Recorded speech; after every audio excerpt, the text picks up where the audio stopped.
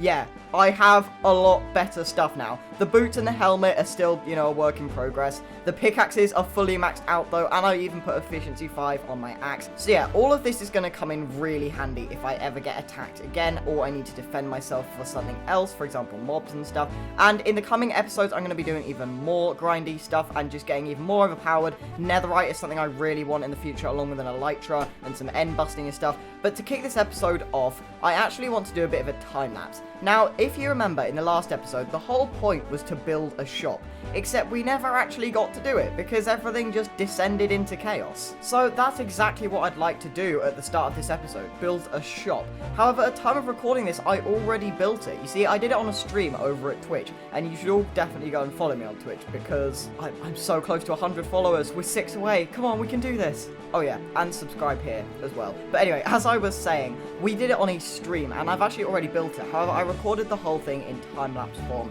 So what I'm going to do to kick this episode off is show you guys the time-lapse of building this awesome shop. And where am I going to build it? Well, I don't know if you remember, but in the last episode, we found this amazing, amazing place. It was like a valley in the jungle with a waterfall and loads of trees and mountains. It was incredible. So in between episodes, I spent some time just planning out a nice shop that could fit in that area, and I think it came out really well, and it's one of my best builds ever in my opinion. So let's go and do a bit of a time lapse of me building my first ever shop on Doomsday SMP. Let's go.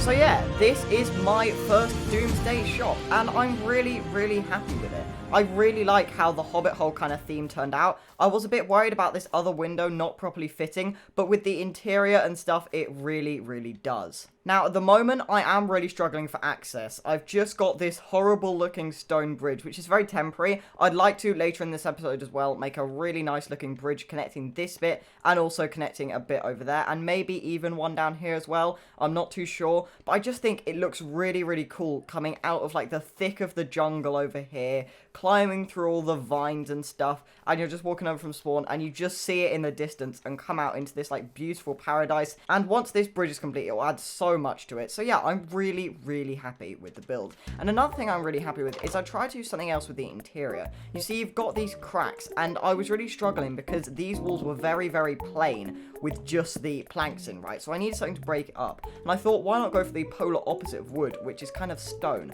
But I almost wanted to tell a story, right? So it kind of tells a story of there might have been something behind it that the shop's in front of. I don't really know. I leave you guys to come up with a story. But I think other people are quite happy with it as well, because I've got some messages on Discord saying that I might have sold some stuff. So, I mean, I want to have a look. We haven't sold anything there. Oh, yes. Oh, we are already racking in the diamonds. 10 diamonds in the mending books.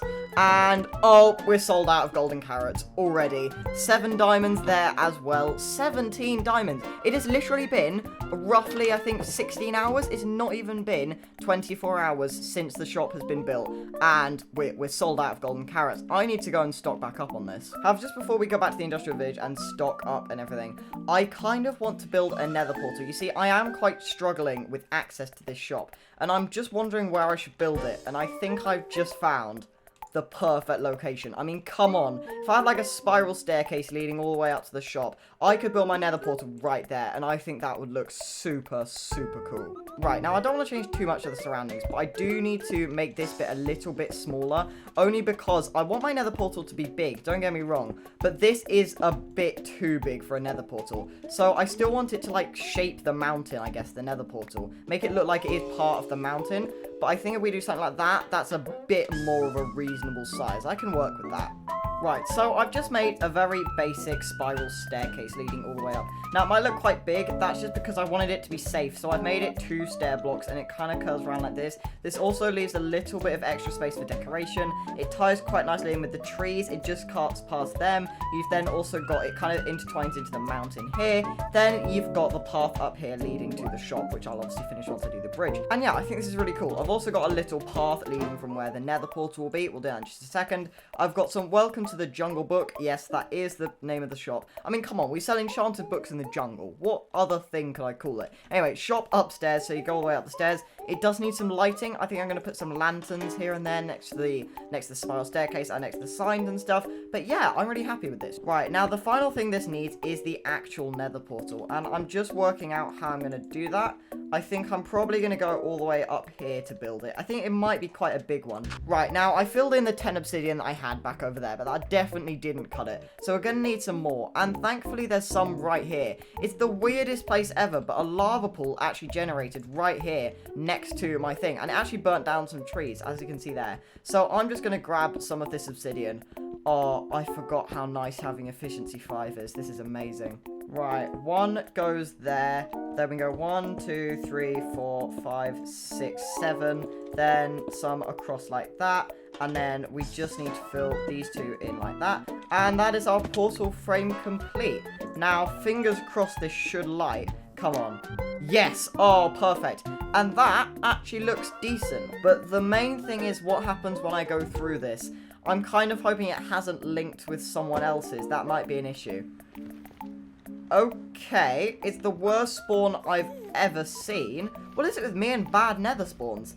But this doesn't look like it's actually linked with anyone else's. Right, I need to have a look around where we are. I have a feeling I'm quite close to the actual spawn portal because I can see some blocks here. Yeah, they're the proper bridges. Okay, I'm actually way closer than I thought. And the fact that it's landed it up there is actually quite cool. It's like a little hidden entrance. I quite like this. Then if we go over here, there's some... Yeah, I think that's the main spawn portal over here, actually. Yeah, it's quite dangerous, I know. But this is the... Yeah, this is the main spawn portal. So if you go through this one, I'm pretty sure you just end up at spawn. Yeah, so this is the spawn portal. I'm pretty happy with where this nether portal's ended up. Now, I do need to decorate it a little bit, just so people know where to go. You know what? This nether is way too dangerous. I'm blocking some of this up. I don't care that it's made of stone and that it's really, really ugly. This nether has been dangerous for far too long, and it needs to change. Anyway, I think we need some extra markers telling us where to go. If we just put some wood like that, it kind of slowly but surely forces people to go this way, which is the way to our shop. And I guess we just have to do this all the way. Right, so obviously this is very ugly, the mix of stone, netherrack, and wood. But it is kind of just to guide people to see where they need to go for now. Right, now if I continue this rough pattern here, I might make a proper bridge at some point, maybe even off camera. But this is just for now to show people where they need to go. If I just place some wood like that, it should make people go this way. Then I will actually have to make a proper bridge here. But I'm not going to do anything fancy. Literally just some planks leading upwards like this should be fine. Right, so there we go. I've just got a little bit of a path leading all the way up here. A very dodgy looking bridge. that leads into this cave like this, and then I've got some wood here, and then I've just decorated the nether portal a little bit to at least show that it is this. Now, once again, I'll get some lanterns and stuff to make this look a little bit nicer. The leaves look horrible, but there's nothing I can do about that, unfortunately, because it is the nether, so grass and leaves and stuff, it all looks disgusting. Anyway, I'm here back at my industrial village, because to start with, we need to stock... Oh, and we've made even more diamonds. I forgot they were here. So people had just been buying some mending books from here. While all my mending books were in this chest instead of at the shop, people had just been buying books from there. So yeah, we need to stock up on some golden carrots, and we need to stock up on some mending books as well.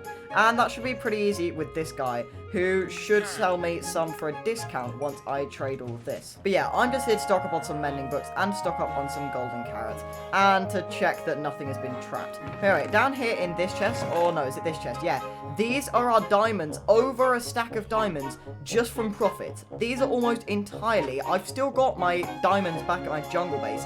These are almost entirely just from the shop, which is absolutely insane considering it's barely been open 24 hours. I mean, that's obviously including like other trade stuff we've done with Chenza and whatnot. But you know, it's still the shop. Right, now I'm just going to sit here and grind for a little bit for some golden carrots and stuff. However, you may have also noticed that I just mentioned my jungle base. We have not been there in ages. Now, you might be starting to think I've almost moved bases to here. Now, don't worry, I really haven't. The reason I haven't been over to my jungle base is because at the moment, while I'm stacking up on gear, there's nothing I need over there right now. However, in the coming episodes, I'll be making a lot of progress on that jungle base, including making some more buildings for it and stuff, moving all my stuff from here back over to there. And the reason I'll be doing that is because soon I will have an elytra, and that will make traveling between these two areas so much quicker and so much easier, and it'll basically make it worth it. But until I have that, it's worth it to just keep it all here instead. So yeah, time to get a million stacks of golden carrots. Oh, this isn't going to be fun.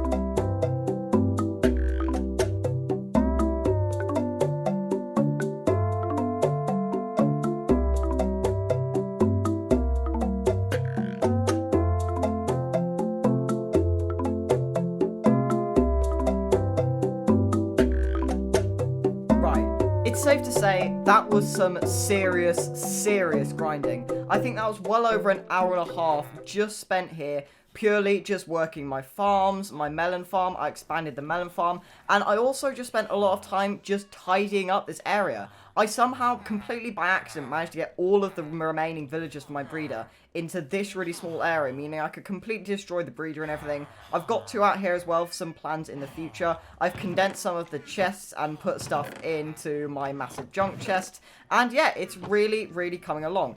And, well, the whole point of this was golden carrots, right? And I think I succeeded in that department too. 10 whole stacks of golden carrots ready to be stocked up at the shop, and 25 extra for me. And yeah, like I said, I also expanded the melon farm quite a lot, and I've done some terraforming back here as well, so there's more space if we need it. And yeah, I've just made the village look a little bit prettier, extended some farms and stuff, and I've also somehow managed to get to level 37, which means we can do not one, not two, but 3 level 30 enchants, which is really good. So first of all, I do actually want to do my helmet, because that's quite an important piece of armor.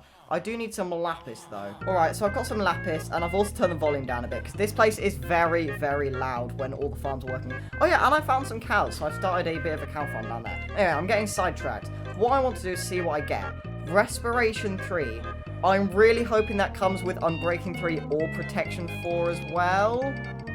Oh, that's actually not bad at all. Now, it is Protection 3, so eventually I will have to move that to Protection 4. So we will have to do another enchant on my helmet, I think. But anyway, I next up want to do boots as well. So if I grab my diamonds, my entire stack of diamonds, and make some boots now, then I'll enchant them as well. Right, now what do we get on the boots? Unbreaking 3. That's actually good. Come on. Fire protection. Oh. You know what? To be honest, it's better than nothing. I'll take it. Now, we have space for one more. And my tools are perfectly fine. I kind of want to get efficiency on my shovel, but that's not a big deal. So I might actually do another helmet one and see if we can get another protection 3. In which case, we'll be up to protection 4. Right, come on. Unbreaking 3. Did this one have Unbreaking 3? Oh, it did. I don't know whether I should take that. Protection 1, Unbreaking 3. Oh, I don't know. You know what? It's probably worth it. I'll gamble. Oh, come on. I didn't even think that was possible. But you know what? I guess that's our enchanting done. Okay, there we go. I've got some mending books. I've got all my golden carrots. I think we're good to do a full restock. You guys might not have noticed, but this has taken far longer than I was anticipating. I guess I'm just not used to having a successful business. I mean, my Dark Mode survival shops weren't fantastic. Anyway, we're back here at the actual shop. And yeah, I think it was 5. Yeah, 5 mending books were missing. So I'll put these in like that. And then we should be good to stock up on a lot of golden carrots. Now, I'm really just hoping people still buy them, because the great thing about food compared to like books and stuff is people eventually no longer need enchanted books once all their gear is maxed out. But people will always need food, right? So food is a really, really good thing to be selling. And just to check, yeah, we haven't sold any Silk Touch books. They're all stocked up. That's all stocked up. Our entire shop is fully stocked up. Obviously, apart from this chest, I mean, I couldn't really quite get enough golden carrots to finish that one off. But, you know, I think I've got enough for now. And, yeah, I'm really, really happy with the progress we've made. Alright, so it's literally been around 2 hours since the last clip when we restocked all of the carrots. And I've just been sent a message on Discord. And apparently, they're all... Oh, that terrified me. Anyway, as I was saying, yeah, the door is open. And I don't know if I've sold any of these. I haven't sold any of them. But I think... Yep, and yep, every single carrot is sold out. I mean, I'll take the diamonds. How many diamonds is this? 20 diamonds. That is pretty decent, but oh, they're all sold out. I've also been told, by the way, so this is one person buying all this. This is Onite, one of the rogues, buying all of my stock here.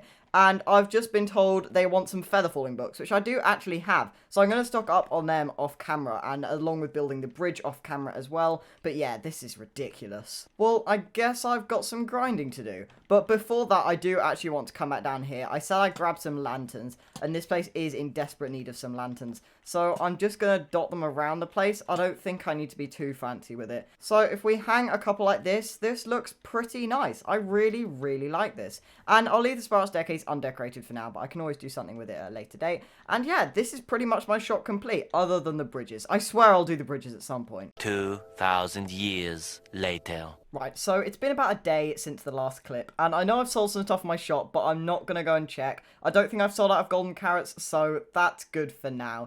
Anyway, I've been grinding a little bit more. I've just maxed out my boots and my helmet, more or less. So my armor's really good now, and I've also got sharpness 5 on my axe, and efficiency on my shovel as well. So yeah, that's really, really good. And I've just been tidying some stuff up over here at my village once again. I've extended my melon farm, sorry, my pumpkin farm and my melon farm, which is pretty cool. Really producing pumpkins now.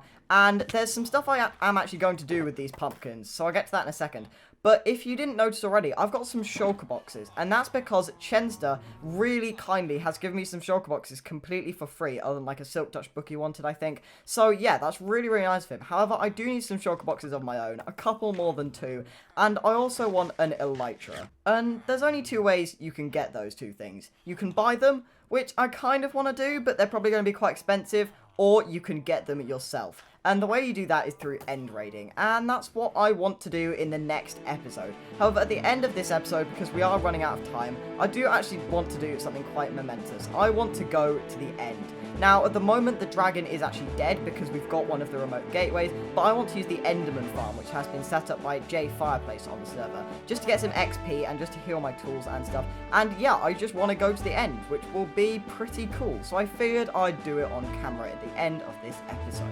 Right, so I found the portal, and I do kind of know where we are now. I know which way the stronghold is based off of this, because I have actually been here to collect some books before. And we're in!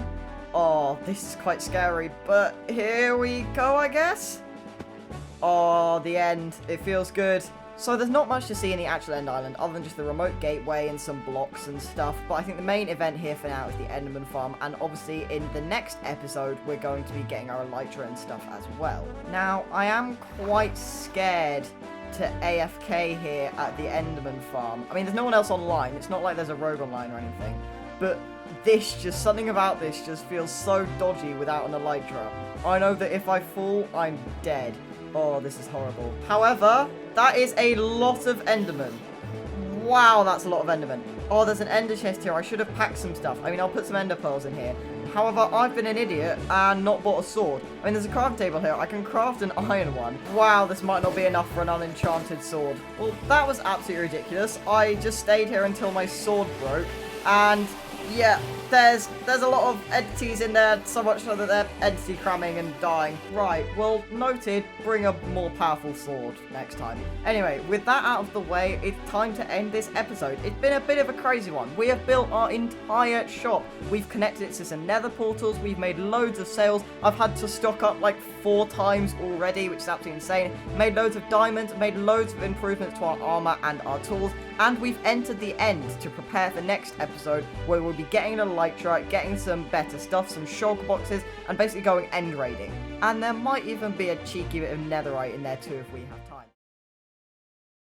Right, I have a lot of explaining to do. As you might be able to see from everything that's in shot at the moment, I'm quite rich. All of a sudden, I may or may not completely accidentally have full netherite. Yeah. Oh yeah, and a pretty cool looking fork. And a pretty nice looking bow. Actually, I have a lot of explaining to do. So, welcome to episode 5 of Doomsday SMP. Now, as I said in the last episode, today we're going to be end raiding. However, the weird thing is, I don't actually have to. Yeah, I have a lot of stuff now. And this is all because of one guy, Jay Fireplace. So you see, there's some stuff that I haven't necessarily been talking about directly in my episodes that's been going on behind the scenes. Basically, obviously, as this is an entirely death-related SMP, the issue is people are taking it very competitively. Right, so people are getting a little bit too competitive with it, and as a result, some people have got quite angry, and some people have been leaving. Now, a lot of stuff has built up to this, and no one's angry with anyone in particular at all, so don't worry about that, but Jay Fireplace has unfortunately left the SMP. However, as we kind of had an alliance, and we did a lot together in the episodes where he was in, he's given all of his stuff to me. And I mean all of it. We have all of this stuff. However, I don't really want to use it, you see. I really want to kind of grind for it myself. So I've chucked it in my ender chest just in case, as kind of like a measure. But you can kind of see in this shulker box here that we have a lot of really helpful stuff. Now, obviously, I'm not going to refuse this, right? Because he's unfortunately left, like I said. So he doesn't need any of this stuff, and he said he really wanted to give it to me. So I've taken some of it, like the trident's a really cool thing to have, as is the bow and the totem and stuff. But I do really want to get stuff like netherite for myself, and I want to get the elytra for myself. And obviously, once I've got all that stuff, and once I'm kind of up to the same level as him, I guess, it'll be nice to take all this stuff as spare. But yeah, for now, I do really want to grind for myself. But if you're wondering why I'm suddenly rich, then that is exactly why. And I am never allowed to touch this witherhead. It is a remembrance thing for him, and it's never coming down. Anyway, other than that absolute chaos, what's been happening between episodes? Well, we've got some new people on the server. There are 4 new people on the server, and it's really nice to have some new people. Oh, dearie me. Anyway, we've got a new spawn, and it looks really nice. Now, ironically, there was actually a tree right here. There was a really big spruce tree, like a big version of those. I think it's from like a mega tiger that someone had planted, and unfortunately it is now gone because Corin found it, and he has something serious against trees that spawn. And then you've also got this nether portal, which I decorated. It did look slightly different, but I thought I'd give it a go at decorating nether portal, so this is why it looks like this. Anyway, like I said, I still want to go end busting in this episode. Now, you may think I'm a bit weird for wanting to do that. I mean, DT, you've literally just been given all of this insane stuff. Why do you want to grind for yourself? Well, there's just something really satisfying about being able to do it yourself. And I don't want, I don't want to take advantage of Jay Fireplace leaving. It's really sad that he's left, and it's really nice of him to give me all the stuff, but I still want to get all the stuff myself and know that I've earned it. Although, let's be honest, I was never going to get a trident, so I am pretty thankful for this one. So, obviously, it's super nice of him to give me all this stuff. However, I've been doing some preparing of my own too. This entire shulker box was made just by me and my own grinding, so that I could have some basic stuff. So, what I've got here is a load of stuff to prepare me for end raiding. I've got tons of blocks if I need to bridge, some extra ender pearls, I've got my ender chest here, I've got some golden carrots and stuff, I've got some golden apples, I've got some diamonds and some crafting and some arrows and stuff just in case, and I've got an anvil and some firework rockets and a mending and unbreaking one bow. Now, this is so that once I get an elytra, I can actually carry on end raiding, right? So I've got some fireworks, and I've got an anvil to combine these two and stuff, so that I can basically carry on end raiding once I've got an elytra and be perfectly safe. And I've got some wood, and yeah, this is pretty much it. So I think I'm finally ready to brace the end. I mean, technically I'm bracing the end for the second time. We have been here before. However, I was initially planning on waiting a little bit, because Corin and Onite, the rogues, are actually going to open up a second gateway, so that because obviously we only have one gateway on the server right now, and obviously that means it has been used a lot, like a lot. So I'm not entirely sure on which way I need to head. Like, if I'm honest, I'm just going to go through here and hope for the best. My armor is really good. I've got totems now. I've got a shield. I don't think the danger is me dying. I just feel like the danger might be me getting to loads of NCTs that have already been raided, but I guess here we go. Oh, wow. Okay. The outer end islands. Right, now it's pretty obvious which ways people have already gone. I mean, there's clearly a bridge leading all the way off in that direction, and there's also a bridge here. So does that just end? No, I think that does carry on. So I'm kind of tempted to just choose one of these bridges, but then carry on in a slightly different direction.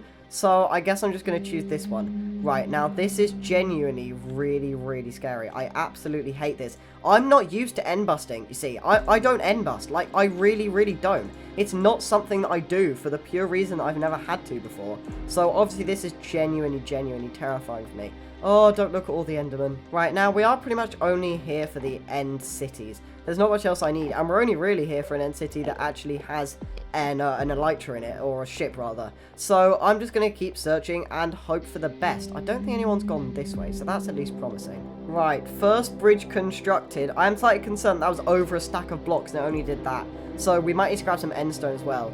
But I'm really hoping that I'm not an idiot and that I can just pearl over there. I guess, here we go. Oh, ender pearl. I think that's making it.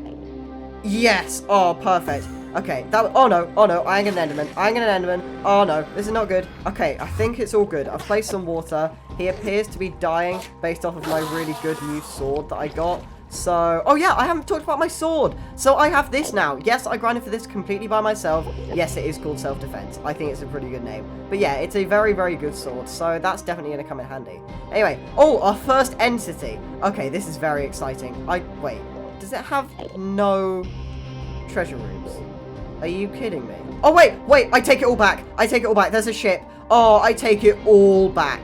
And plus, it would have been good anyway, because we can get shulker shells and stuff. Oh, this is fantastic. Our first entity has a ship. That is absolutely insane. Right, now, none of the shulkers have been killed, so I don't think it's been looted.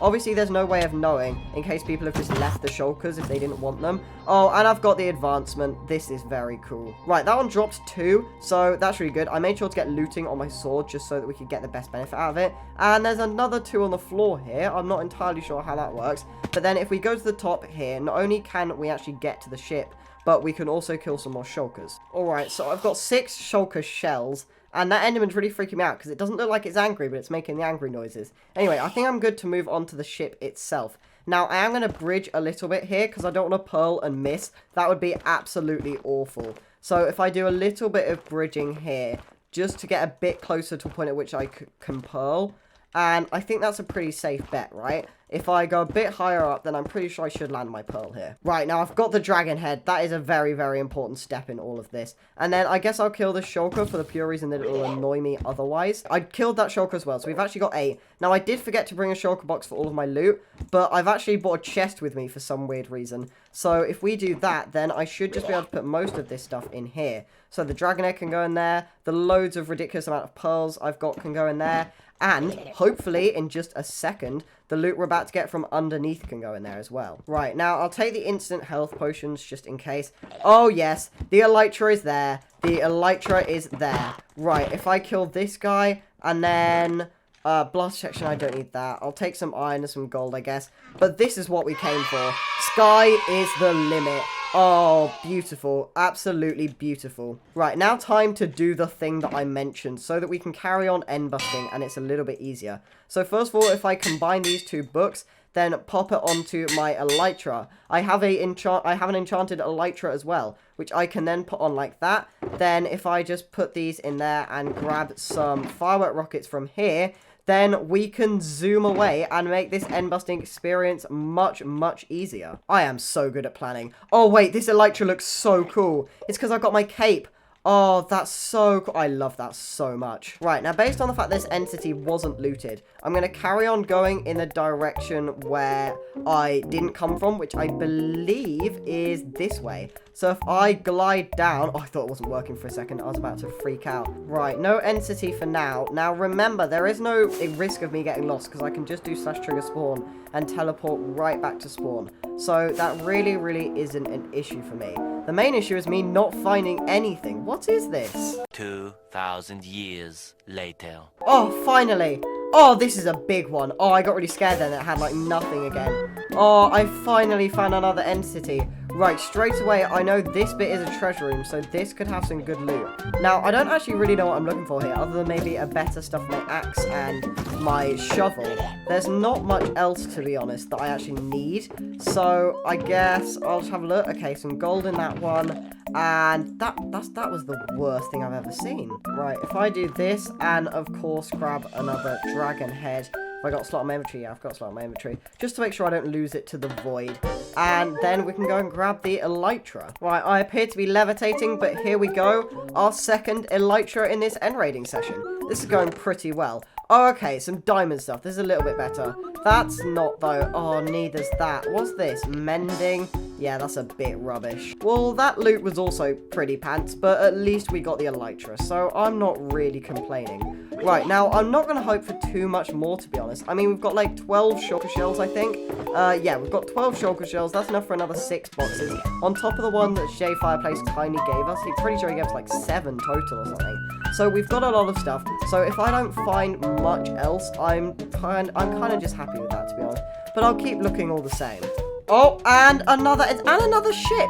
We're getting really lucky with ship RNG. Right, this time I'm going to do the ship first. I think that's a more sensible call. Yeah, this one was pretty close to the other one. We got pretty lucky there. Right, if I grab this dragon head, of course, then we're good to loot the rest of it. Right, I've killed the shulker up there. And I will grab all of this. I'll grab the extra healing potion there as well. Make sure to pick this up, because that would not be good. Don't mistake it for one of these guys. And then kill this guy, and we should be good to take the elytra and all of the loot. Right, we've got the elytra. Now, please be decent. Oh, iron again. And then, oh, fortune 2. I mean, it's all protection 4 mending. That's good. I won't take it for the pure reason that accidentally I already have some spared netherite armor. But that's better loot. Come on, Minecraft. You've got this. Show me some axes and some shovels. Can't lie, I did not expect to be end busting for shovels and axes. But, you know, you get what you get. Right, okay, we've got our first one of these treasure rooms, which includes an ender chest, which is very nice. I do need one of them. I just couldn't really be bothered to craft it. It's much easier to get it from here. I say, getting absolutely pummeled by these shulker boxes. Anyway, now we can finally... Oh, that's a much better chest. 12 diamonds, some emeralds. I'm getting hit again. Where is this guy? He keeps saying me, but I cannot see him anywhere. As I was trying to say, What is this? Fortune 2, Fortune 3, Unbreaking 3. That's a decent pickaxe, but I don't really need it. But I will 100%, I will 100% take the diamonds and the emeralds. That's really, really good. And then I will take the ender chest, and that is it for this loot room. Now, I didn't see another loot room in this particular one. Oh, there you are. Okay, you can die, and so can that. Anyway, if I take that, I didn't see another loot room, I don't think. I don't think this one's a loot room. No, that's not a loot room. So I think that's it for this one. Right, now, I am going to stay in this one for a little bit longer because I'm just going to try and kill all of the shulkers here. Because I think I've got enough elytras. I've got 3, plus the J Fireplaces one that he gave me. And obviously enough general loot, like the dragon head and the emeralds and diamonds and gold and stuff. And yeah, so after this, I think we should be good to head back. Right, to be honest, I think that's enough loot for me. We got 2 elytras plus the one I'm currently wearing. We got 6 instant health potions, which is really, really helpful. A load of ender pearls, some iron, some gold, some diamonds, some emeralds, 12 diamonds to be exact, and quite a lot of iron too. 36 shulker shells, which is really, really good, and 3 dragon heads as well. I think that's pretty good. Now we can head back to the old world. Right, now what would I like to do for the rest of this episode? Well, first of all, I'd like to return all of this stuff to my base. Now, our diamonds are looking really, really good. Oh yeah, J Fireplace had quite a lot of iron. I've got a stack of iron blocks now. That's going to come in really handy once we get a beacon.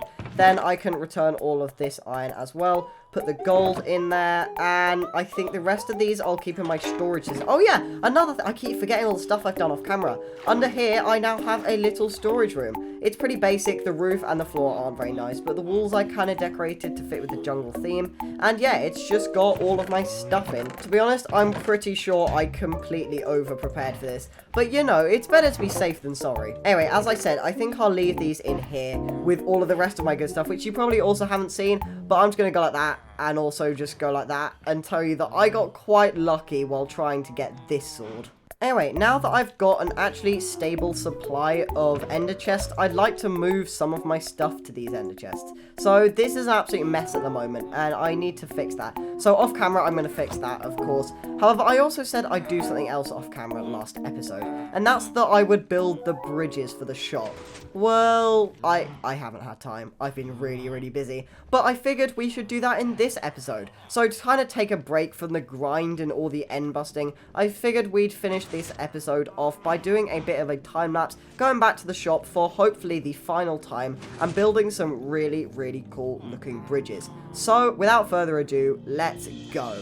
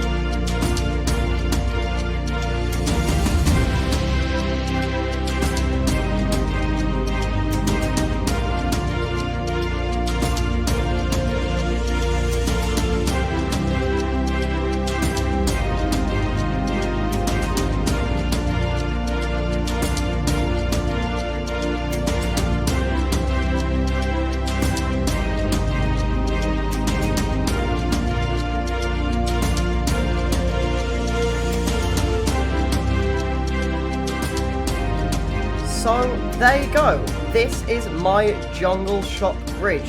Now, I'll admit, you know, it's not the prettiest thing in the world, but I kind of just went for a pretty simple design, and obviously, there's not much you can do. The bridge needs to be quite thick. Obviously, I would make it smaller if I could, but it stretch all the way over there, and needs to be wide enough for people to walk safely on, and I think I did a pretty good job making it look nice while still being functional, and obviously, it's a little bit of an eyesore if you fly all the way up in the air. It does intrude on it a little bit, but I think it looks pretty good. I'm pretty happy with the design. Now, speaking of the design, I did actually already have this one, so this is back from when I was planning my jungle base, and I'd like to talk a bit bit about that in just a second. So I've also then just put some melons here, which is a nice bit of decoration. I did try them on the bridge, but I didn't really like how they looked. Then I've also actually added a bit of a waterfall here that actually leads down into a little stream all the way down into that naturally spawned bit down there of water. So I do really like this. I think it just adds a little bit of colour, which this place really needs. That's the other reason for the melons, by the way. I realised this whole place is just wood and lanterns and stuff, and it's not very colourful, so I figured I'd add a bit of colour.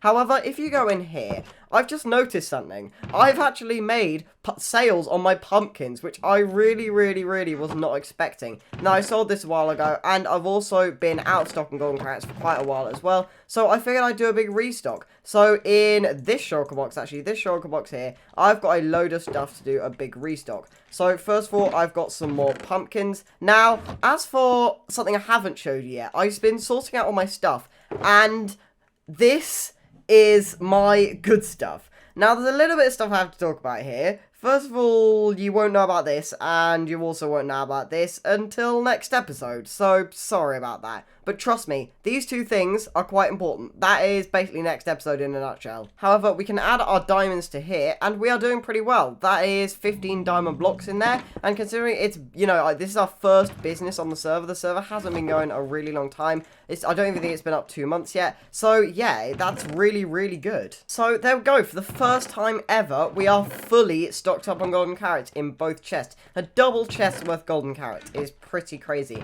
Now, I think I am missing a silk touch book here, and a couple of mending books here and there, and I need to stock up on silk feather falling books, but other than that, it's really good. We are pretty much entirely stocked up here. And so, until I inevitably find something else I want to do, that is our entire Jungle Bookshop well and truly 100% done. Actually, we'll go with 99%. I'm sure I'll find something eventually. Right, so for the final bit of this episode, we're actually back at my industrial district, which, yes, I will be decorating this at some point in the coming episodes. There'll be a proper villager trading hall, there'll be some cool farms and stuff, I'll have some nice buildings, and yeah, it'll be really cool, and I'll definitely be clearing up this absolute mess into my storage room down below. So yeah, but the reason we're back here is because I actually want to do something now that we've got an elytra. You see, I want to just fly from here to my base. Now, that might sound like a really stupid thing to do, because then anyone that knows this base will also know my jungle base. But you know what? I'm okay with that, because I want to see quite how long it takes to get from this base to my other base, and see if this elytra really was worth it. So for me, this is the first time being in my house here in absolutely ages.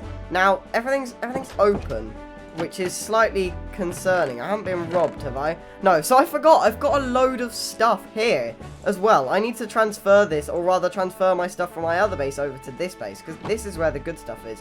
But yeah, first of all, I need to place an ender chest in here somewhere. So I guess we can get rid of all the junk in here and just place it like that. I mean, that'll despawn. I don't think I need any of that, to be honest. So yeah, this is the old starter base. I've not been here in absolutely ages. Now, the reason I've come over here is because I want to focus on this place so much more. Now that we've got this elytra, I can do so much more with this place. It looks so small, just kind of sitting there in the middle of nowhere. And I really do want to change that. I want to make my jungle city, which is what I was planning for my base the entire time. So what I'm going to be doing over the coming episodes is I'm just going to be expanding this. So I'm going to have some houses that look a bit like this in the trunks. I'm going to have some on the treetops as well. I'm going to have some bridges like the one I just designed for my shop leading in between all of them. So particularly around this area, and some leading over to this area, and even maybe a big bridge leading over to these couple of trees as well. Maybe even some more over there, who knows. This entire area has the potential to be part of my base, and that is what I was planning. And I've got some cool images which I could show, but I'm not going to. You see, I have planned out this entire base, so I do know a lot of the structures that we're going to be constructing, and the thing is, they're not that difficult to make. So I feel like in the coming episodes, we're definitely going to be doing a lot over here. I know what you're thinking. DT, what happened? You're either dead, which technically isn't far from the truth, or the other ones I've had is you're a Cyberman or you're really old. Well, don't worry, I'm not a rogue or anything. This is just my Halloween skin. I'm just a ghost. I'll be wearing this for the next couple of episodes or so over the time of Halloween. But speaking of deaths, I did kind of die. And I don't really want to talk about how I died. I can't lie, it was a little bit embarrassing.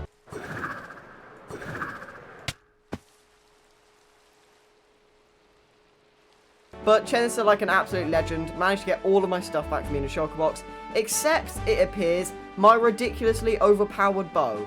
So, I guess that's gone. But other than that, I'm completely fine. Anyway, welcome back to episode 6 of Doomsday SMP. Now, today I have lots of plans. But first of all, I'm slightly concerned that I didn't put this here. So I've been slowly expanding my circle of heads, I guess we'll call it. You've got me, Corin, another Corin, Halloween Corin, 2 good at everything ones, J Fireplace, that's quite a rare one.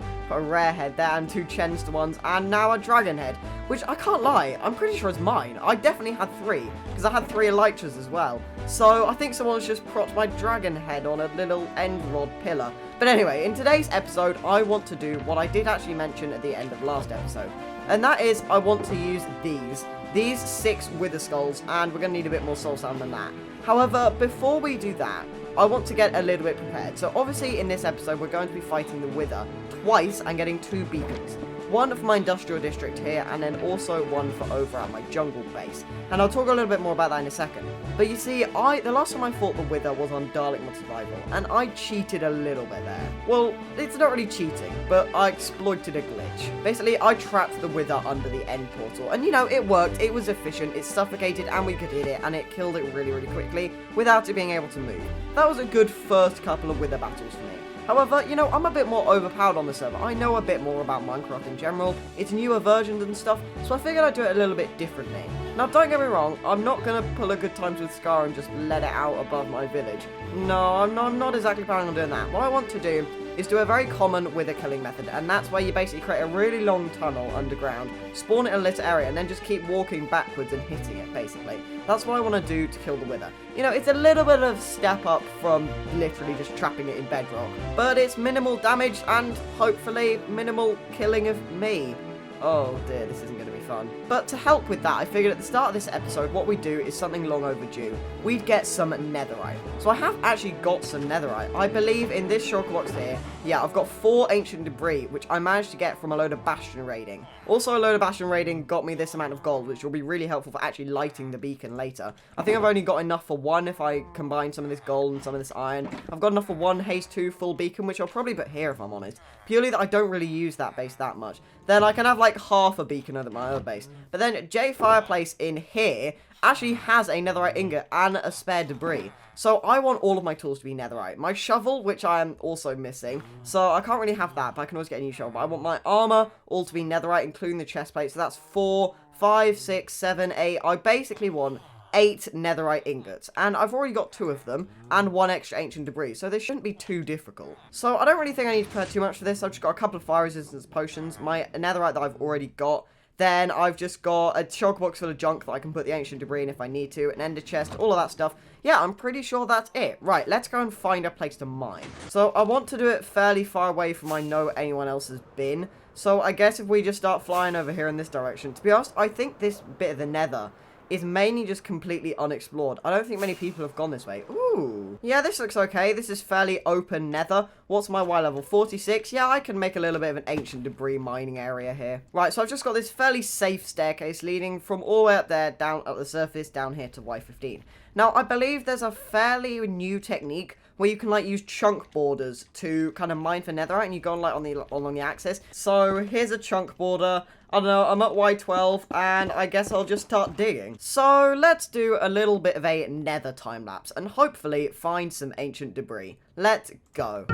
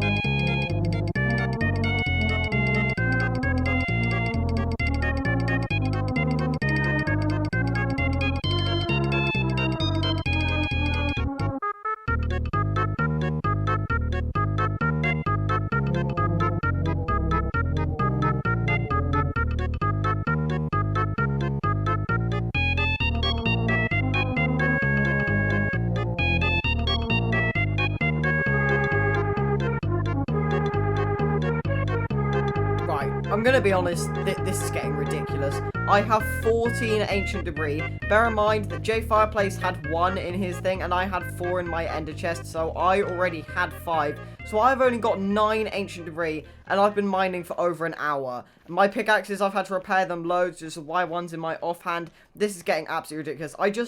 I will leave if I get 2 more, and I've not had a single vein for about 20 minutes, possibly even more. So 12 ancient debris and the other netherite ingot means I've got enough for all the pieces of my armor, including the chestplate. However, if I can just get 2 more, then I can do my sword as well, which is something I really, really want to do, because that will just make it so much easier to kill people. In self-defense, of course. Self-defense. But yeah, I've kind of given up my hopes and dreams of getting netherite on all of my pickaxes and axes and stuff. I just don't think... Yes!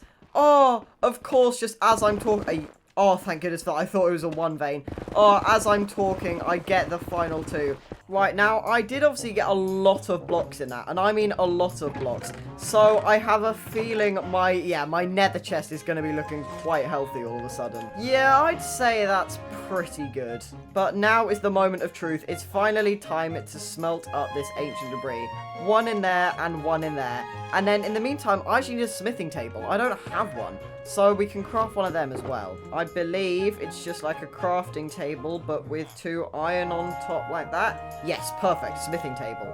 Right, so first of all, I do want to do my chest plate with the netherite ingot we've already got. Because, oh, that just looks so, so cool. Especially with my netherite texture pack with the, like, gold bit and stuff. Then if we grab some of this, we've got enough to do some more. Oh, wait. Oh, I was about to ask, do I have gold? Yeah, I have quite a lot of gold. I think we're fine on gold. Right, craft another 2. And then next up, I want to do the... Ah!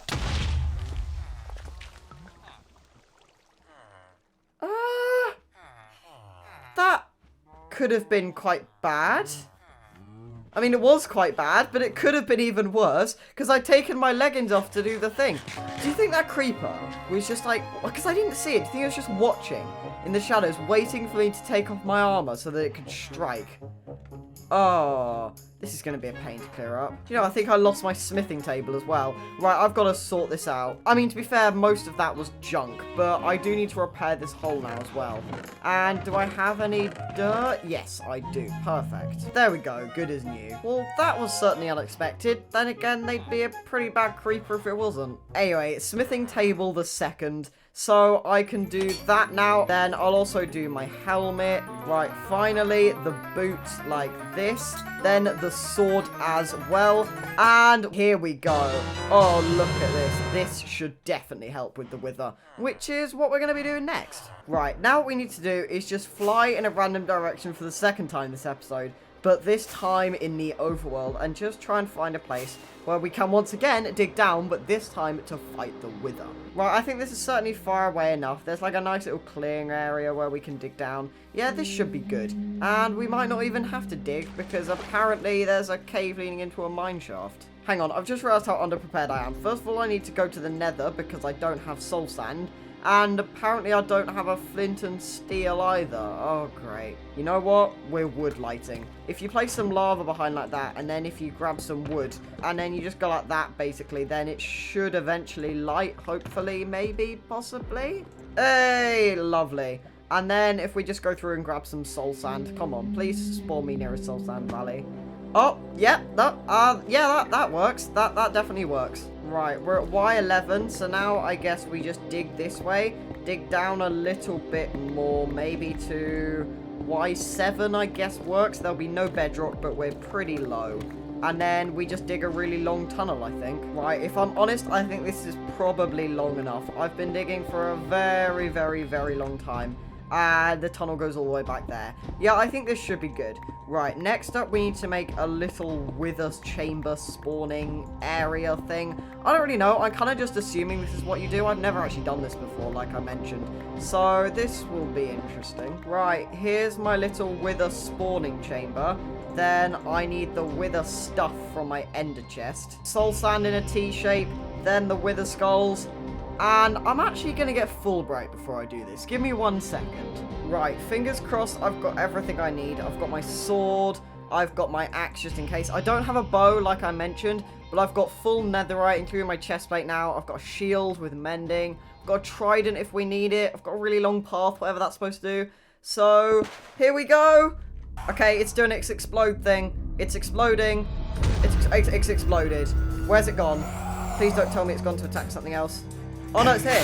Oh no, goodbye. Oh, I see how this works now.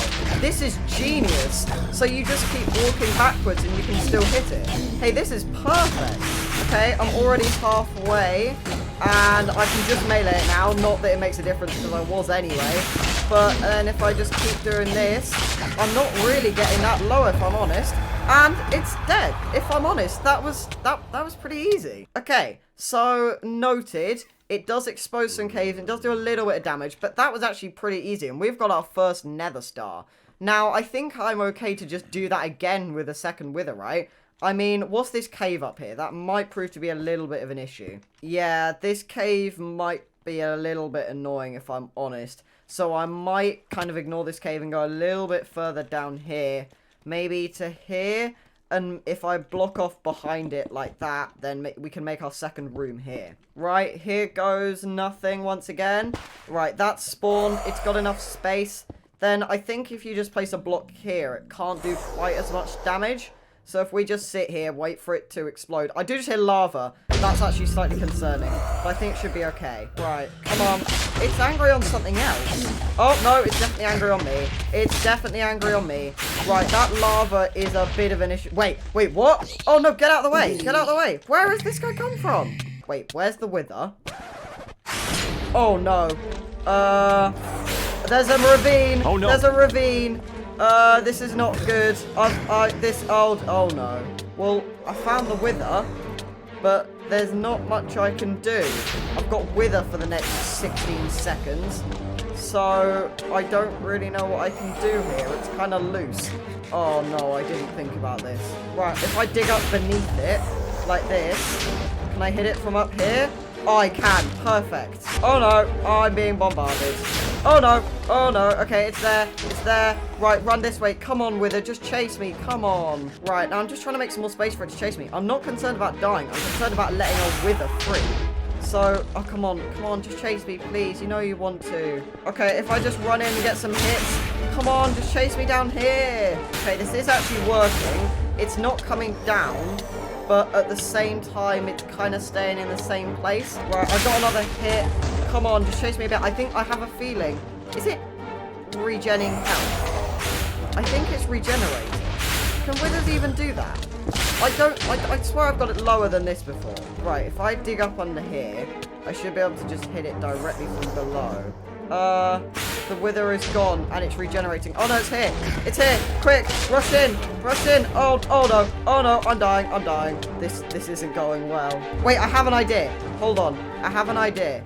If I go like this and dig up, then we should still be in contact with, so the wither should be like right here. Yeah, the wither's there. So what we can do is dig a tunnel behind us like this. Then if we do this, break the blocks. Wither, come on, I'm behind here. Right, now the trouble is it's not angry at me. And that, oh, yeah it is. Right, come on. I think I've done it. I think it's working again. Right, now if we can just get some hits like this. Come on, just chase me down here. Yes, perfect. Right, it's doing exactly what we want it to now. Fingers crossed. We should have the system back again. Yes, perfect. It's doing exactly what we want it to. Right, now it's a bit of an issue that we have to keep mining backwards. But I don't think it's that difficult to do. If we just keep hitting it like this, we're taking not too much damage because of my saturation. If I get some good hits like that and stop spam clicking. Right, now it's in its second phase. It's not hovering half as much. So if I can just get some good quality hits here. Yes, this is perfect. Come on, kill it. We're so close. Oh, we did it. 2 nether stars. That wasn't too hard. Actually, I lied. It was really hard. And we're back at the industrial district. Now, I've just grabbed 10 sand, which is the amount we need to craft the beacons. And it's just smelting up. Right, now the question is, where do I want to place this? It needs to be within range. So I want it to be in range all the way over here. So I do want it to roughly be in the center of where I do stuff. So I guess, to be honest, It might just be smart to just place it, like, here. Oh, no, it's just... Okay, so we've got the storage room here. To be honest, I don't really use the storage room much. I'm going to get a better one anyway in the future. So if we place the beacon maybe on this block here, we need to start making the pyramid. Right, now the glass is done. This is the moment. 1, 2, like that, and then that's stone. That in the middle, 2 beacons. Oh, this is exciting. Right, now, next up, I do need all of my materials and stuff here. Right, now, if we place the beacon on the top there at surface level, then we should have enough space to place all of these gold blocks, fingers crossed. Right, we just need 1 more in this corner here. And then, I believe, yes, bring home the beacon. However, we're not done there. This needs to be a full beacon. We want our haste too. I mean, come on. So, I realize this is going to completely demolish this half of the storage system. But, you know, oh, that's going to be an issue. You know what? To be honest, there's not much I need these guys for. I'm sorry, guys. You served me well, kind of. To be honest, they were more of a pain than anything. I fell down that hole so many times. I tell you what, though, that looks very, very cool. I forgot my texture pack makes it a bit more, like, pixel consistent. That's nice. Right, I believe that is a level 2 beacon. Right, now I have only got 4 gold blocks left, and we need to do a whole nother layer.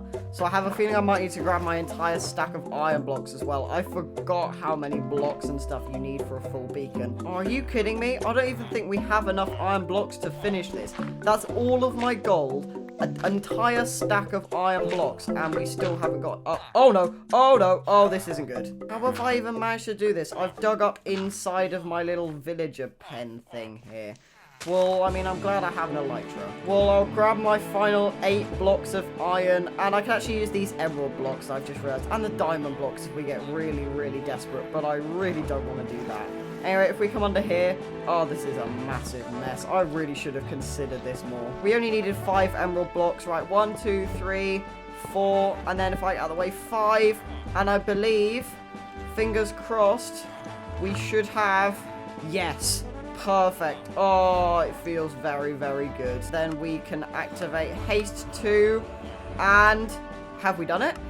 I don't see. Yes, haste 2. Oh, perfect. Shouldn't we get like a beaconator achievement or something? I swear that's in the game. Maybe they removed that one. Right, now I'm not gonna lie, we are gonna have to sort out this eventually. This is a little bit of a monstrosity, if I'm honest. But I'm kind of just hoping we can just cover it up. I mean, this storage system was only supposed to be temporary anyway, so it's not that big of a deal if it's like halved in size. Yeah, look, it's like nothing ever happened. It's fine. Right, now that is beacon number 1 set up. Beacon number 2, however, we're definitely not going to be able to do. Our good stuff is suddenly looking a lot less good. We have no gold and we have no iron. And that is something we are seriously going to have to sort out. Wait, what? Wait, what's going on? Is this like a... I don't understand what's just happened. I've just logged onto the server to record my outro because I forgot to do it in the other recording session. What is this? There's so many zombies. Hold on, my village is okay. I don't know, that just seems like it's not a normal amount of zombies. They came from over here, but there's definitely... No, there's nothing over here. I'm so confused. Yeah, I mean, these guys are fine. And that guy's in there. They're all still in there.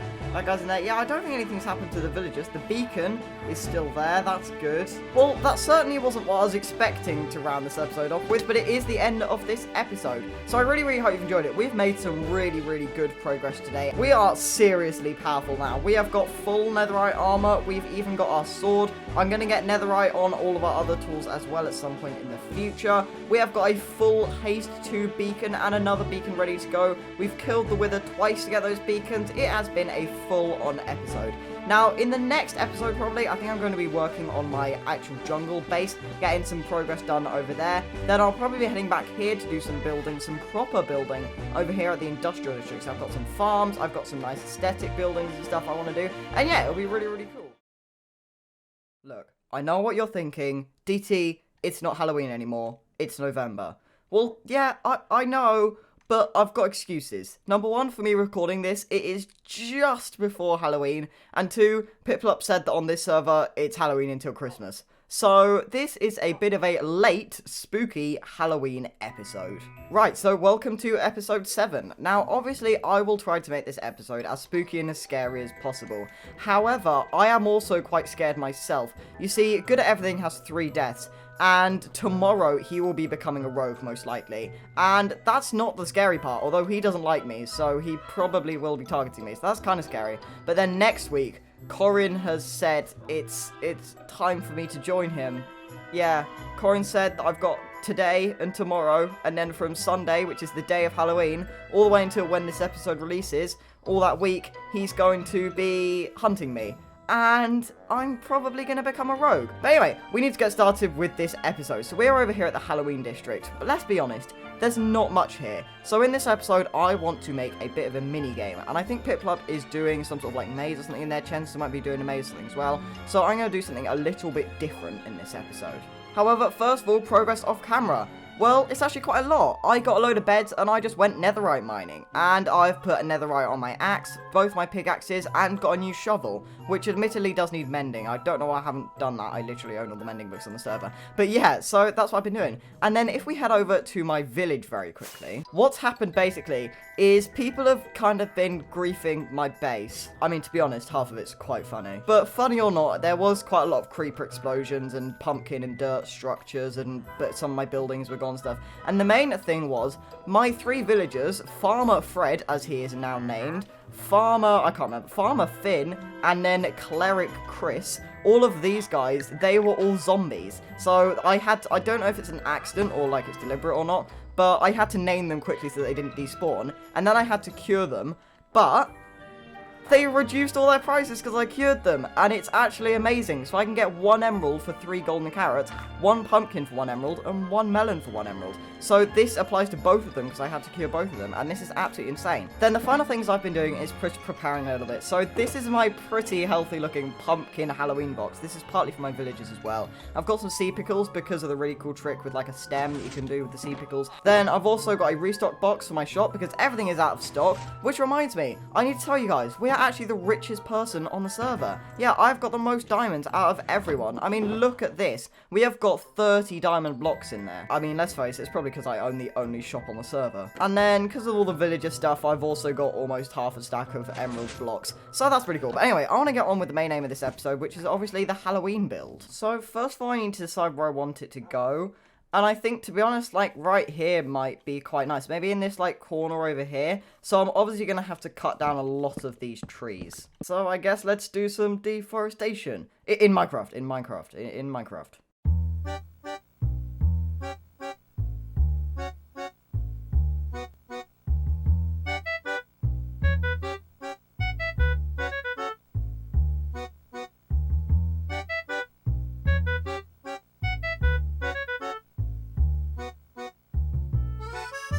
Alright, so this is what we've got. So I've just cut down a lot of the trees in the area. Annoyingly, it kind of ruins like the Halloween spooky forest aesthetic, but it's kind of necessary if I want to build anything here. And then I've also just done some really basic terraforming just to make a really flat area and make it so that these bits just don't look weird. So it's not just one big square, basically. And then in cutting down all those trees, I actually got 2 stacks of spruce logs, which we can put over here. And these aren't really anybody's materials. These are just leftover stuff from people's builds. So we can basically use any of this if we want to. Now, you're probably wondering what I want to build here. Well, I want to build a racetrack. The thing with ice boats that we did in my Olympics called Speedway. And it was really, really fun. It's basically boats go really, really fast around a track, and it's really, really fun. Now, obviously, this isn't nearly enough space to build it, and there's never going to be enough space, no matter how many trees I chop down. Well, there might be if I cut down the entire forest, but I can't be bothered. So instead, I'm going to make a really, really cool little structure down here that basically tells you to go with some friends to some certain coordinates, and then I will basically make this either over the ocean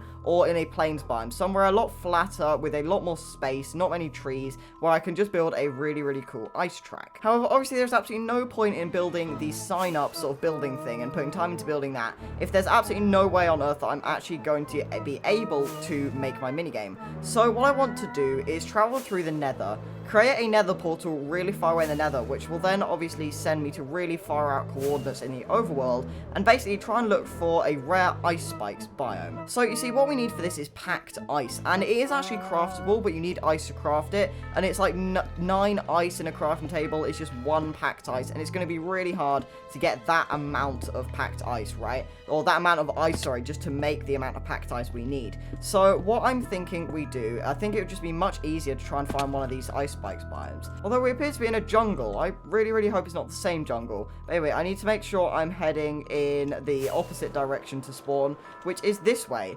And we're basically just going to try and see if we can find ice spikes. Are you joking? I've literally been searching for like 5 minutes. Oh, wait, this isn't ice spikes. This is an iceberg. Oh, I didn't think about that. Oh, this is so much easier. This is packed ice. This is brilliant. Okay, well, oh, that's really loud. Okay, well, let's grab some of this. 6 hours later. Yeah, I kind of destroyed the polar bear's habitat. I mean, I got loads of ice. I filled up both of these shulker boxes and got extra. I'll tell you why in just a second. But I realized this episode, I'm really not doing very well in terms of climate change and everything. Because so far in this episode, I've destroyed a forest, and now I've just destroyed the Arctic as well. But at least it's in Minecraft. That's what I'm going to keep telling myself. Now, the reason I've grabbed so much ice, probably a lot more than I'm going to need to actually build my minigame, is because we've been planning to make a nether highway for a while, using exactly the same concept with boats and ice and stuff. However, no one's actually got round to it, so I figured saying as I'm already here, I'd fill up my inventory with loads more extra ice and potentially give it to someone else so that they can build a nether highway. Right, so I've just put all of the ice into some shulker boxes for now, because next up we need to actually build the sign up thing that I mentioned earlier, because now that I know I can actually build the track, we need to get going on this project. Alright, so I spent a fair bit of time in a creative test world getting a build that I'm really happy with, and then I've spent a bit of time gathering all of these materials to build this, and so I guess we'll just get started. So let's build a little bit of a structure to take people to our ice track. Let's go!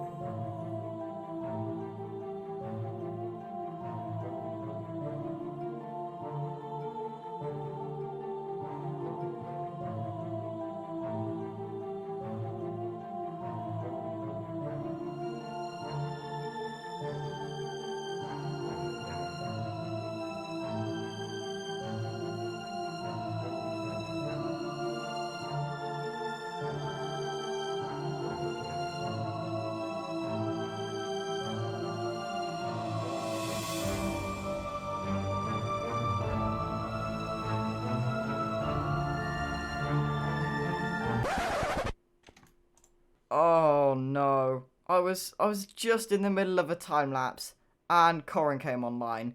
Weirdly, he isn't online anymore, but I have a feeling he's just waiting. The moment I log on, he's going to log on as well.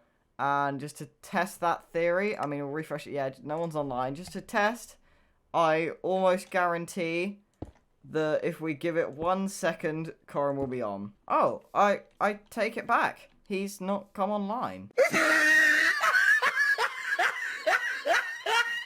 That's weird. I was almost certain he's come on to kill me. But to be honest, we're pretty much done with this build anyway. So I may as well just stop the time lapse there. So all we've got to do now is do the bit underneath. So this is the main exterior build. The interior, because it's a bit of a small space, is actually going to be downstairs. And it's pretty cool. I wanted to go for something themed with that, but also a bit unique and a bit different. So I've gone with kind of Blackstone because I want to keep this Halloween themed. By the way, I've kind of realized this episode isn't very spooky, but you know what? It's a Halloween themed episode. It's fine. Then you've got the orange, which is, and you know, the lanterns, which is that kind of theme. I'm going to add some pumpkins outside here as well to kind of fit with that color aesthetic. Then when you go down here, there will be in a second a nether portal, and basically you'll travel down a relatively long tunnel in the nether to another nether portal, which will hopefully lead you to the racetrack. So I hope you like the design. I mean, it's a bit weird, but I wanted to try something new because on this server so far I haven't built just like a classic house with a pitched roof and everything and a square sort of build with some windows. I haven't really done anything like that. I'll do the downstairs off camera in just a second. But once I've done that, I think it will finally be time to actually do the racetrack, because we're seriously running out of time in this episode. I do actually want to get the majority of the racetrack done. 6 hours later. Alright, so basically all I've done is finish decorating all these walls down the spiral staircase, and then down here I've made a very, very small tunnel leading to a nether portal. And the reason I need this tunnel is because the nether portal back up there links with this one and it all gets confusing. Anyway, then I've got that nether portal which leads down a really long tunnel all the way to this nether portal, and then through this nether portal it just completely randomly put me here. Now this is actually really, really good because it's kind of icy anyway, so I don't have to worry about any ice melting if I run out of packed ice, and plus it's just a really flat open space, so this is really, really good. The only trouble is this is supposed to be a Halloween mini game, and this place isn't shouting Halloween, so we're gonna seriously have to do some decoration to turn this into a very Christmassy mini game into a scary one. So I don't really want to be doing this in my next episode because I don't really want it to be like the middle of November when I'm doing Halloween stuff. Ironically, closer to Christmas. Wait, closer to Christmas. Could we turn this into a Christmas mini game once we're done with it? I'm gonna have to get thinking on that one. So, I guess let's get started. I mean, there's nothing else we need, right? Actually, I lied. My inventory is an absolute mess, and I've got basically nothing that can help me build this. We need to head back to the Halloween district and go to the Ender chest, but then we can get started on this. So, while I head back to get the resources, let's start a probably very, very long time-lapse of me building a bit of a racetrack. So, let's go!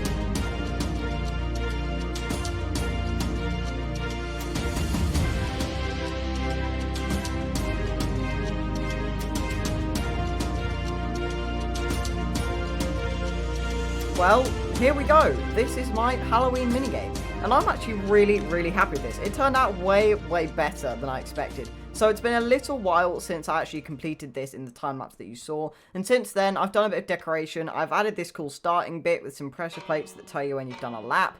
And I've added some pumpkins around and stuff just to decorate it. I'm going to turn these into jack-o'-lanterns at some point just to tidy it up a bit. Because the main issue I was having is with lighting. So there's this little bit over here, which is like a little maze, basically. And I wanted to keep this completely dark, just so it's ominous. But then I realized mobs can actually spawn on ice, which I kind of didn't realize at first. So basically what I've had to do is light all of this up. But there's a bit of a maze here. Oh yeah.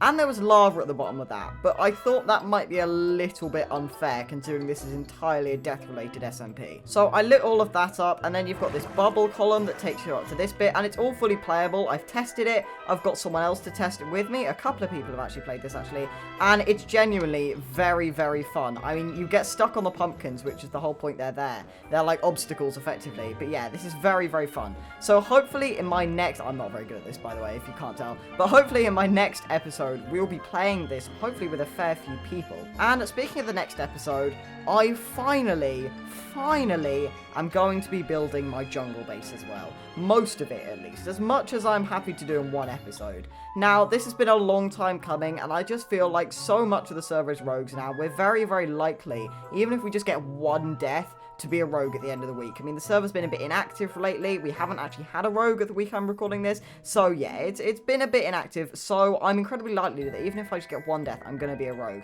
My jungle base isn't something I want to do as a rogue. But, yeah, back to the racetrack. I'm super, super happy with this. I'm really, really happy with how it's turned out. Now, you will notice that I haven't actually decorated this bit down here. I'm probably going to change the staircase a little bit, just so it's not just jungle planks.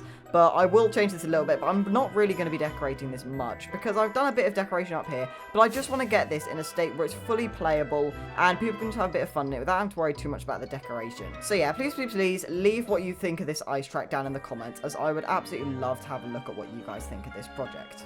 Right, now there was one more thing I was actually planning on doing in this episode. So for absolutely ages, I've had this, Music Disc 11, and if I just craft myself a jukebox really quickly, this is the one that's like the super scary one that isn't even a proper song. So if I just grab this disc, yeah, I mean, it's absolutely terrifying. So for ages as well, I've also had all of these... That's really loud, I'm going to have to stop that. But I've also had, for absolutely ages, a load of invisibility potions. Now, these are all from J Fireplace. And, you know, the strength ones, the swift ones, these are all meant for a PvP situation.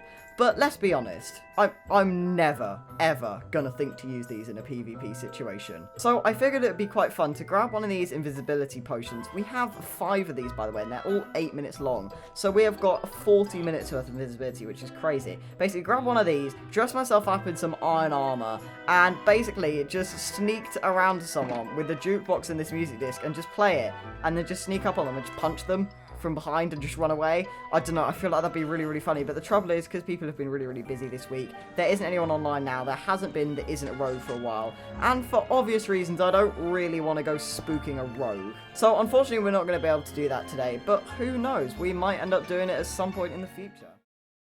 Ladies and gentlemen, the time has finally come. It is time to build our base. I mean, you know, most of it. I'm not exactly planning to have an entire base by the end of this episode, but some crazy new things are coming in the server next week, and I think it's finally time to crack on. But first, let's go and play a mini-game. So, welcome back to Doomsday SMP episode 8, and today we are going to be building my base, like I said. However, first, we are actually going to be playing my minigame. So if you remember, last episode, we built this incredible Halloween minigame. And obviously, it's nowhere near Halloween now, but it's kind of morphed into a Christmas kind of thing, and at this point, it's just a minigame. So it's absolutely fine. I'm pretty sure there's a pip-up and a tree up there, isn't there? Yeah, anyway, it's pretty much just a fun little minigame to play. It's not really associated with Halloween anymore, so I'm going to be playing this with Piplup, Corin, and Good Everything, and it's going to be a lot of fun. So let's jump right in. Oh!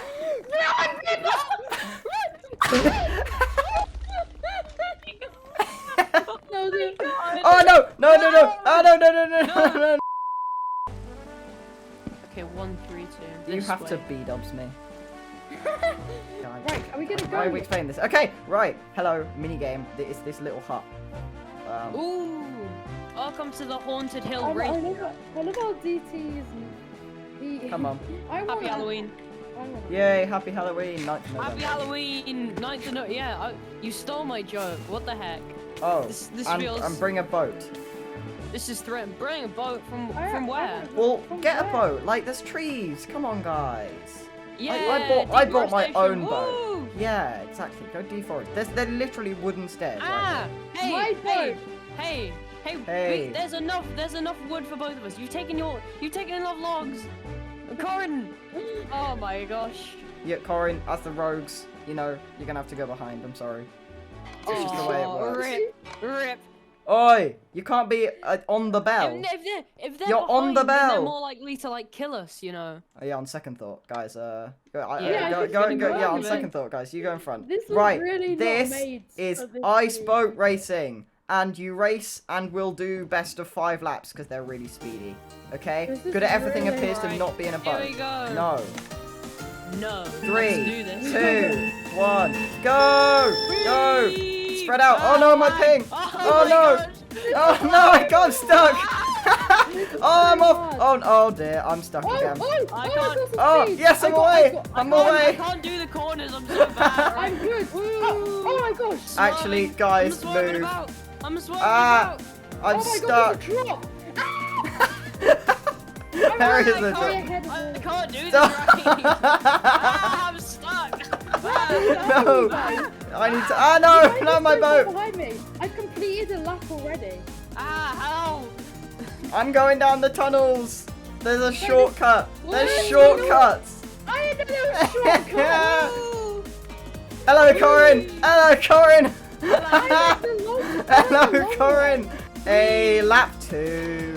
Oh, I feel like I have to a slight music. advantage, you know. As the person that built this, I Hey, feel like hey, I have a hey, slight Corin, advantage. Corin. What do you Oh, think? I accidentally broke the map. Oh, Pippa. Ah, I want to, just for the sake of viewers, I want to go down. I want to go up this. Yay! There's a maze. There is a It's maze. not It's Ah, really Corin's- annoying as Corin's well. placing netherrack. No, Corin, it's no not. placing. There's a raid. A raid is just. There's a load of pillagers. Whee! Whee! I know I fell out. Corin. Oh, no, You have to restart. We're gonna Oh, do a no. little trolling. we do a little I've trolling. done. Corin, you blocked it off. I'm good. No, I'm gonna be I'm real. stuck. I'm doing a bit of trolling. I'm doing a bit of No, trolling. no trolling. This is sabotage. Ah, who broke the blocks? TNT. No, no. What have you done? This took so long. What have you done? It's impossible. Corin. No. Oh no! Let's block this off! We're Oh. blocked with obsidian, what the hell?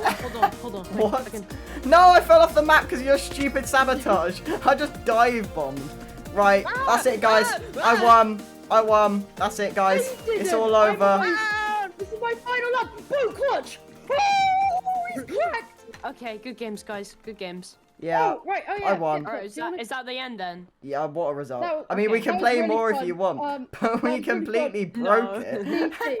Wait, Yeah. Piplup, do you want to come on an adventure with me to get the dragon? Oh yes. What? I Yeah, thought you were let's gonna go. help repair. Let's go on an adventure, Corin. Later. 2358.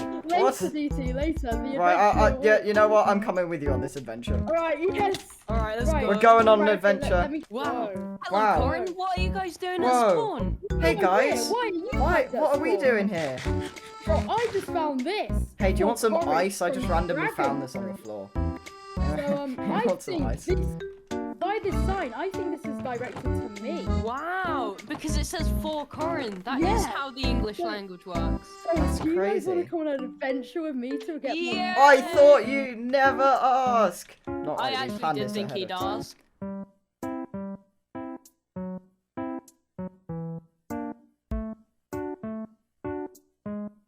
Study the Let's go map. south. South. Okie Okay. I reckon This we is should south. use our elytras. So do I. Rockets! I have no rockets! Oh, sucks to suck. Sucks to suck. What do you mean? I've got the map. Oh. Oh, that is true actually. Let's go to spawn. Let's run But, back. Yeah. What? I didn't. Wait, can you drop me the map? Because I know how to. I will give it Here you back. go, I just know how it Here's works. some I firework think- I rockets. think you should I'm give just the such a firework. nice person. I picked them up. Thank you. Which is southeast. No, we have to Oh. go southeast. Okay. Okay. let's South. see. We're going this Oh, way. that's southwest. That's Yeah, towards my exactly. base.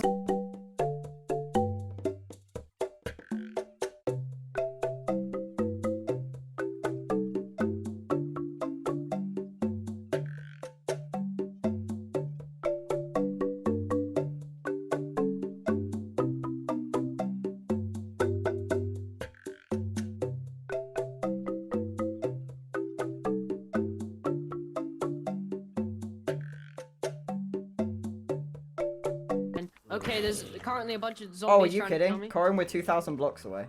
Did you guys not go southeast? We went exactly southeast. Oh, maybe I went the wrong way, That's a but village. we found Yeah. the map, so... Alright, okay. Okay, actually, I think I might be in the wrong place. Are you Just give joking? me the map, Piplup. Just give me the map. You're, Wait, let me Piplup, see, let you're me so see. bad at this. No, so it's facing Oh, I east. see Piplup. I see Piplup. Oh!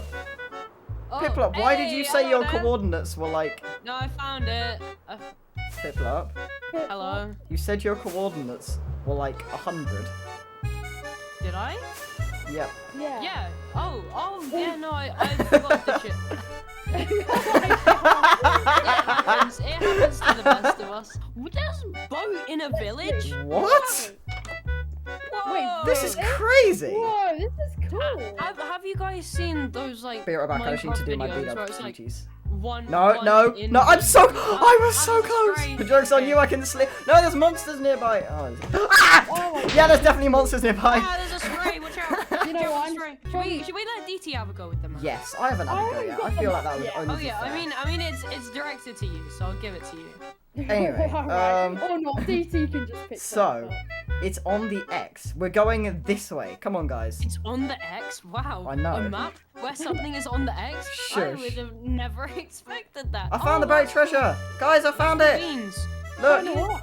Guys, Wait, it's don't- here! don't I won't open it open it, yet. I Let's haven't all opened open it. it together. It's I'll all open open. it. Oh, well. There's an okay. iron Whoa, sword. an iron sword. Oh I my wonder if there's something gosh. under it. Anything down here? I can't lie, guys. I think we've been fooled. Break it up, guys. Oh, no. Break it up. It's okay, Okay, guys. here's You some don't water. burn Here's these some snow water. bombs. Hey, there's some... Wait, do you not? No, you I'm do. pretty sure you do. Oh, Dragonfruit's messaging me. He told me to keep the map and wait till the earth shifts and the desolate winds collide in the midnight sun. I don't think that's Oh, a wait. Oh, I think, okay, so when winds shift... That, Shut I think up. that... Whoa! Ah! Oh my god, you nearly killed me by hitting the water clutch. I'm so good. DTS. So, I think we might have been... I do have the map. Can I burn I it? think we may have been victim to a little trolling. I think we may I have didn't been know victim to some slight minor trolling. Corin, can I burn this Well, map? No, Why? he said keep the map. Wee. I Okay, really so want to burn it. here's my prediction, right? Corin, Okay. Wait, Corin, hold on, Corin, wait. I really want to burn this. Hold on, I can I see really a want lantern in there. What the heck? What? Corin, I burnt I it. can what? Wait, Okay. I can Do you see a see where are lantern you? in there. It's gone. Did you Whoa. burn it? Whoa. Did you burn it? Joking.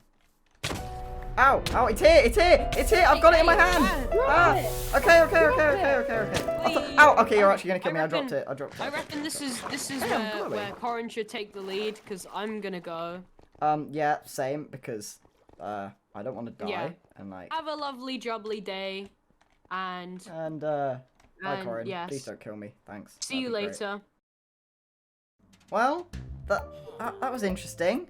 I'm not sure what happened there, to be honest. I mean, we did the minigame. That was hilarious. And then we went on a wild goose chase because of the whole dragon egg situation. So that was a bit chaotic. Anyway, I think it's time to actually get started on our base. Now, I'm actually over here at my industrial district, mostly just because this is where all my stuff is. But if you remember, I actually mentioned in the recording that I've been placing a load of these puppies around from Remembrance and stuff. And the reason for that is because I've now got an iron farm, which is absolutely crazy. And I've been meaning to do it for ages. And me and leader Jack, we collaborated a bit and we cracked on, and so we have created an iron farm. And this is why there's like a load of villagers here, because we're breeding them all up because we needed some villagers for the farm.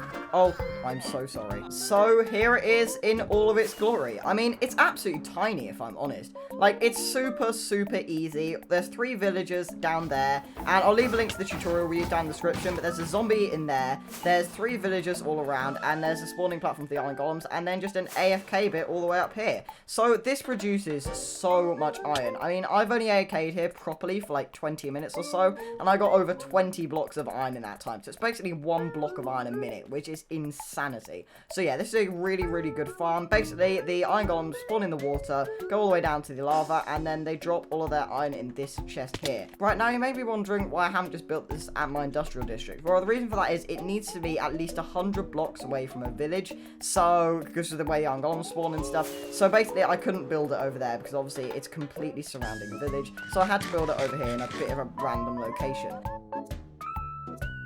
Right, now for this project, I need a huge amount of resources, and the majority of it is purely, basically, just jungle, wood, and spruce wood. So I figured I'd come over here where the jungle and the spruce meet, and basically just do a lot of deforestation. So, let's do that.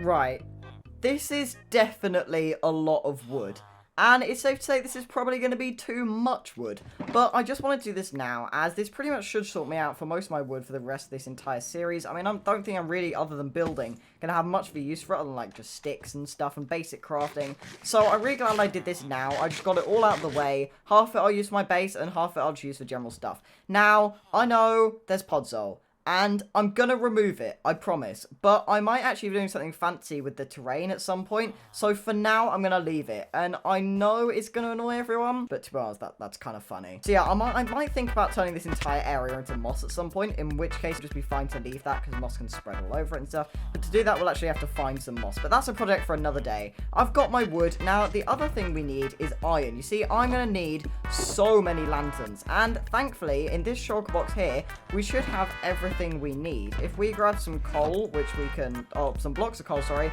which we can then turn into a load of torches, then this pretty much should be all the stuff we need. Right, now I can actually get lanterns from my librarians in villager trading, but I just honestly feel like it's probably more efficient just to craft them. I mean, look, 56 already, and I'm pretty sure if I go over to my villager, yeah, I mean, 1 emerald for 1 lantern is a little bit of a scam. Although, to be fair, it's not like I'm doing too badly in the emerald department either. Alright, so fingers crossed, I think this should be everything I need. Obviously, a load of this is going to be crafted into planks, and to doors, and slabs, and stairs, and everything like... Okay. Anyway, as I was saying, everything will be crafted into various different things. We've got some oak. I don't think I'm going to need much oak at all, but I've grabbed it just in case. We've got some spruce logs, some jungle leaves, 2 stacks of lanterns. I think that should do us, but we might need more. And yeah, this is definitely enough to go and make a start. Oh, and I crafted 1 too many lanterns, so I've got a lantern crafting table now. And here we are, the old jungle base. Yeah, everything's still here. Wow, I completely forgot about all of this. Wow, I need to sort this out. There's so many hay bales. There's so much wood already here. There's so many hay bales and so much iron. Oh, that would have been so helpful when I thought I'd run out of iron. And so much copper. That's going to be helpful as well. Okay, I completely forgot about this. Hold on, I actually need to sort this out. Yeah, I mean, that's certainly looking healthier. I've pretty much cleared out this entire chest apart from some junk and stuff. And I can come back to this wood if I need it. But that's looking pretty good. Now, there's a lot of empty slots. I know I do have a music disc, another music disc somewhere. I'm pretty sure I've got the 13 disc. And then I don't actually know what's... Oh, redstone goes there. That makes sense. So I've actually now got a redstone box, which is pretty healthy. I see I had so much stuff that I just needed to go in a separate box. So I don't think I'm actually going to be doing any redstone. But that's half J fireplace, half some stuff Leader Jack gave to me, and half some stuff that I've got myself. Yes. 3 halves. Oh, and actually, I've just seen in this shulker box, here's my other music disc. Oh, wow, this is a load of junk. So I'll put that music disc in there. I'll actually take these diamonds. There's quite a lot of diamonds here. 32, in fact. I'll turn all them into blocks. Anyway, I'm getting completely distracted. We need to actually get on with this base.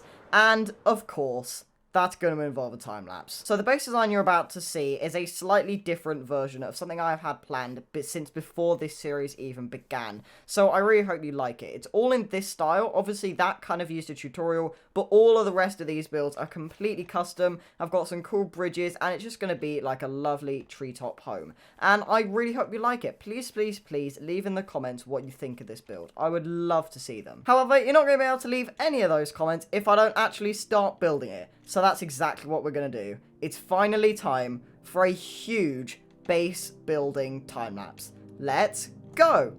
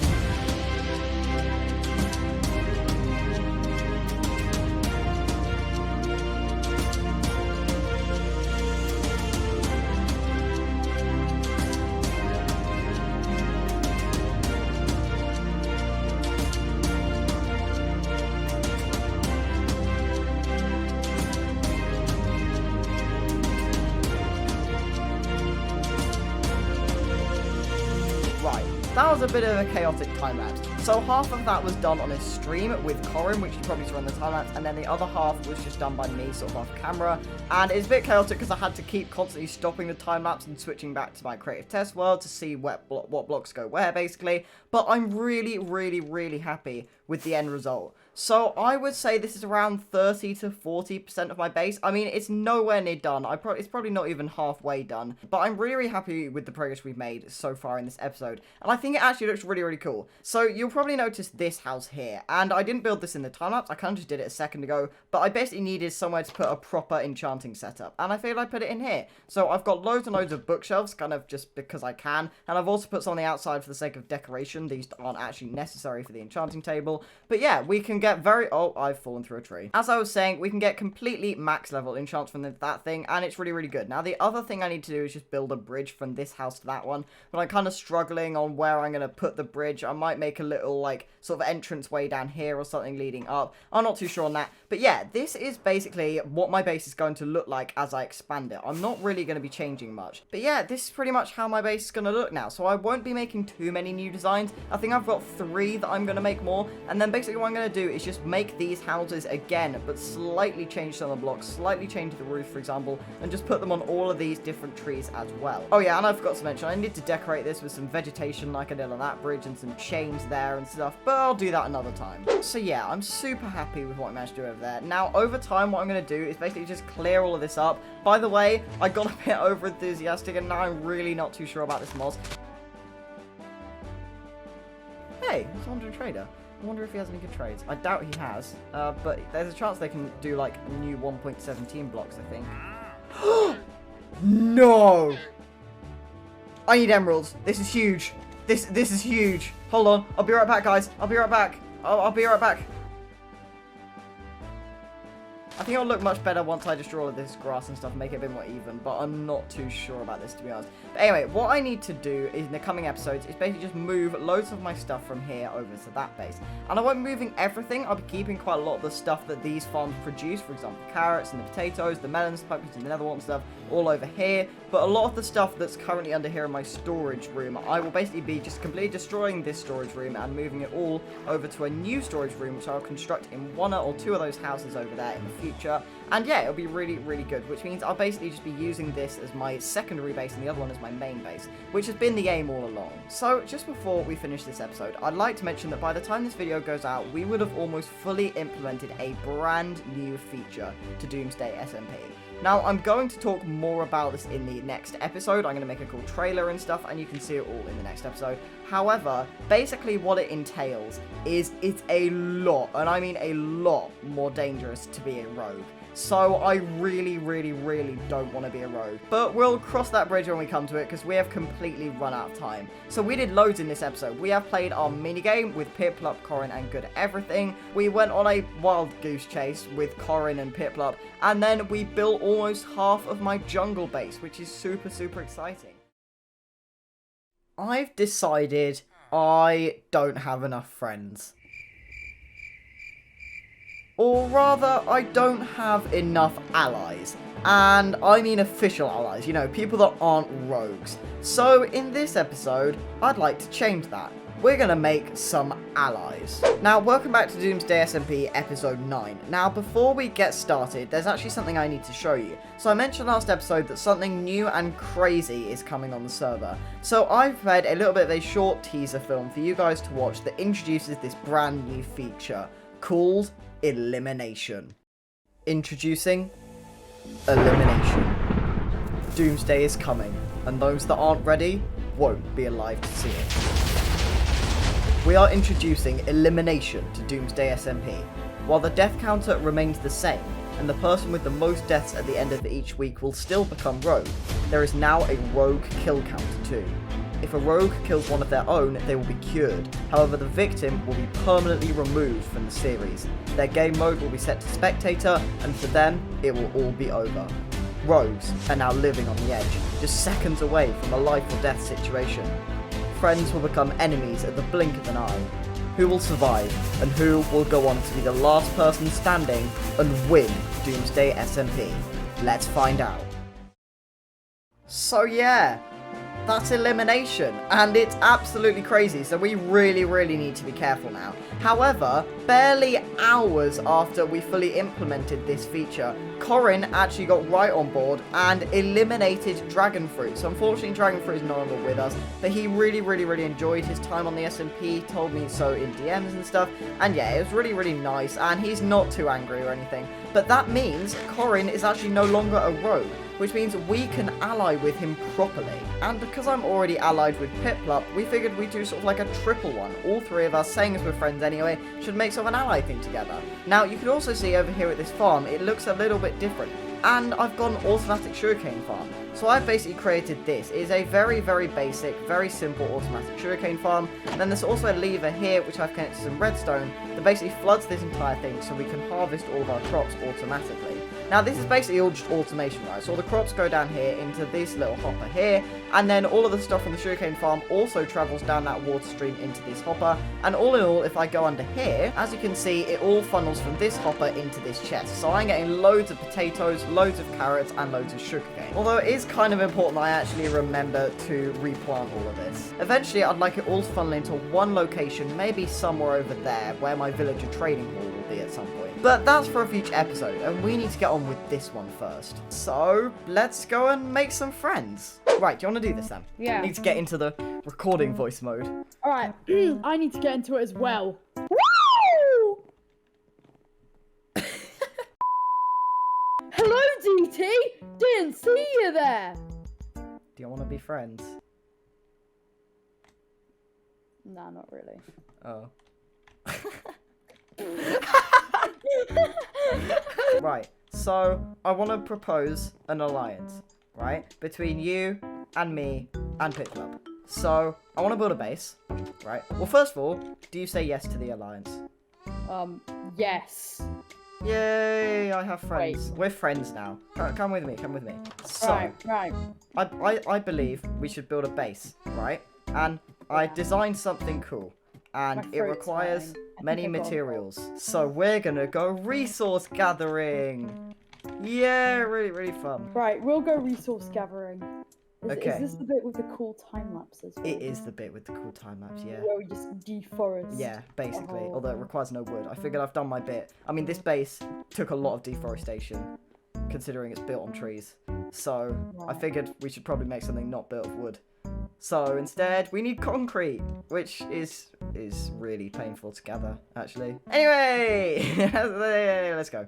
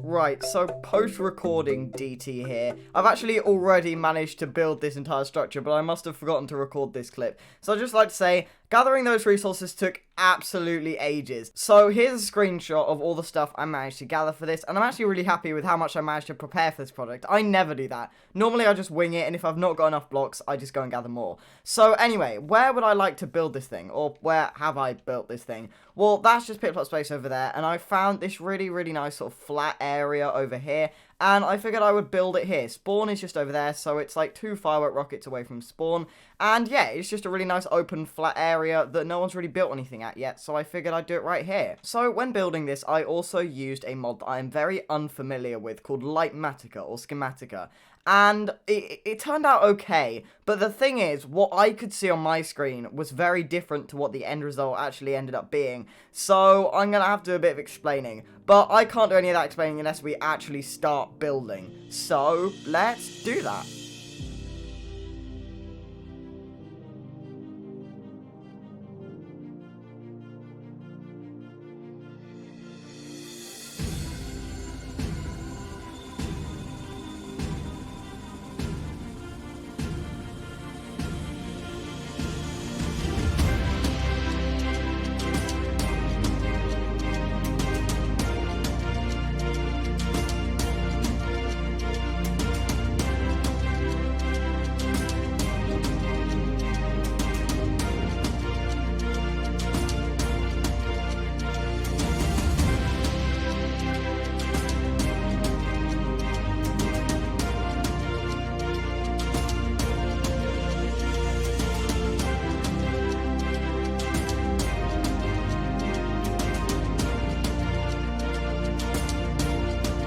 Okay, we're back, and yeah, it's a bit weird, isn't it? It's a little bit weird. I mean, I wasn't too sure on the design when I built it, but I think it will actually turn out really, really well. So, because this time-lapse was actually done on a stream, and I had to end the stream, I haven't actually had a chance to finish that roof, so we'll do that in just a second. However, you remember a second ago, I mentioned about Lightmatica just before the time-lapse.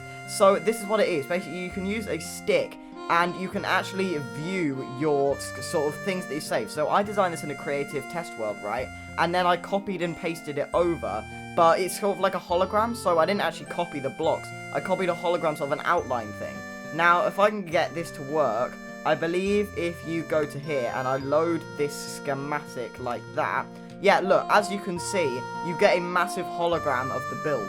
So this is what it's actually going to turn out looking like. If I sort of fly up a little bit, you can see it's very different to the structure we've currently got. And I think it looks pretty cool, if I'm honest. So we've got Corin's Rogue Tower. So the idea of this basically is it's a triangle, because there's Corin, me, and Piplup. Our whole thing is sort of a triangle. So the main building is a triangle with some cool gradients that I really struggled to build. Then you've got an outpost sort of thing for each of the 3 members. So that's mine, themed around my jungle base. This is Corin's, themed around him being rogue, because of how long he was rogue for. Then you've got a very complicated roof, which we'll build in a second.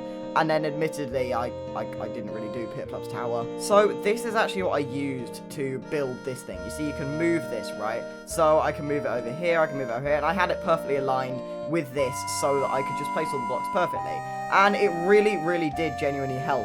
Now, as you can see, I got lazy on this, and I didn't actually do the gradients. So the gradients on the other sides of this are a bit worse, if we're honest, than the ones on the front. But, you know, they work. It's okay. I'm not too fussed about them actually looking that good. I mean, let's be honest. No one apart from me is going to be particularly inspecting the sides of this build. But, yeah, ultimately, I do like how it turned out. And I think it will look even better once we add a roof and once we add the towers. Anyway, speaking of the roof, I've got some deep slate bricks and slabs and stairs and stuff. So we may as well build this thing. However, it's important to note as well, these walls, I don't know how to feel about them. They're a bit weird. I mean, I might end up replacing sort of this top layer of quartz with deep slate just to bring it into the gradient a little bit and make the roof not seem so weird, if you know what I mean. But yeah, I guess we should probably just start building this, and I may as well use like Matica, right? Guys, I swear I'm not sponsored by this mod. Yeah, this is sort of the idea of the mod. I'm quite bad at this, so I often end up misplacing them like that, for example. But you sort of place the blocks and it just tells you exactly where they can be placed,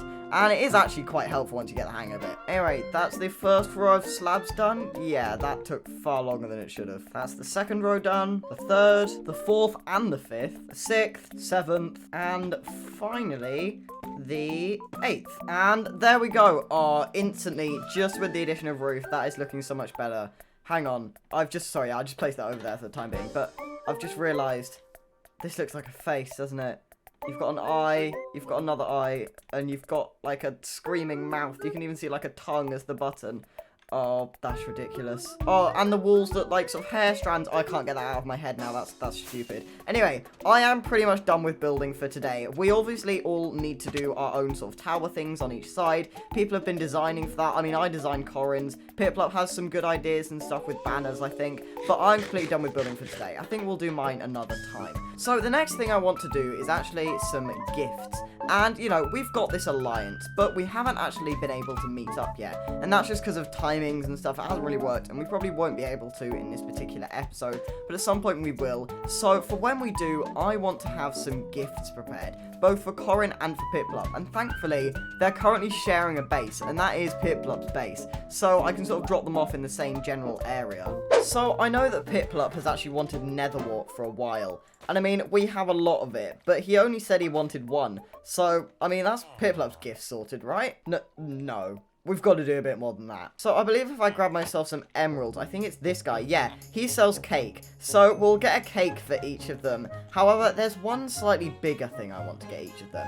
So, if we head over to my iron farm, then you will see that we have a lot of iron. So this is all because Piplup actually said that it would be okay if we force loaded the chunks. And what that basically means is no matter what, whether there's someone on the server or not, or whether there's someone in the general area or not, these chunks will always be active. And so we'll always be producing iron, which means we have got a lot of the stuff. So at some point we're going to make a proper storage system. But I've basically been condensing it all into blocks. Now at some point me and Jack, who created this farm, are actually going to be making a shop for all of this iron. But I figured before that, we may as well put it to use in the form of beacons. So I'm going to grab a couple of these blocks. It feels crazy just carrying around 4 stacks of blocks of iron. But if we head back over to my industrial district, the first thing I'd like to do is actually replace some of the blocks in this beacon. So if you remember, we made most of this out of gold. However, gold now to me is much more valuable than iron. I mean, I always find myself at a loss of gold. So what we're going to do is break out this beacon and basically just put iron blocks there instead. And I completely forgot there were 5 emerald blocks blocks here as well. That's going to be super helpful for my villager trading. Anyway, if we patch all of this up with iron blocks, there we go. We even got the Beaconator achievement. I don't know why I didn't get that last time we did it, but we've now once again got a full beacon, and it's basically for half the price. I mean, we've got our H2 back and everything, and yeah, that's absolutely perfect. And these gold blocks can finally be put back in my good stuff shulker box. Now, coincidentally, this is actually the perfect amount of blocks that you need for another full beacon. However, I was initially planning on putting this at my base, but I think it would be nicer to give it as a little gift. Yeah, that's right, I'm gonna give a full-powered beacon to both of them. However, to get beacons, you first need to kill the Wither. So I am over here at a nether fortress that I have, and basically what I've done over here is spawn-proof the entire thing along with Chenster. We did this ages ago, or spawn-proofed it for the most part. And basically, there's in this massive spawning platform, and loads of Wither skeletons spawn for us to kill using looting. So it's pretty quick. Now, if you remember earlier in the series, I actually battled the Wither twice underground, right? And I'm not planning on doing that again. You see, that was a good fun challenge, that was cool, but I'm not going to put myself through that again.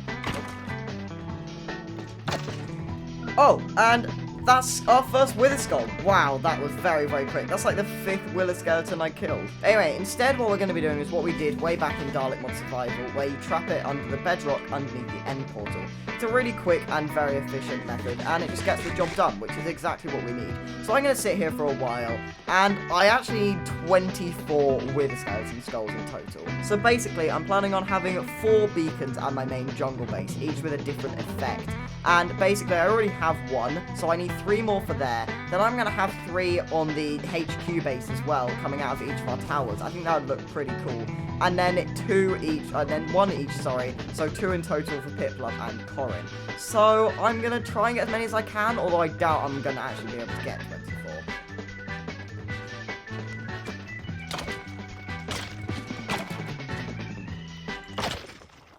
What?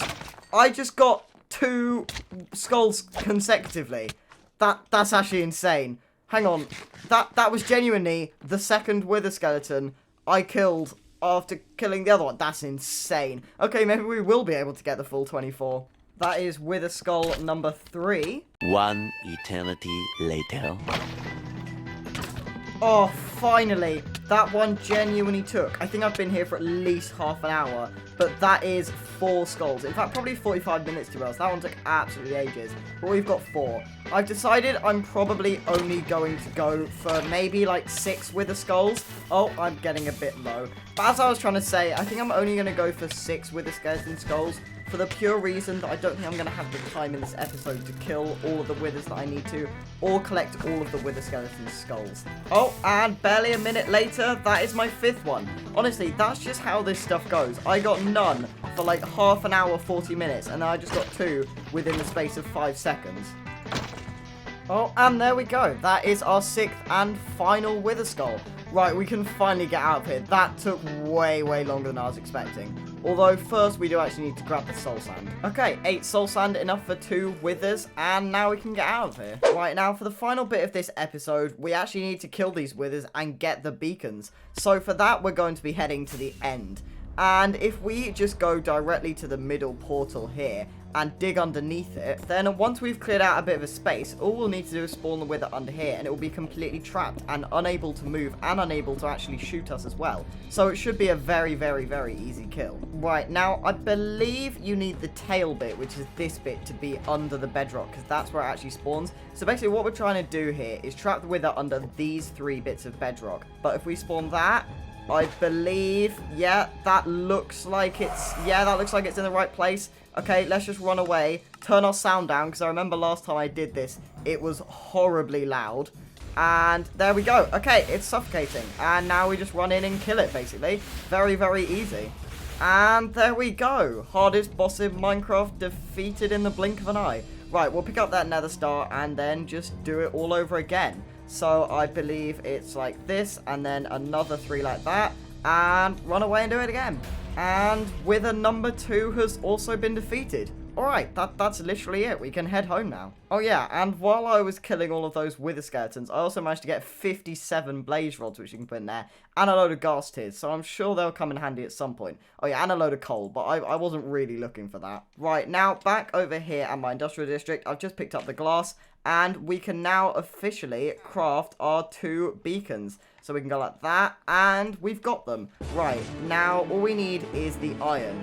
Wait, what have I done with the iron? Okay, it's in here, perfect. I thought I'd put it in my rocket chest. So if we grab that, then if we grab a shulker box from here, then we can put all our goodies in it. So if we name this box to Piplup, actually, I want to name it to Pillup, and I know that's going to be weird, but only he will understand that reference, and maybe some of you will. I don't really know. But anyway, I'm going to put all of this stuff in here. He can have a beacon like that, and he can have his nether ore, and that's Piplup's done. Then I'll grab a sign as well, and I'll put the cake next to it. Then if we do the same for Corin, actually I can't do the same for Corin because I haven't got the iron yet. I need to go grab that from the farm. And here we are, and it's produced even more while I've been recording this episode.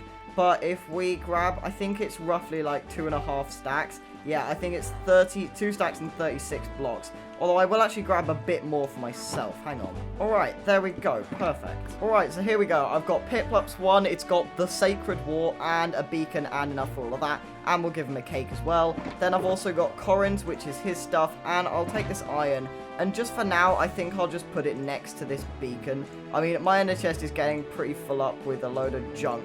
But that's fine. And now I guess we take these to Piplup's base. Okay, so I think I'm just going to put them right here.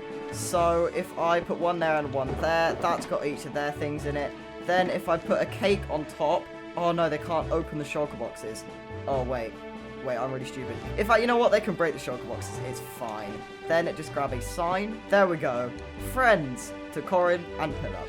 From DT. Lovely. And then they've got their shulker boxes and everything. Yeah, I think this is a job well done. I think they'll love this. And with that, I think it's time to end this episode. We have done absolutely loads today. So we have introduced Elimination, a brand new feature. We've made our alliance with Corin and then linked it with our alliance with Piplup. We've made this crazy building with loads of new plans for it for the future. We have got 6 Wither Skulls and defeated the Wither twice. Got 2 beacons and got all the iron blocks and stuff for it. And delivered them to Corin and Piplup. It's been a jam-packed episode and I really hope you enjoyed it. Right. Something's happened. Basically, Piplup has 1 death on the server, and he is the only death on the server, which means if we're not careful, he's going to be rogue and our alliance is going to be ruined instantly. But I've got a plan. So welcome back to Doomsday episode 10, and we're going to kick things off straight away by getting into a call with Barnu. Yeah, Barnu, the one that left the server, and Good at Everything. So what I want to do is get Good at Everything to kill Barnu twice. And what that means is Barnu will become rogue, but it doesn't really matter because he's inactive anyway, and Piplup will be saved. That's the plan, and let's see how it goes. So how am I gonna die? Okay, so basically, Good at Everything, I want you to kill him, right? You need to kill him twice, so that he's got more deaths than Piplup. But I want you to kill him in the most imaginative ways you can think of. What about like a bed in the nether? Ooh, That could be interesting. I've got a bed on me right now, actually. What should I do it? Is this like a plot? I mean, I could blow myself up on a plot and then just... if you called it your plot, we could like blow yourself up and decorate it like as a memorial. Yeah. That'd be quite funny. I want to hit him. I want to kill him 50 bones. You can do that. He needs 2 deaths anyway. Good at Everything, I could recommend stepping away from the bed. Okay, right. 3, 2, 1, go! Oh, it made like a perfect square. Yeah, That's weird. Oh, wait, if we put the bed down and then you beat me with bones, and then it's like, I like died to a bed while trying to escape. What if I do this? No, I'll die. Oh no, I'll wait, die Corin's here. That I'll might die. be an issue. Right, you done? I've got the bed from spawn. I've Okay. got it ready. Then- It's a then- nice red bed. Can you unbox me for a second? Yeah. Then Get Everything hits me one more time, and then I blow myself up with the bed. Hit me one more time with the bone. What? Okay, there we go. Okay, I'm on half heart. you Where's on the half bed? heart? Oh, hey, Corin. Place the bed. Corin, And... Hey! What's happening? I'm so confused. Oh, nothing. Hi. Hi, Corin. Hello. Hi. Hello. Funny you should ask. Basically, Piplup had one death, so he was going to be rogue, and I didn't want to ruin our alliance. So I managed to get Barnu and a rogue online, and we've been killing Barnu so that he becomes rogue. Well, You can just thank you. stand there. Thank you so much for your services, Barnu. You will forever be remembered. I'll be in this immigrate. place. Yeah. Go DT, my alliance member. Whoa, no, Okay, no. And as this fight happens, yeah, I'll just stand in the way. Thank you That's so so much for quiet. helping. You're meant I to mean, be you're like, good rogue, doing but like, business with you. it doesn't really matter. Yeah, good doing business with you. Good doing Alright. business with you. And Sounds good. well, this Please is have my battle kit out. Why did I do this? well, I don't know why you did this, Corin. I'm not but, optimized for okay, PvP thank right you. now. One Bye. second. Goodbye now.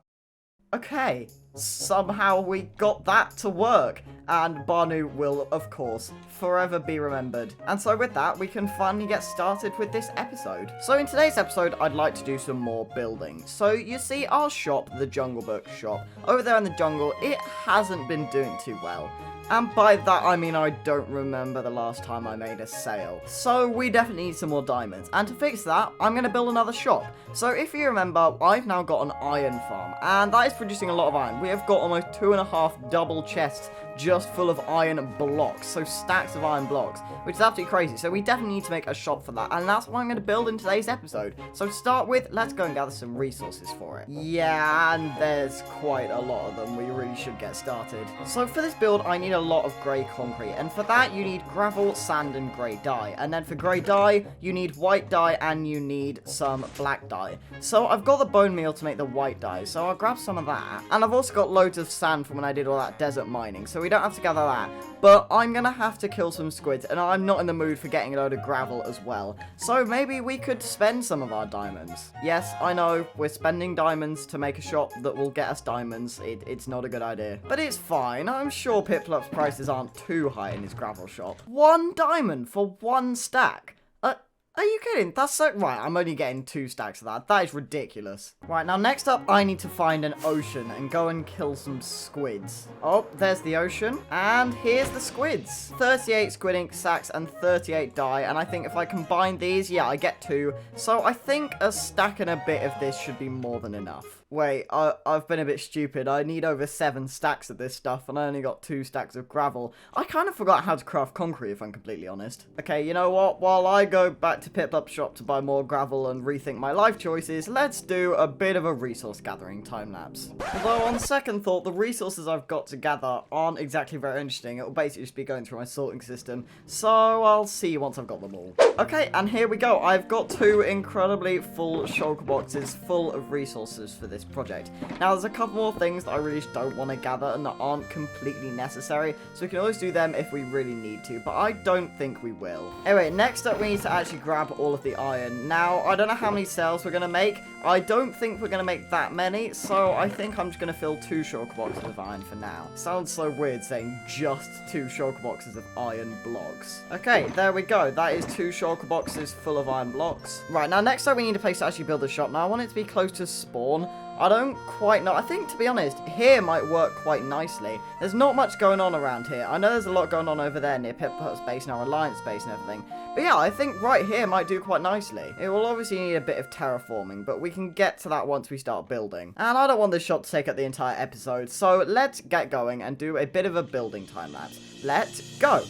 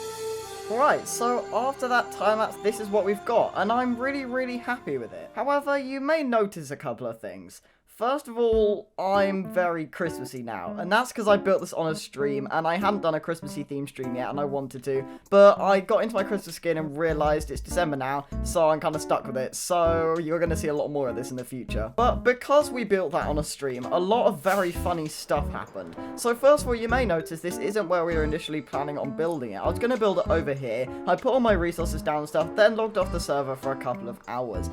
And then when I came back on, this dirt structure was here. Now, this is Corin actually building his base. So he's building the house from up, you know, the one with the balloon and stuff. So that's why it's so high in the sky, because this is pretty much as high as he can build it without exceeding the build height limit. So because of that, I kind of had to move it. But it's okay, because mine's a lot smaller than his house is going to be. And then Jay Fireplace actually was watching me build this, and he kind of just built a chair, and it escalated pretty quickly. But it's quite a nice chair, so now I don't really want to get rid of it, so that's staying behind my shop. Also, if you made it this far in the video, you're probably enjoying it, so maybe consider subscribing. I don't say this much in the middle of a video, but I'm trying to reach 500 subscribers, and we're really, really close, but I kind of need your help, so if you could hit that button, it would be really great. Anyway, since that time-lapse and stuff, it's actually been a day, so I wonder if we've made any sales. I mean, I stocked up every single one of these barrels, so it might take a while to check. No, I don't think we've made any sales yet. I mean, I didn't really expect to. It's literally been up under 24 hours,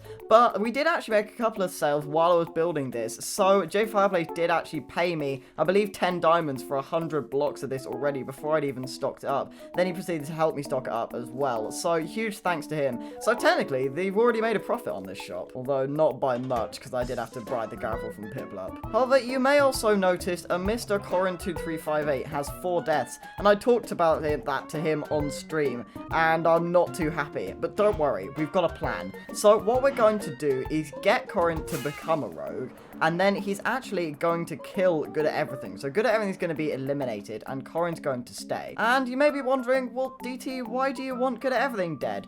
Well, I still don't forgive him when he pushed me off a tree on day 1. Anyway, so that's the shop done. Now, next up, I'd like to do something that's kind of becoming tradition in these episodes somehow, and that is kill the Wither. But I've got 17 Wither Skeleton Skulls, so if I can just get one more, then I can fight the Wither 6 times and get 6 beacons, which is really, really good. They're going to be really, really handy. So I'm going to go and grab that skull, then we're again going to kill some more Withers, but we're just going to use the end portal trap method again. 2,000 years later. Look, I just lost my totem, and I don't want to talk about it. I was not being very safe with the old Elytra. Luckily, I have my one and only spare here in my ender chest, so I can re-equip that. But we are seriously going to have to do something about this. Like, I need some more totems, and I'm considering building a raid farm at some point. But anyway, back to the task at hand, which is Wither Skeletons. I think I've been pretty unlucky. I've not got a single skull, and as you can see from my XP and my overall stack of bones and coal, and that's barely picking up any of it, they have not dropped. I've killed a lot of them, and they have not dropped a single skull. But I haven't actually got very many to spawn either. Like, I've done all the normal stuff you do for spawning. Turned my rend distance down, flown away, flown back, and stuff, but I've really not got that many to spawn at all. I'm not gonna lie, I think we might have to call it a day soon. This is getting ridiculous. Oh, of course, just as I say that, the second Wither Skeleton I kill after saying that drops the skull. Well, I mean, finally, that does mean we can actually get out of here. But wow, that took a lot longer than I thought. Anyway, next up, I just need to grab some soul sand. I believe it's 24. So yeah, that should be perfect. And then we'll head over to the end. Right, so luckily this is all set up from the last time I did it. So all we need to do is do this 6 times.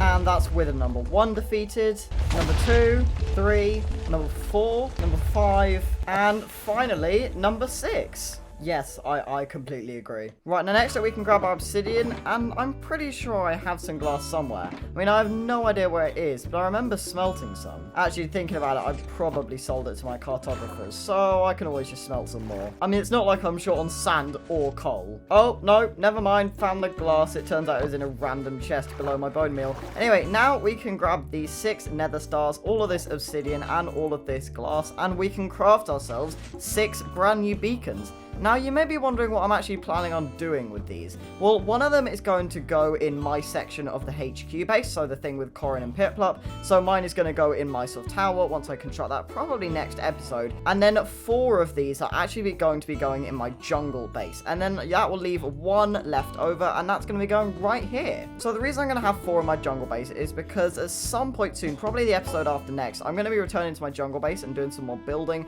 Most noticeably, a place to put these beacons. It's going to be an awesome build. It's going to have 4 beacons coming out the top of it, each providing different effects. And who knows, eventually I might have 4 over here too, but I really don't have time for that at the moment. So just for safekeeping, I'm going to put all of the beacons I'm not going to use right now. So that's 5 of them in my ender chest. Then go and grab some iron from the iron farm. And I think it's safe to say that even after stocking up the entire iron shop, we are definitely not short on the stuff. Now, I'm going to bring 2 stacks, but I don't even think I'm going to need this much, because what I'm going to be creating, I'm not just going to be creating another completely different beacon. You see, what you can do is use the base of the other beacon to help you construct the new one. And that basically means you don't need half as much iron. Right, so we are going to have to dig up our beautiful moss a little bit here. I completely forgot, it's a hoe you need for this, isn't it? I completely forgot about that. Anyway, so what we're going to be doing is placing the beacon right here, and then it can use, we sort of basically only need to construct half a beacon, right? And you'll kind of see what I mean in just a second. But already, look, that's 9 blocks because it kind of overlaps with that one. Oh, and there we go. We've got primary power. And I believe we now have our full beacon. Perfect. So as you can see from my inventory, we barely cleared through any of those blocks. We barely used any at all. But we can now access our regeneration. Wait. What? Oh, wait, it is working. But why couldn't I just grab... Oh, because you have strength and regeneration. Okay, so I'm going to put strength and regeneration on that beacon there. So now, fingers crossed. Yeah, I've got strength and regeneration. And then on this one, I've got haste too. So yeah, this is absolutely perfect. I've now got regeneration. I've got full insta-mine on stone and stuff. And I've got strength. Oh yeah, and I had to tear up a lot of the surroundings trying to figure out what on earth was wrong with this thing. It's fine. Nothing a little moss and dirt can't fix. And if you're wondering, yes, it's off-centered. I know, eventually I'll make this path too wide, but I can't be bothered right now. But yeah, I'm really, really happy with that. So then we have still got 5 beacons left over, which can go towards the HQ base and my jungle base. Right, now the final thing I'd like to do in this episode is actually come over to Piplup's base. So in one of Piplup's fairly recent episodes, he made this, and it's basically a throne for this yellow sheep, which helped to create his entire base, basically. And I kind of took advantage of this. So you see, Piplup actually has a secret base over here somewhere in his base, and most people know where it is by now, but just in case they don't, I'm not going to spoil it in this episode, but I wanted to make my secret base of my own. But not at my base. No, that would be too normal. I'm not going to make a secret base at my own base. No, I'm going to make it at Piplup's. So here it is, my secret base in someone else's base. What's this? A secret base? But yeah, it's kind of just this tiny little room. I kind of made it really quickly because when I made it, Piplup was actually online. And I've just got a chest, which I can put stuff in. And I've got my furnaces, ender chest, craft table, bed. I even got a little painting. But I feel like this is too small, and I haven't done a very good job at designing it. So what I'd like to do, starting with this episode, is just expand it by 1 block. Every single episode, I'm just going to push it back by a block. So if I tear down this wall and the back wall, then I'm just going to push it back by a block. And we can see how big this room gets before Piplup ends up noticing what we're doing. And don't worry, I've asked Piplup not to watch this episode. Although if you are Piplup, you better stop here. Right, so I do actually want it to follow a kind of similar style to his secret base. You know, where the walls are kind of like cobblestone, stone, brick and stuff, and it has like a nice homely feel.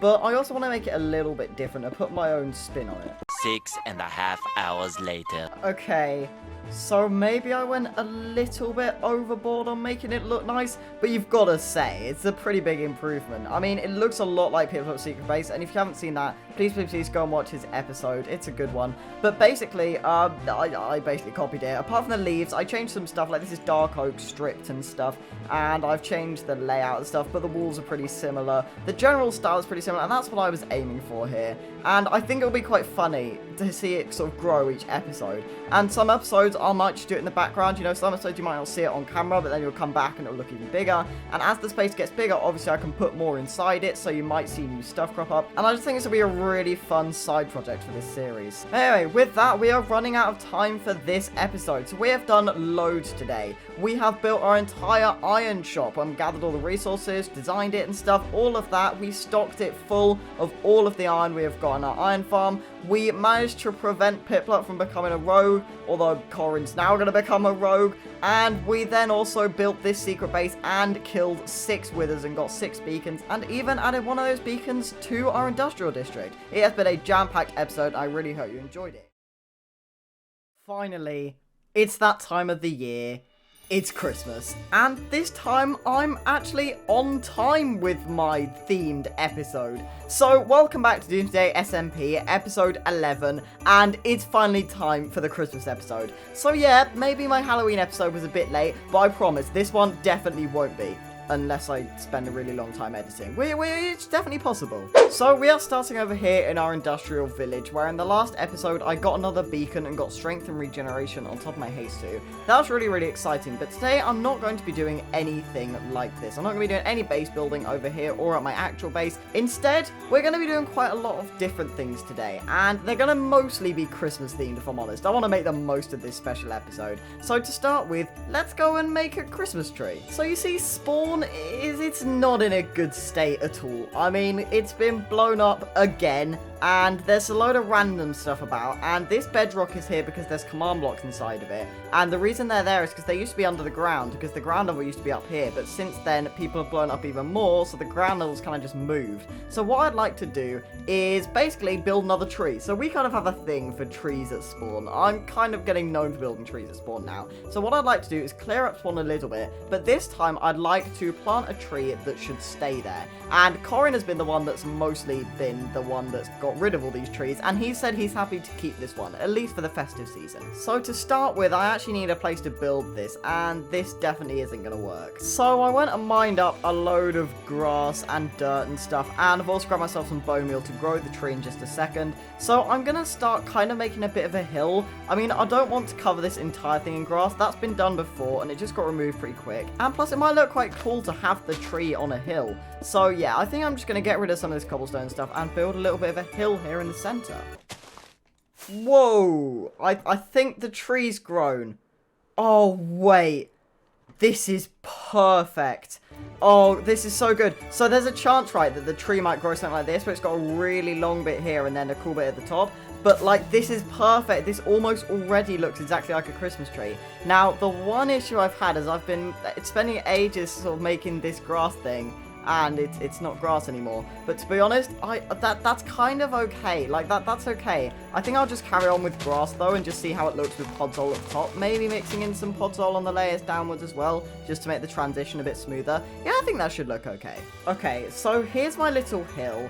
It's a bit rough in places, but I'm no terraformer, and I think it looks okay. I mean, I just needed somewhere to build the tree, right? And it's got a bit of variety. It's a bit steeper at the back here, and a bit smoother on some other edges like that. Yeah, it looks pretty good. I just need a place to build my tree. And we have now got that tree. However, oh yeah, by the way, I completely forgot to mention that J Fireplace has built a skyscraper. It's a little bit better than our skyscraper over here, I'm gonna be honest. Yeah, ours is looking a little bit stubby now. Although I should actually check up. Have we made any profits, I wonder? I did actually make some sales a while ago, but forgot to record it. I made like 17 diamonds or something. No, I don't think I've made any sales here. Oh, no, I had an ender chest, by the way. Anyway, I'm getting really distracted. We need to go back to this tree. So next up, what I'd like to do is kind of like perfect the shape a little bit, I guess. I mean, I want it to be maybe a little bit less at the bottom, but a little bit more at the top. So I'm just going to get these shears and kind of break some of the leaves and see what looks quite good. Oh, look at that. Instantly, that is so much better. Now, I think what I might do now is just take the height down a little bit. I think maybe ending it off about there, just a couple of blocks lower, might look a bit more natural. Oh, hello, Joe Fireplace. But yeah, I think that might look a bit more natural and maybe curve it inwards a little bit more around there. But yeah, I'm really, really happy with this shape. And now we need to get on to the slightly more difficult part, which is decorating this thing.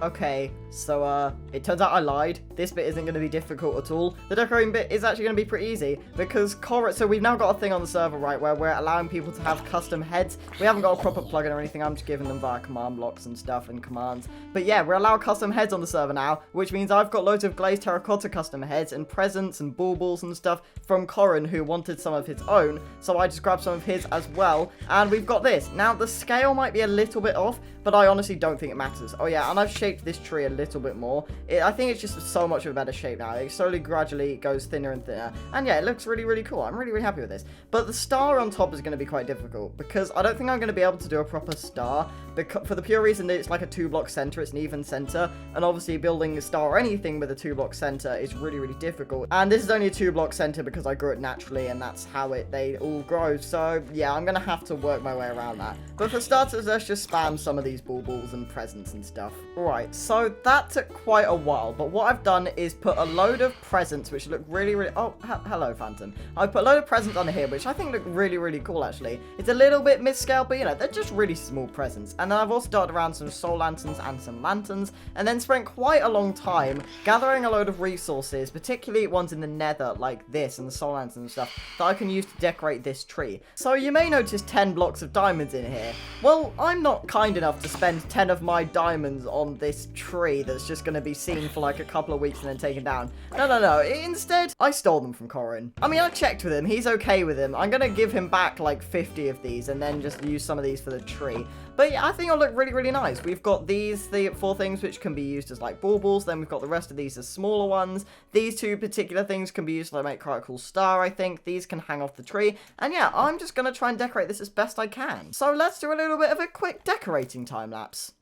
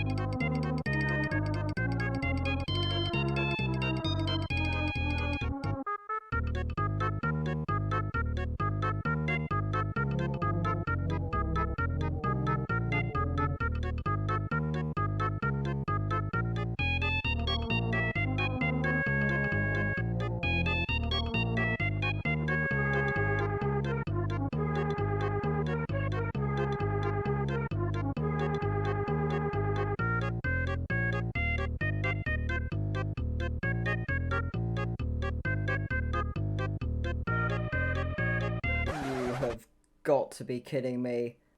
Oh, I didn't mean to do that. The water's just washed away every single one of the... Oh, that's really annoying. Well, I guess we'll finish the time lapse there. On the bright side, absolutely no pun intended, we've got a decent start. I mean, it's not great, but obviously I couldn't really do much with it being a 2-block center. And it does look cool when it gets dark, which it is actually now. But yeah, you saw what just happened. The water fell down while I was trying to just get up to the top of the star. I could have used a firework rocket. I wanted to conserve them, which is why I've been using the trident and stuff. And it went horribly wrong, and the water has washed away a lot of my custom heads on this side. Not gonna lie, I think there's quite a lot. I mean, there's enough that I can't even pick them up in my inventory. So I'm just going to sort of try my best to think where they might go. I mean, I'm not going to put in any particular effort to remember exactly where they were and stuff. I just don't think that's going to happen.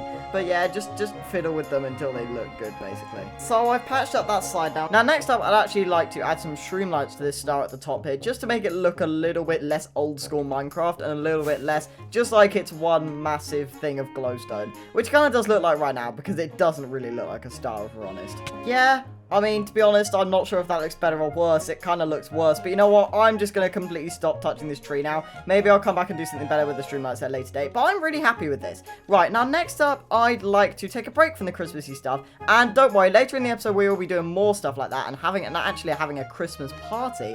But first of all, I'd like to think a little bit less Christmassy, which is head back over to the Alliance base. So if it wasn't already obvious, the reason I've come over here is to build my tower, the one going right here. Now, initially, Originally, I planned this kind of ugly circular cylinder thing, but then Piplup decided to make a really, really nice tower. And if I built what I was originally planning, this would just look way, way better. I can't be outdone by Piplup.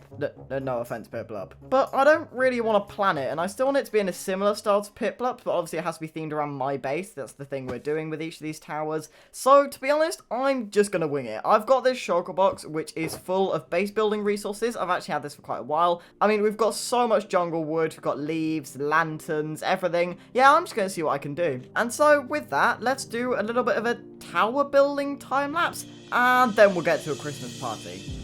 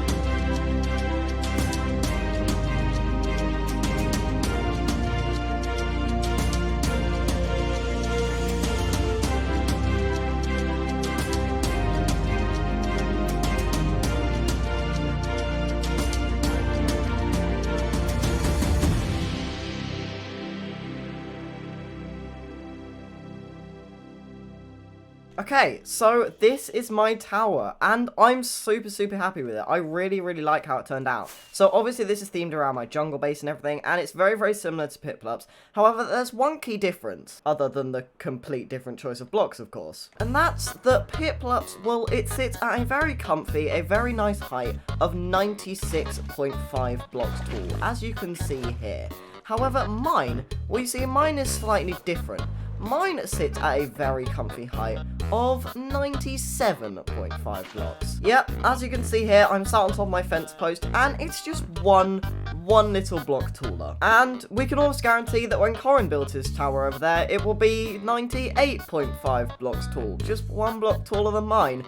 And to be honest, this is probably something that's going to keep on going. But I don't really mind. This could get quite funny. Now I'm completely just picturing the Hermitcraft Season 6 thing where they did the whole village 1.14 village thing. Anyway, we need to move on from this area. So I should probably talk a bit more about the build first, though. Oh, have I just got rid of all my buttons? Oh, no, I think they're fine. Anyway, so what I've done is added some leaves at the bottom, added some buttons and some nice little details and stuff like the fences and the lanterns, and I've kept it in a very similar style to Piplup's over there, just using different blocks that fits my build a little bit better. And I'm really, really happy with the results. So obviously at the moment, there's no way to get in. I'm probably going to put a door or something in the back, maybe, just to make it a bit more functional, and then eventually we're going to put a beacon in here as well. Oh, it turns out I did lose a few buttons. I have no idea where these went, so I'm just going to put them there. But yeah, I mainly just use spruce and jungle because that's what I built my entire base out of. I didn't actually use many spruce trapdoors, and a lot of my base was built out of spruce trapdoors, but I wanted it to be a bit cleaner, and I wanted it to look a bit more sort of like magic or mystical than my other thing. And as I said, I completely just winged this, and I'm really happy with how it turned out, considering I didn't plan this at all beforehand.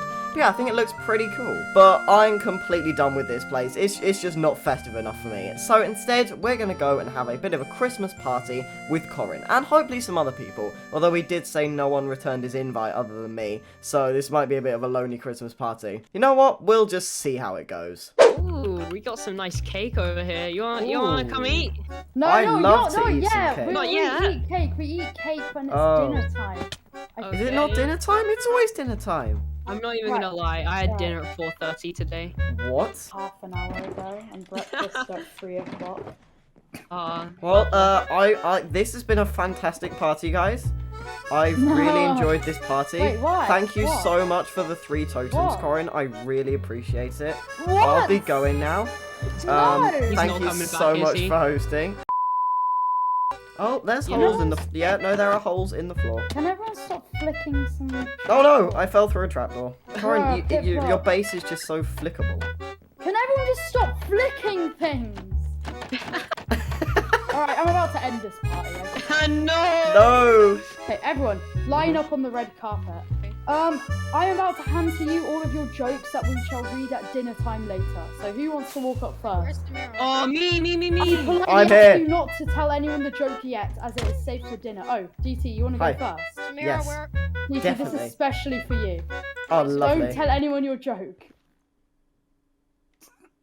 Now go in the house. What's the DT. joke? No, go. No, we'll read it. Pip, Corin, that you're is a next. very unfunny joke. Right. Okay. Go back of the line. Of the It's my line, turn! Samira. Hey, it's my turn! Right. Okay. I'm going to ask you not to say the joke yet, as we are going to. Oh, thank goodness for that. Thank goodness for that, Corin. G10, DT, get in the house. Alright, what's Right. this joke? Right. Don't say it now. The Say joke it is when we eat DT's dinner. YouTube channel. Right. Wow. The sad thing is, Okay, yes. before he redid it, Corin was going Corin. to put DT's YouTube channel in every single joke. Card. There's your joke card. Don't say it now. Okay. So, Nothing happened. can everyone That's a just good come- joke. That's a great joke. I Right, just have to everyone, say. let's go to the living room. Where's Ah, the yes. the living room? Right, so right now, oh my god, you will just stop. Oh, I like this one, I like that one. Oh, Corin. I love this Yeah, Corin, come on. Yeah. Is that the news at 6? I'm picking the channel. I want to I watch. Oh like that one, yes, I like I that one. like. This is good. This is good. Oh, Corin, quality, there was quality. some stairs on your sofa, so I fixed it. You're I want to welcome. watch Teletubbies. Right, okay, so anyone who's hungry? Alright, so you've reminded me that I'm never doing an event like this ever again on the entire server. Hey, Corin. Everyone- Imagine this, but with Dalek Mod Survival and Ah, about yeah. 7 people. Right, everyone. That's pain. Now, no one. Playing Right, with the turkey. right, let's dig in, guys. Ah, I'm not hungry actually. I'm gonna go for a sprint. Be I right back. literally. Can someone punch me, please? I'm not hungry enough. No, no, the cake. Right, it's fine. It's fine. It's Alright, fine, there we go, guys. we We've got got backup. We've got backup cake. I ate the we'll bark, just I'm eat sorry. Oh, I was really Corin. hungry and I wanted to eat. Look, guys, Oh. it's fine. I've got some real food. We got some Oh, pumpkins. lovely. Don't we all Lovely. love some Lovely, pumpkins? lovely. Delicious. Absolutely delicious. Alright, okay, everyone, can I please ask Hey, you it looks like a to read out TARDIS your now. jokes? No, it looks like a TARDIS Everyone. console now. Everyone, okay, right, It's someone keep DT's channel. Yeah! Play the love track. I got the same joke. It also says DT. Joke two. Oh my I god, have a you all joke. got the I same have a joke. joke. It says Guys. DT's channel. Oh my Hey. god. Wow. DT. Guys, you I've- should all kill DT. Hey guys, Guys, DT has a weapon. I also had a joke, but I burnt it. Now I thought what we could do, we could play some charades. Guys, I'll guys, go first. I'll go first. guys. I'll go first. Do you know what Corin's joke said before I burnt it? No. What? Corin can tell you, right, Corin? What? No, no, We want you to tell us. we want you to tell It us. was your joke. Forgot. Stop! Oh I- my days, No! you placed the water. You've broken the Oh, tree. DT. You've You broken the touched tree. the water. I literally What the don't heck? look. You can DT, see my can you point not of view. place water? I did not You place just broke the water. entire shit. You freaking not. Piplup, Don't, you don't want say the- bad words. You were literally the one that placed the water. I can't believe it. It was a misclick, okay? Bruh, everything's broken. Piplup. Alright, you know what? No! We're skipping the games, everyone. We're skipping the games. So It's fine. My joke was trash all of anyway. you, all of Oh, you goodbye. came here for That's happened content, way right? too many times Yeah? today. Yes, All of I you need came here for- content. Yes, And content. before- Like- wait, everyone. Oh, Piplup. That is That was against the not rules. canon. That is against the Where rules, am I- Oh, you Piplup. wanna fight? That is You against wanna the. fight me? Oh gosh, I've got an I got elytra on. strength. I got strength. You wanna fight, bro? You Why wanna have you fight, got bud? straight? We need to run myself. Oh my god! Chest plate on! I'm kidding! I'm gonna freaking die!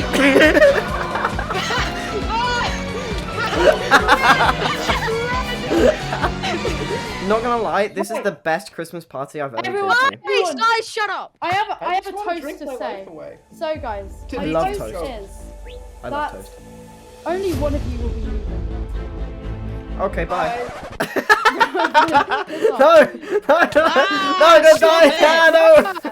You're breaking my heart, bruh. Okay, never mind. I give up. Wait, I tried to make content. why is only one of us leaving here tonight? alright. Explain. I'm Explain. I'm literally just No. left, so I'd like to know. Everyone left, bruh. I give up now.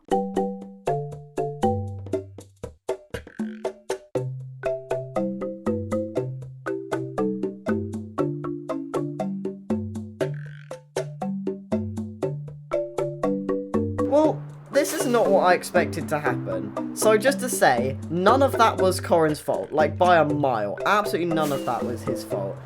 It was mostly my fault. But yeah, Christmas party that failed, which was mostly my fault, turned into end busting. This is a perfectly normal end to an episode, but I do need to find the elytra fast because we are running out of time. Here's a ship, and I'm pretty sure because of how long it's taken to load and everything, I'm pretty sure this is unloaded chunks.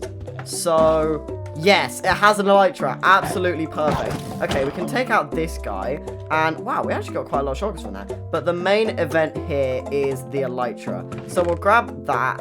And I don't think I really need anything. Yeah, I don't need. Oh, I'll take the shovel. Only because I am actually. Is this got anything that I need? No, I don't think so. So basically, the only reason I've taken that shovel is because apparently having a non-silk touch shovel is quite helpful. And this one's got silk touch, so I'm just going to grab that in case we can get another shovel. Anyway, while I'm here, I may as well start grinding a couple more of these shulker shells. And by the way, earlier I said to Nad that maybe the longer it takes for me to find this, the more we up the price from 15, and then every 5 minutes or so it goes up. So maybe we haven't found this elytra yet.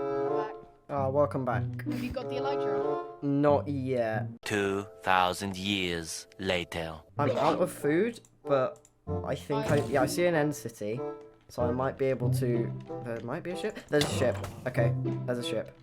And because these are already looted though. well, because these are unloaded chunks, I don't think it should be looted. Yeah, okay, there's an elytra. I've got the elytra. Well, I mean, it is by my calculations 48 minutes past. So I think that's 16. Oh wow.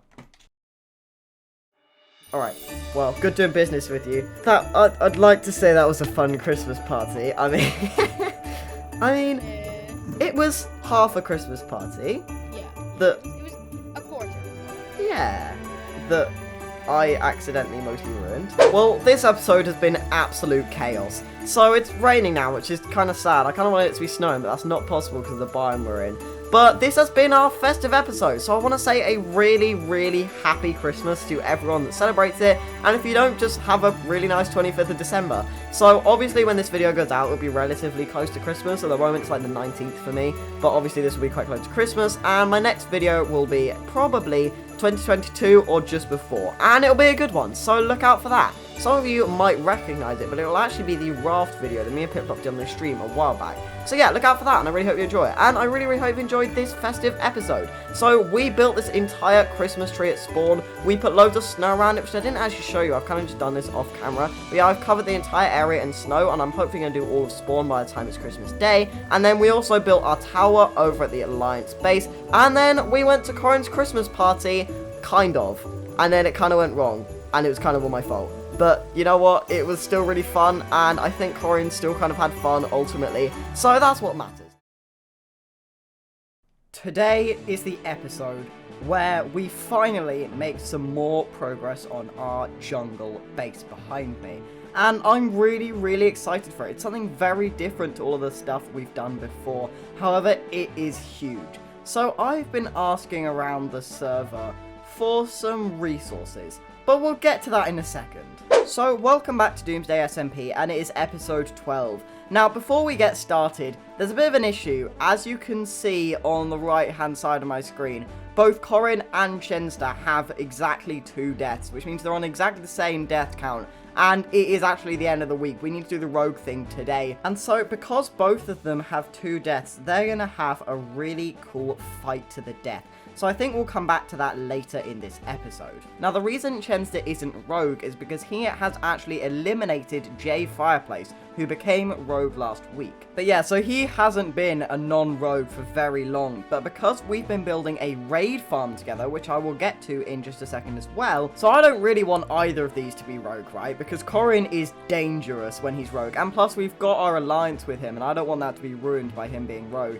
and Chen's has only been a non-rogue for like a week, so it wouldn't be very fair to him to be rogue. But anyway, now that's out of the way, I'd actually like to get on with this building project. So I said I've been gathering resources from around the server, and I mean quite a lot of resources. So this is a shulker box just of stone. This one is just cobblestone, and this is some random stuff I found going around people's abandoned bases and stuff. And Nad, I have to say a huge thank you to Nad, who has given me a lot of this stone. It's going to be super helpful for the build that we're going to be constructing today. Now, I have also cleared out this huge area here. So this is where the build is going to be going. It is a huge jungle temple kind of build. And I figured that would be a really cool sort of center focal point for this base. So I could put my storage system in there. I'm thinking I could put my nether portal in there. And I think I might even put some of my diamonds on display in there. So yeah, that's the plan. Now, I'm going to have to level off a lot of this ground as it's pretty hilly. But this is kind of the only place I could think of to actually build this, because it's a huge structure. And I think it'll look really nice with all the houses wrapping around it as well. With that being said, I might have to plant a few trees around here in the bamboo bit and maybe put some stuff on top of there. But that should be fine.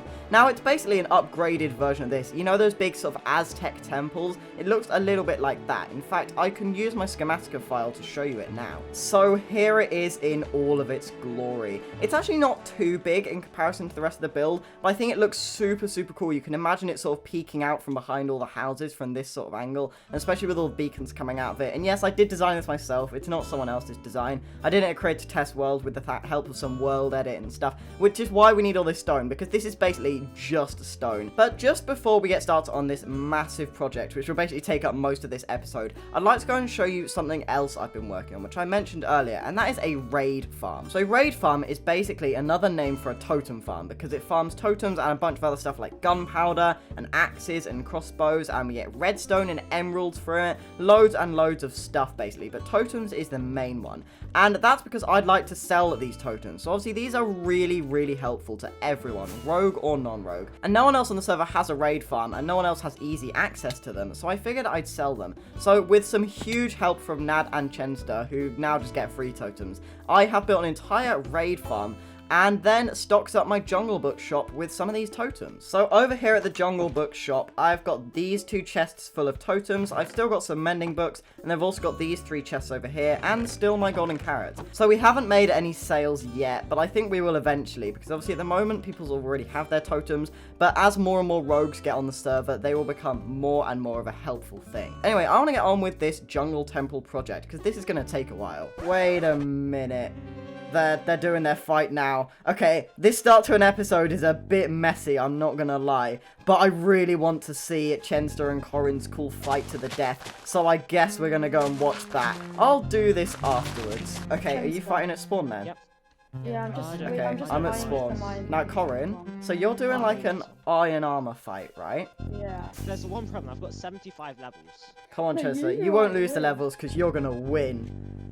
I believe in you. One of you has to start on one side of the tree. Yeah, One of you has to right, start on the other. Chenster, you come behind the nether portal, and And Corin, then, Corin, you come back here. yeah, you go, like, into the jungle trees, like, here. Like to here? Yeah, like where Nad is, like, next to that cave. Right, okay, so, don't go outside the snowy bit, because it's like a half Wait, arena. When to tell us when to do our saturation, please. Yeah, right, you can both eat now. You both eat. Ready? That's such a lie. I Yes, believe guys, you. come We'll count you in. Ready? Alright, come on, lads. 2, 1, go! No, I don't want you to have high ground. You come down there. Come down to my level. Boo! Not enough action! Stop! Hey, Don't hey, hit me! hey. Don't hit me! Fight! Fight! Fight! Yes! What the? Oh my Fighting. god, it's just the secret god at axe! Yo! Come on, Chester, chase him down. Let's go! You are half No! Chance, This is why crossbow should be allowed. True. I can't do axe! I need to... Oh, you're going out the snowy bit. Come back Oh, in. you're at snowy bit. Strike one. Corin.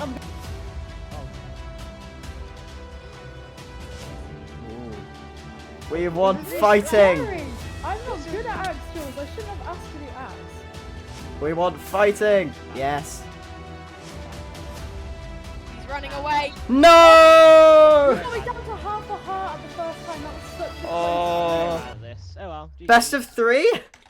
No, I'm down Best for of that, 3? I'm down for that. I'm down for that. Yeah, let's do best of three. Let's do best of 3. 5, 4, 3, 2, 1, go! Oh, they're my- fighting. He Oh. flanked. Oh, More hits. through him, Corin. Double hit. Loading his crossbow. Oh, a miss. 26. Oh my god, that was a Double scary eating. fight. That was scary. Oh, another crit. And Chenster's running. Oh, another crossbow hit from Corin.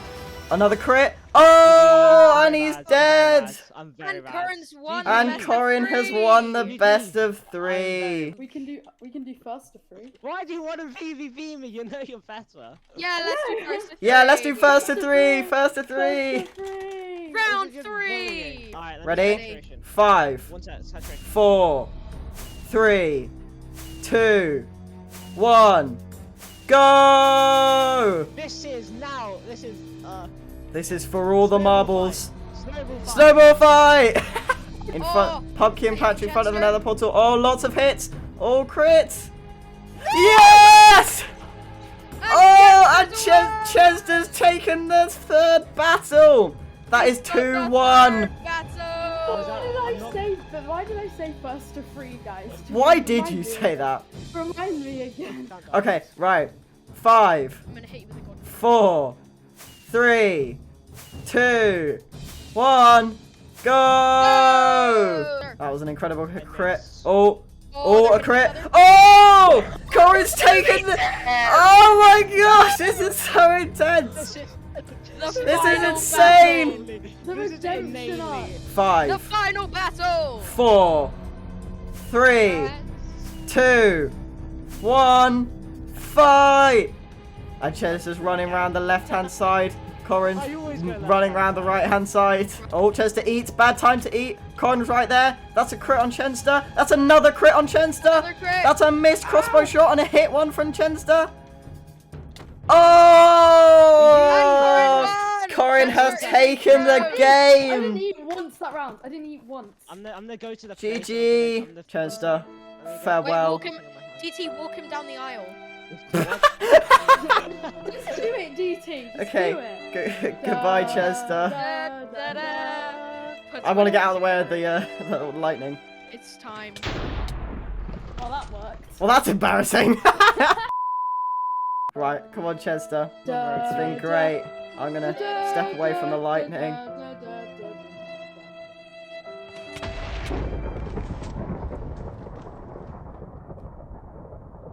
Dun dun dun. No!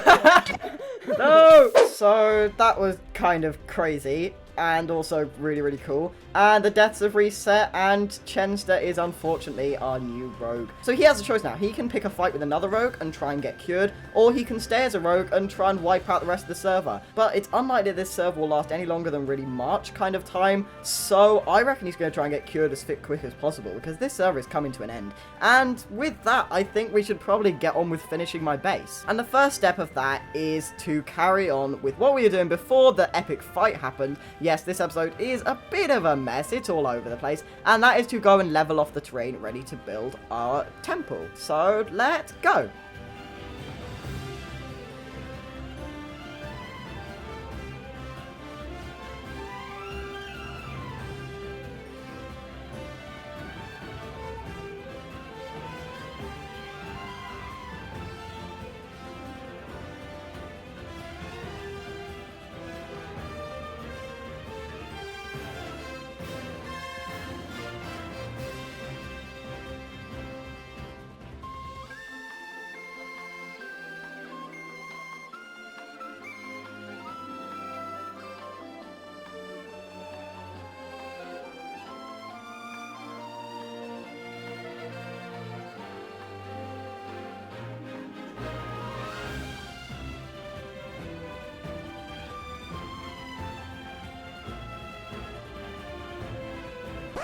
This is kind of embarrassing, but I'm a terrible YouTuber and forgot to record anything between doing that terrain leveling and then actually starting the build. I kind of got carried away with the building and did it on a stream and stuff. But anyway, let's just get out of the way. Enjoy the building time lapse.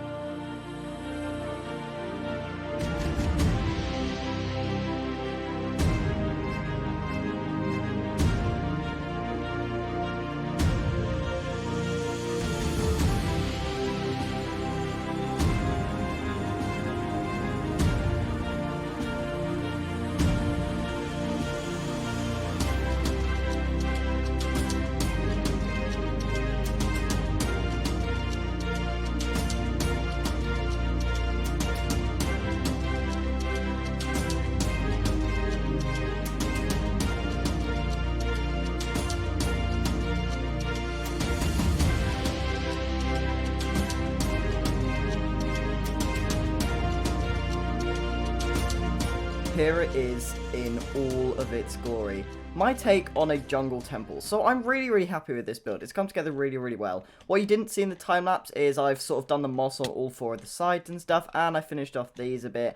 And I've also added a bit of an entranceway here and done a little bit of terraforming. I say a little bit of terraforming, I mean, it's not great, but it was far worse before. In fact, it looks like this. Yeah, I haven't touched this side of it whatsoever, because I've always wanted to do this bit. A lot of the terrain needs to come all the way out to here and stuff. I might even get rid of this pond completely at some point, but for now I've just kind of lit it up, especially as this tree, which has my starbase on, has always been floating. That's just natural. I haven't even done anything to that terrain. But yeah, I'll do this at some point. But anyway, back to the build. So I think instantly it's done a really good job of sort of bringing my base together. It looks so much more complete now already. And then once the houses are sort of wrapping all the way around the edge, there'll probably be a house on here. There'll probably be some more trees and stuff over there that I'll plant at some point. But yeah, I think it looks really good. Now, it looks good on the outside. The inside is another story. This is absolutely horrible, and we really need to do something about this. So in here, I want to have my nether portal, so the main access to my base, my storage system, and I want to have a quad beacon, so 4 beacons coming out the top, which is why it's got a hole directly through the middle, and which is why it's a 2-block center. So let's try and do that now. Now, I think this build might look quite nice with a bit of like an organic floor with all the moss. Definitely not just saying that so I don't have to build natural floor. But yeah, I'm just going to bone meal as much of this moss as I can and sort of see how it looks. Yeah, I do actually think this looks quite cool. Now, another good thing about moss is that it comes with moss carpet, so I can hide all of these torches under the moss carpet, so there won't be any visible lighting, which I think will look much nicer. I think I wasn't really sure as I was building it, but I think I'm going to get rid of this grass as well. I don't like how this looks. I think it would just look much better with the moss and moss carpet. Yeah, this instantly looks so much cleaner and so much better. Now, obviously, this is still a really big mess. I need to clean up on the inside of this. I think, to be honest, I'm pretty much going to keep the same shape. I think I'm probably just going to use stone brick stairs to hide the moss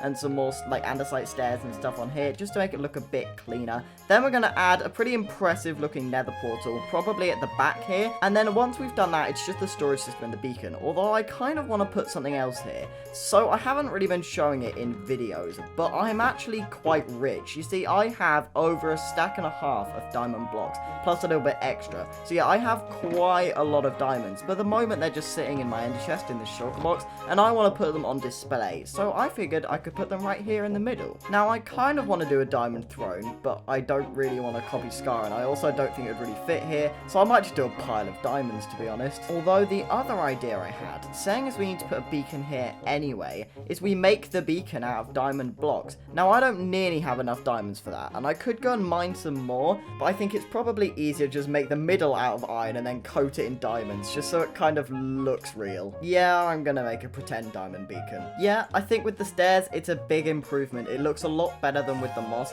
I think I'm gonna have to add some supports or something, maybe coming right up from there all the way down to here, like these sort of pillars, just so it doesn't look like it's kind of floating. I think that might look quite cool, actually. But then I've also sort of just leveled off these, because that bit was useless space, so I could never actually fit anything in there. And yeah, it's coming together. Right, this has taken far longer than I care to admit, but we've finally got the beginnings of an interior. So what I've done is put the stairs on all of the 4 quadrants, like I mentioned earlier. Then we've also kind of got, I guess they're kind of like support pillars going all the way up. Then I've tidied some stuff at the top, and yeah, it looks a lot better now. Now, I'm still not done, so the main thing I've got to do now is these stair parts. So what I've got to do is add actual stairs on the inside, and then also add these little support pillars and connect the pillars up at the top, just to make it look a bit more connected. Then I've also got these leaves serving as like vines, and I actually do think it looks really good. It's a bit of a splash of color, sort of against all the dark grey tones and stuff, and yeah, I really like it. Now, kind of ignore the fact that some bits are floating. I tried to make it look a bit like worn down and crumbled, but it didn't end up looking too good, so you kind of just got to imagine, basically. So yeah, that was just a bit of a progress update. I guess I'll crack on with these 3 stair bits. I don't really know what else to call them. Right, this has taken absolutely ages, and I've actually released a Dalek mod update video in the meantime and stuff, so watch that if you haven't already. But anyway, I have finished polishing up and cleaning up the rest of this interior. area, and it looks super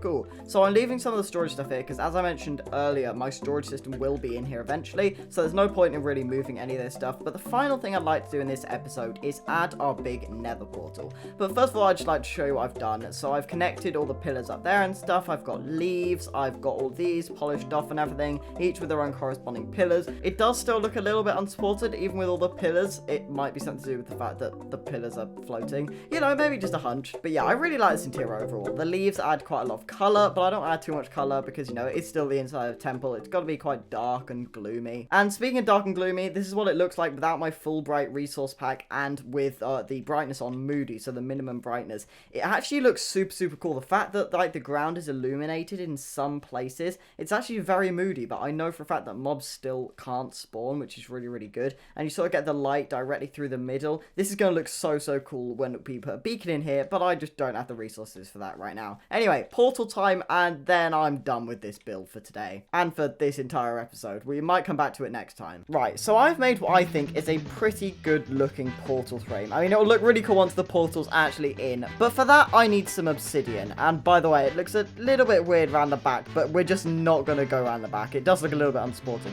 But anyway, I need to go grab myself some obsidian, and thankfully there's some right here. Right, and here we go. I managed to get the perfect amount to fill this frame, which was 24. And then if I grab myself a flint and steel, here we go. Here is my nether portal, finally, for my base. Now, we should probably see where this links up, because I've never actually had a nether portal over here at my jungle base before. Okay, this is a little bit random. Oh, I think I know where we are, because, yeah, those tunnels, I believe, lead all the way to the Halloween district and stuff.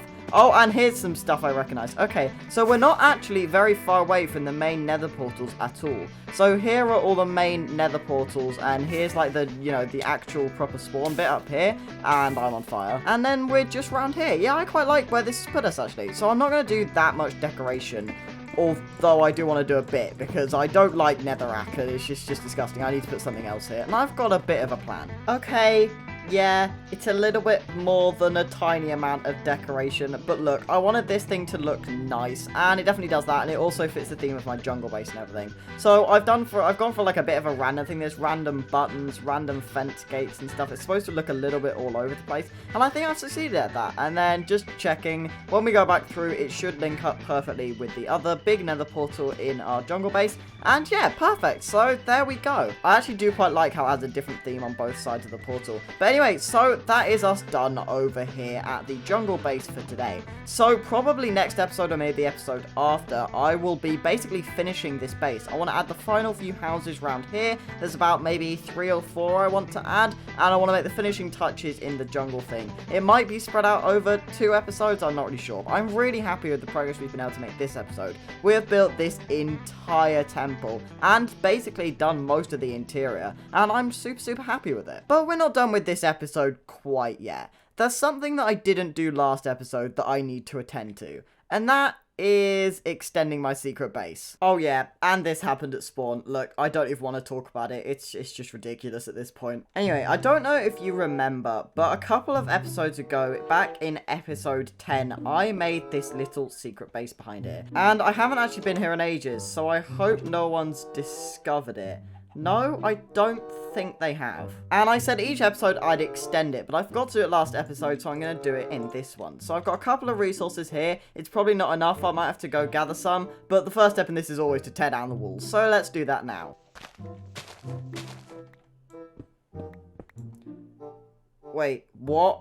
I've literally just started. What is this? What have I found? What's this? Leader Jack? What is this? And isn't this like a painting? Wait, is this through my oh, you're joking me. So a secret room made by J Fireplace. Oh, well, I'm not Piplup, and I would come and receive my diamonds, maybe, but he's not really on the server anymore. And then Leader Jack made a secret space inside. Oh, this is ridiculous. Okay, anyway, carrying on.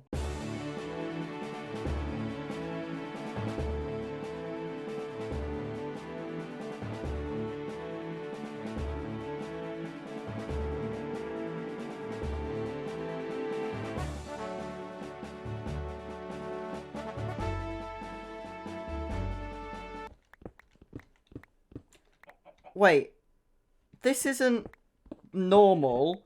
Hold on a minute. There's another... Okay, I'm gonna continue mining this out, but I'm pretty sure I didn't place this. There's the back of a furnace, and... Oh, is there something behind here? What? Are you joking me? Are you kidding me? Someone's made a secret base that's exactly the same as mine, just without a door, and it's in my secret base. Please tell me that. Okay, there's nothing behind the painting. That's ridiculous. Well, I mean, it saves me a job, because now I can basically I can put my wall here, and then probably next episode we might be able to combine these. I'll ask around and see if I can find out who made this. Actually, turns out it was Corin. I just found out. But yeah, we'll see next episode if we can link up with Corin and sort of combine our two bases. That would be quite cool. But yeah, I'll carry on with this. I'll be done soon, I swear. And no more interruptions.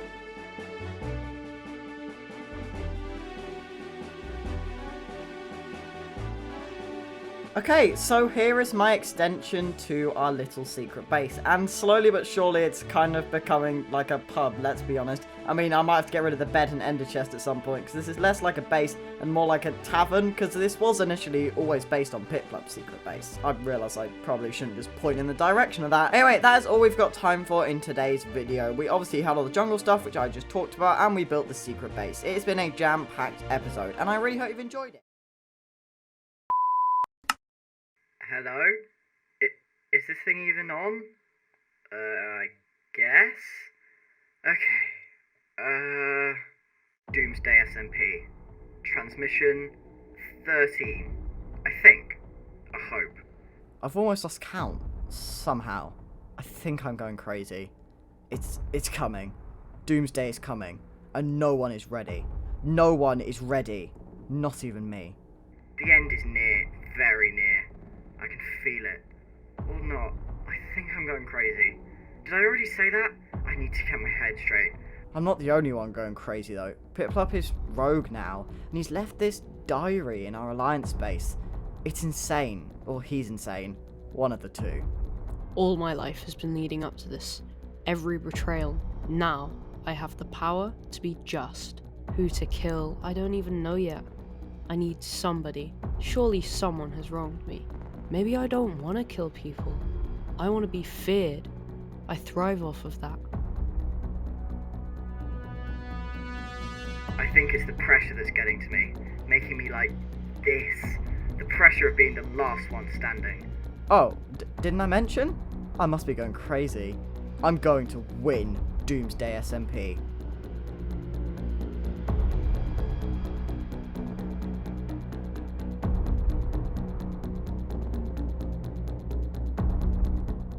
Yeah, it's coming. Doomsday is coming, and it's sending everyone a little bit crazy. I've been recording these strange transmissions. I don't really remember much from them after I do them, but I kind of just record them, and then I find them randomly on my computer. So I've included one of them in the intro for you guys, just so you see what's going on, because it's a little bit weird. I think it all started when I was recording episode 12, and in the middle of building this jungle temple, Piplup messaged me and Corin saying we need to meet up as an alliance. And from that day onwards, I don't think I've been the same. Friends, it's clear we are in dire times. As the rules state, for us to be allies, we either have to be all rogue or all non-rogue. Now let me ask you, would you rather we all be helpless, or we all be warriors?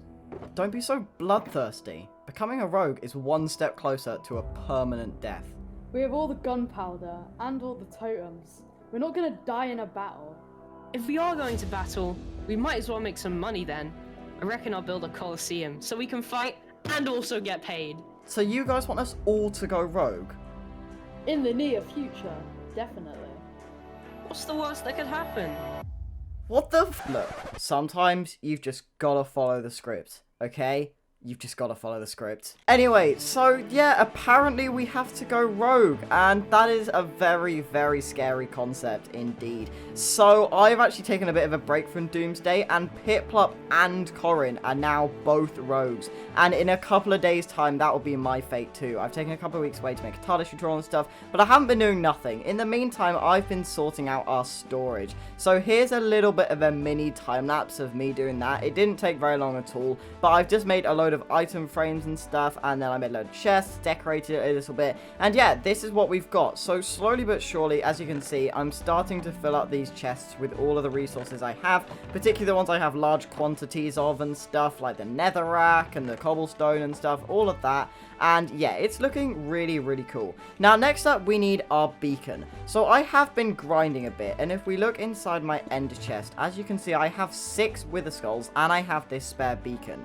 Now, that puts us at 3 beacons, and we'll go and kill the wither in just a second. But the issue with that is I want 4, and I did actually have 4. But the trouble is, I gave one to Corin for our alliance base. So, as you can see, our base now has all 3 beacons, which means we have haste 2, resistance 2, regeneration, and strength. But the issue with that... Oh, and apparently some creepers have been blowing up here. But the issue with that is that I'm now down a beacon. So, I believe Corin said he was going to replace the beacon, because I just did this because, you know, I didn't really have time. But he hasn't replaced it yet, and I'm sure he will in the future. So for now, I'm just going to nick this one. Look, it's not stealing if you put it there. And then I've just grabbed some soul sand. I only need 8, but I grabbed 34 for some reason. And now let's head over to the end. I think it's actually down here because people have been reorganizing the tunnels a bit and stuff. So I think it's this way. I hope it's this way. Please?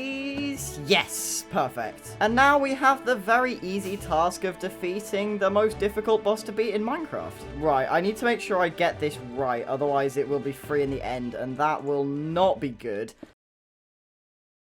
So if I place them like that, wait, is that... Oh no, oh no, oh no, that's not right. I've done something wrong. It's not in the middle. This is not good. I think this is free. Oh no, that's not good.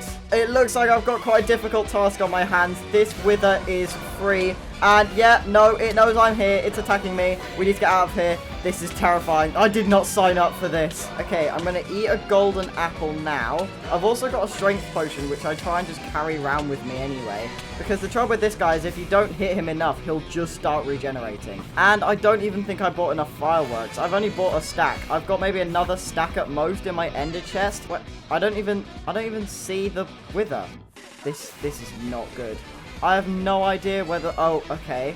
I see a skull. Okay, there's the wither. But he's not following me down. I guess we've just got to keep flying up. I'm not actually sure if I can do this. Because, you see, he's gone so far up that it's really hard to hit him. And if I don't hit him enough, he just regenerates his health. And I don't think he's coming back down. I'm trying to fly down slowly so that he comes down. But I don't think he is. So I'm not sure what we can do here. Okay, he's actually getting quite close to half health.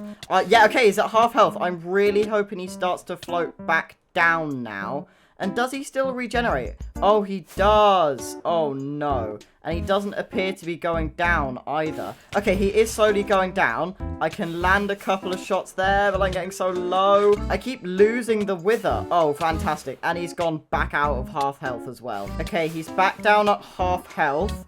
Now I need to go in with my sword, but I keep losing him. It's so difficult. I have got infinity, but I'm more concerned about the durability of my bow going down. Oh no, I'm on half a heart. That's my totem. That is my totem. Okay, please tell me I have another one. Okay, I have another one here. I might have a few more in my ender chest, but I'm not too sure. Okay, I'm getting quite low again, but so is the wither, slowly but surely. I'm actually landing some good hits now. That's one heart, half a heart. I think it's another totem. Yeah, that's not good. Okay, I need to remember I don't have another totem on me. But I'm just going to try and rush in a bit more before it all regenerates again. And just be as careful as I can. Yeah, I've got another totem, but I'm out of fire rockets. I can't even see the wither. And I'm down here on the ground. It's totally regenerating. I don't know what I can do about this. I'm going to have to wait until it's fully regenerated. Maybe heal my bow up a bit as well and then rush back in. Hopefully with some friends this time. Okay. Thank you for coming to help. Basically what happened is I was trying to do, you know, the end portal trap, right? Where there's the bedrock and you put the wither under the bedrock. But I misplaced it by a block. And it spawned one block behind, and then kind of just escapes and went free, and is now roaming about the end. Okay, the wither is regenerating, so I'll log off, just to make sure it doesn't regenerate anymore. Tell me when you're in the end. 2,000 years later. Okay, right. 3, 2, 1, go. Okay, I see a boss bar, but I don't know where the wither actually is. Oh, I found the wither. Yeah, it's at 450Y. Just land now. I think it's locked on. If it's locked onto you, it'll see you. Just land over here. Yeah, it's coming here. Okay, perfect. Right. You might want to put your chest plate Yeah, it's on. here. Oh, I've got an enderman on me. I can't attack it because of the stupid enderman. It just regenerates quicker than I can attack. I'm Fly like away, but not up if you need to. Okay, I think it's locked onto mobs, but it's moving like really weirdly. I don't know if Wither AI is just totally broken. Okay, yeah, no, it's seen me. Okay, it's half health. It's half health. We need to start hitting it with a sword. Okay, we can do this. We can do this. Okay, hang on. I need to heal 2 hearts. Okay, I'm fine. Yes! Yes. Yes! Oh, finally. Thank you so much for helping with that. Okay, right. I think this one. Wait, no. I almost really messed it up. Okay, 1, 2, 3. Yes, okay, this one is actually trapped. And just like that, this wither is defeated as well. I can finally turn my sound back on. Oh, so I've got to say huge thank you to Nad for helping with that. It's really, really appreciated. So anyway, let's jump back in the portal and get back to the stronghold. And we've got our 2 nether stars, which means we can craft our 2 beacons. Wow, that was far more stressful than it needed to be just to get 2 extra beacons for our jungle base. But I guess that was kind of a good taster of how difficult the wither actually is if you don't cheat it. Like if you do it normally without any underground methods, without the end portal method, without anything like that. It is a difficult boss. I can see why it is, technically speaking, the hardest boss to defeat in Minecraft. And just like that, we can craft up both of our beacons. There we go, 4 beacons total, plus the 2 I had in my ender chest from earlier. So now let's go and place these. So as I said, I'm going to coat this with diamonds, and I don't really have a proper design, but the trouble is, there's not very much space in here. So if I clear up these shulk boxes, which are all just empty, so we can place these in this chest for now, I guess. I've got to remember that they're in there. But yeah, there's not much space, so I am actually kind of considering just having maybe the top couple of layers peek out. Or another idea I've had is maybe we make this floor like glass and put the beacon under there. Yeah, so this is how deep we want it to go. And then I guess we can just do a bit of digging around here. Wouldn't this just be so much easier if we had a haste 2 beacon? So I really haven't done my measurements on this, but I believe it needs to be a square that is this big. So if we round this off on all the edges, I think this is how big it's supposed to be. I mean, that makes sense, right? You've got your 4 beacons here. So I'll work on making this look nice in just a second, but I do want to make sure that the beacon actually works. So if we place all of these blocks in here, obviously I haven't done the diamond ones yet, and then place the beacons, please. Yes, okay, perfect. I got so scared then. Oh, that looks just as cool as I thought it would coming out the top of the temple. I don't know. I am actually kind of thinking that maybe we don't use the diamonds in this way. Don't get me wrong. I still want to put the diamonds on display, but I'm thinking maybe some piles here might help to fill the space a bit more instead. And maybe we kind of just like cover this up with some glass or something. I don't really think there needs to be anything coming out of here. I think it looks quite nice like this. So with that in mind, I think I'm going to activate all of these beacons. So this one can be haste 2, and then this one I guess can probably speed 2 might be quite nice. I don't really know what effects I'm going to go with. Then I think strength and regeneration on this one, because I don't really need strength 2 or regeneration 2 or anything. And then maybe on this one we go with jump boost 2. So we don't have any resistance, but I don't think we need resistance. But we have got jump boost, we have got haste, we have got our speed, we've got regeneration, we've got strength. To be honest, I think that's more than enough effect for the time being. And I think I'm going to go with green glass. I was initially maybe planning on grey, so it doesn't look so weird coming out the top of the temple. But I think it'll look really nice with green. It'll go with the rest of the jungle and stuff. And if we put the glass at the bottom, it will also look really nice on the floor as well. So I'm going to go grab some cactus from my base. My village base, that is. Okay, I've got some cactus here, and while I'm here, I'm going to take all of these shulker boxes of sand so that I can fill up my storage system. And then I had a load of pumpkins there, and I believe I've also got a load of pumpkins. Yeah, I've got a load of pumpkins here as well. I guess I'll bring them over to my storage system as well at some point. I need to get used to the fact that I can jump up 2 blocks now. It's really, really helpful, but I've never really got this far in Minecraft. Like, the furthest I ever got, really, before this series was Dalek Mod Survival, and I only ever had 1 beacon then. So, yeah, I'm not really used to having all of these cool effects and stuff. While that's smelting up, we can have 2 sand chests right here. I think that might look quite nice. No, not a totem chest. There we go. 1 full chest of sand. And then another pretty full chest, if we're honest. And I also have now quite a lot of spare shulker boxes, so I think I'm also going to put all my shulker boxes in a chest as well. Because I have also got a load of shulker boxes over at my village base. There we go. Craft up our glass just like this. I got the perfect amount of glass, which was 4, and I got the dye, but I kind of forgot that you needed to craft it with 8. Anyway, we should then just be able to put these 4 glass on here like that, and that fits much better, and I kind of hope it looks the same outside.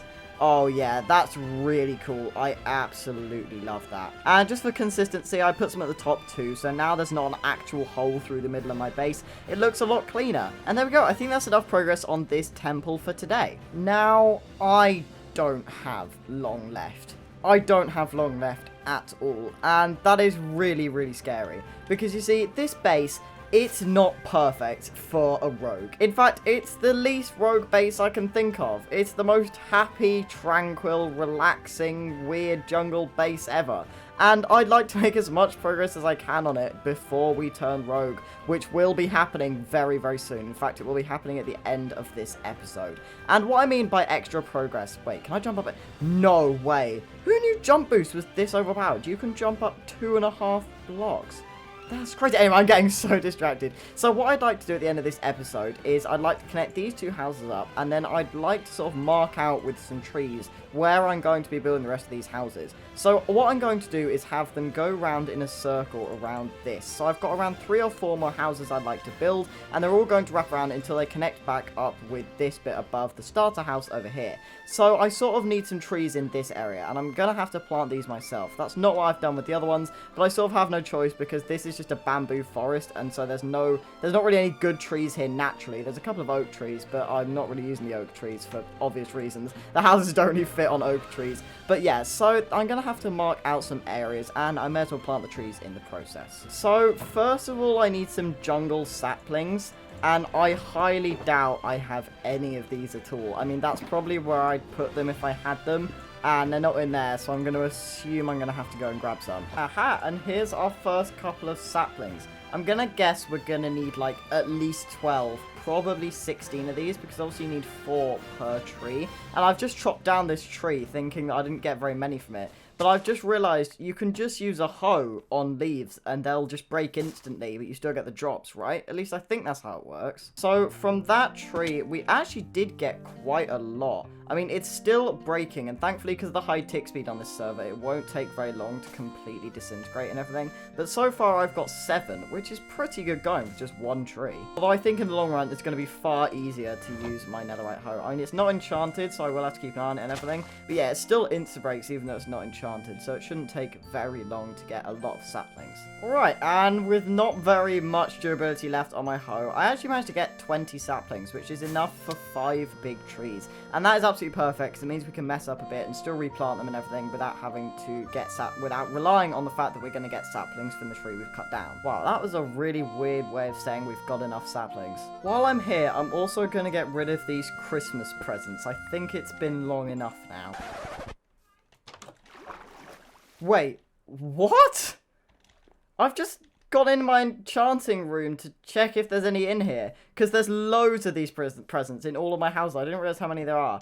But it's flooded, and there's an axolotl in here called Among Us. Wait, what? What? What? Well, I mean, for starters, I've got a new best friend now. I'm keeping that guy. Wait, it's not even called Among Us. It's called... that's ridiculous. But also, how do I get the water out of here? I mean, I guess I can just place a load of blocks. Wow, that's quite funny. I had no idea that was there. I guarantee you that's been there for an incredibly long time, and I just had absolutely no idea. Oh, no. The slabs are waterlogged. That's going to be really annoying to get rid of. Okay. I think that's the last one. And then... Yes! Okay. We are officially de-flooded. Wow, I'm surprised these books are still okay.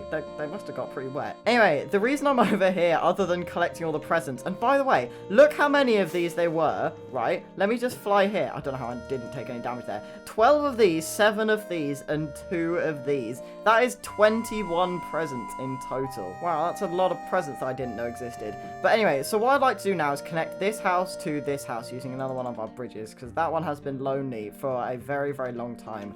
And I don't know if I've still got all the resources for it. And I've got this, but I don't know. Okay, it's got some spruce trapdoors and some spruce slabs. In fact, I think that should be enough resources. I was just slightly concerned about not having enough spruce, but I think we're fine. Oh, wait, no, I missed 2 presents. Oh, these. I'm going to find these all around my base for such a long time. This is going to be really annoying. Okay, I haven't got any buttons, but I've got pretty much the rest of the resources. So I'm just going to see what I can do with this. Yeah, I mean, it's a path. It serves a purpose. You can walk along it, and it fits in with the rest of them. I'm not really going to bother with adding any foliage for the time being. You know, I can at some point, but I don't really need to now. Oh, yeah, and I only have 1 door. So I've gone for a Pearlescent Moon Season 8 kind of door thing. And now that part of the base finally looks like a part of the base, and now we can get on with marking out those trees. So I think to start with, maybe one about here would look quite good. Yeah, I'd say that looks about right. It might be quite close to this one, but if it's on a different level, which I think it will be because of the fact that I've planted a bit of a ditch area, I think that will work out quite nicely. Then from that one, I think we could probably fit in another 2 before we get to that tree. I think maybe here might look quite nice for another one. Then I think maybe we could come in a little bit further towards the temple and maybe plant one about where this oak tree is. So I'll get rid of this oak, and I think we could plant a jungle tree here in its place. But I maybe also want to add like a cross section, so it will come from here to there. Sorry, it will come from that direction to that direction and go straight through. But I also want to add like a bit that goes behind, maybe up to this tree here. And I want to build, if I have time, this is because I don't have much time left on the server. I mean, we've literally got like a week or 2 until it ends, so I don't want to do anything too major. But if I can design maybe something like a lookout tower or an astronomy tower or something that can be a little bit away from the base. I mean, it is far enough away that we've no longer got the beacon effect, so that's something we'll have to consider. It can't be a part of the proper base, but I don't know, if it comes off behind, that might look pretty cool. And because it's not connected to the actual sort of ring of houses, it doesn't really matter if we don't get to build it. I have no idea why this tree is being so stubborn. There is absolutely nothing blocking it from growing. Literally nothing at all. It's got a perfect view of the sky, and yet I've wasted... Oh, and yeah. Of course, as I say that, what I was about to say is I've wasted half a stack of bone meal on it, and then it naturally just grows. Now, we are going to have a bit of a dip because this one is quite low as well. So instead, for the next one, what I'm going to do is just grab some dirt, and then that way we can sort of pillar up a little bit and then replace it with our logs a bit later on. So I'm literally just going to go something like this. Okay, and there we go. This one has grown, and then let's fly up and take a look. Please be a little bit taller than the rest. Okay, yeah, that's far, far better. So now we can have one going across from here. It's about a similar height to this one, but I don't think it will really be that difficult to connect this tree to that one as well. We can just have a bit more of a steep path, and maybe this one goes over to that tree as well. Who knows? But there's a lot of potential for this, and I'm really glad we've sort of marked these out ahead of time, although it is going to annoy me if I don't replace the dirt as quickly as I possibly can. And there we go. A very cool looking, actually, and a very long jungle tree indeed. But that's all we've got time for today for the jungle base, because as the sun sets, so does my time as being a non-rogue. Piplup and Corin are both rogue, and now my time has come too. But we can't just become a rogue. We've got to die first. And the sun has gone down, and with no totem in my hand and no armor off, and my respawn point set, so don't worry about that, I am just going to jump. 3, 2, 1.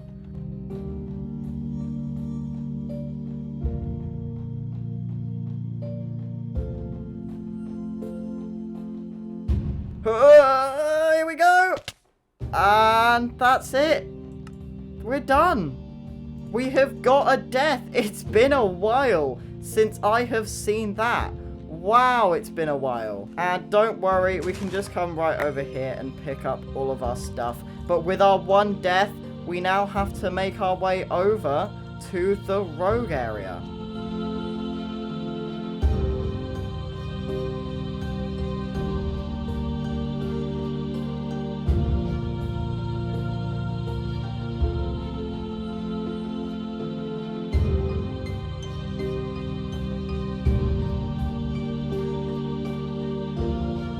Now, this isn't the first time I've been here, but it's definitely the first time that I've been here for its true purpose, and that is to become rogue. I'm definitely scared, but I'm also kind of excited to be rogue in the last few weeks of the server. I wonder what I can do. Well, regardless of that, the sun has gone down. It's over.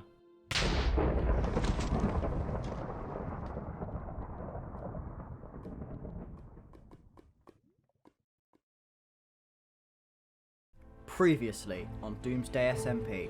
Doomsday SMP. Transmission 13. I think I'm going crazy. Doomsday is coming, and no one is ready. I'm going to win Doomsday SMP. So you guys want us all to go rogue? In the near future, definitely. Now, I don't have long left. I don't have long left at all. Piplup and Corin are both rogue, and now my time has come too. The sun has gone down. It's over.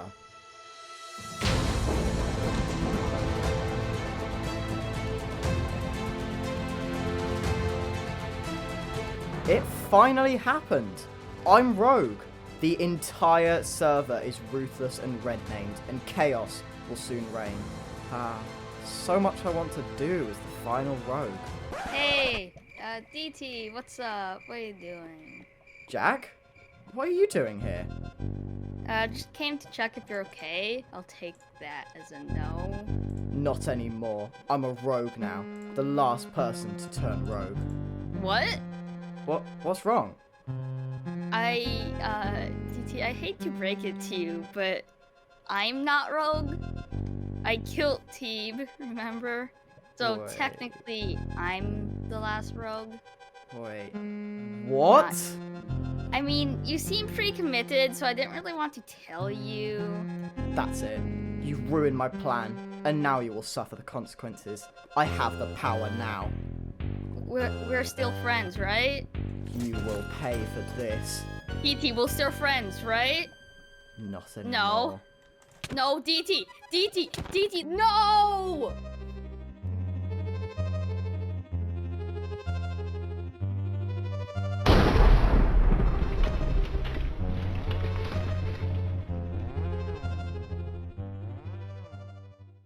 So, yeah.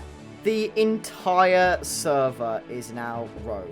Or it will be once Jack remembers to actually do the rogue ceremony. So for now, there is still one non-rogue. Wait, my eyes are the wrong colour. You saw absolutely nothing. But yeah, so welcome back to Doomsday SMP, episode 14, and this will be the second to last episode. That's right, my next episode will be my last. We'll be ending on a very nice and round episode 15. So today, what I'd like to do is finish off my jungle base completely. I'm going to do some streams and stuff, which obviously would have already happened by the time you see this video. But yeah, I'm going to do some streams and finish off the base for good, so that by the end of the series, and when you guys get your hands on the world download, you can see my very much completed base. So the reason I'm over here at Piplup's base is because what I'd like to do before we go over to our jungle base is in fact go down to our secret base. Yes, there's a lot of bases in this episode, so I'll block that up because I still don't think he's found this yet. And that is absolutely crazy. I very much expected him to find it by now. But what I'm going to do is for the final time extend this by another layer. But what that actually means is we're going to collide with Corin's base. Now, I know we normally do this at the end of the episode, but I thought I'd do it at the start, you know, just to make a bit of a change. But obviously the issue is, Corin's is quite a bit smaller than mine, because obviously he built it when I built my very first iteration of this base, and since then I've kept expanding it. So I'm obviously going to have to expand his one as well while I do my own one. So let's do a little bit of a time lapse of us doing that.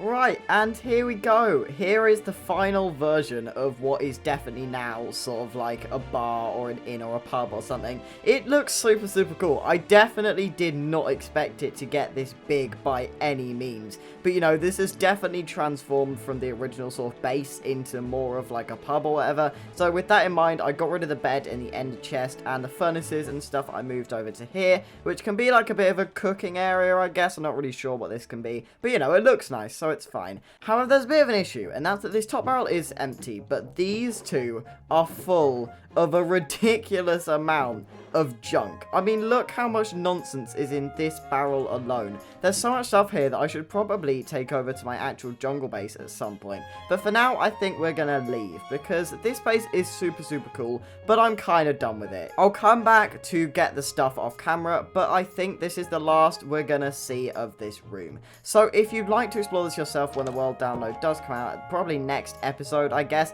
then all you need to do is break the blocks behind Pitplup's chair over here, and yeah, you can go straight down, and don't worry about flooding it. I try not to, but it obviously can't go through the door, so it really doesn't matter. The only reason I try not to is because he's got an axolotl here, and I don't think he'd be very happy if I let it go down the stairs and it never came back. You know, I'm just gonna leave now, to be honest. And now let's head over to my jungle base to actually make some progress. Or rather, all of the progress, because we need to finish it. So this episode is obviously going to be very, very time-lapse heavy indeed. However, I'm obviously not going to get the whole thing done in one stream, so there'll be a couple of different time lapses, and I might do some building just in first-person mode normally to sort of break them up a little bit. But yeah, the majority of this episode will be building, but there might be some cool stuff at the end. There might be. You know, I'm not going to make any promises, because I don't know if I'll be able to. But, you know, just look out for that just in case. But watch till the end to find out, you know, just skip to the end. That's cheating. But yeah, I'm not going to try and delay this any longer. We need to get on with this. And so with that, let's start a little bit of a base building time lapse. And when I say a little bit, I mean a lot. We need to finish this base. And it might not be in this time lapse, but if it's going to be in this episode, I can imagine this time lapse is going to be pretty long. And so with that, let's go.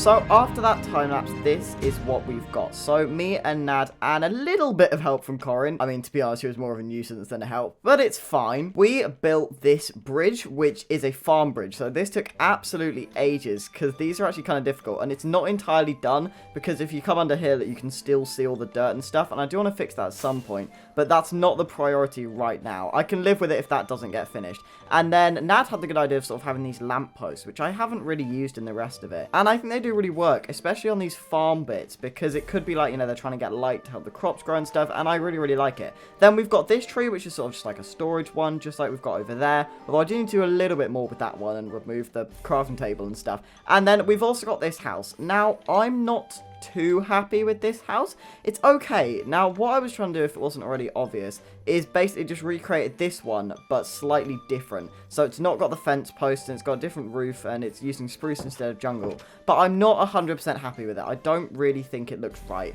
I think it does look a little bit weird, and I might fix it at some point. But again, just like the dirt under there, it's not the main priority right now, because I want to get on with the rest of these builds. So we've got one going right here, one down here, one over there, and then one up there, and then we need to connect it all with some bridges. So I've got the design for, well, for one of them.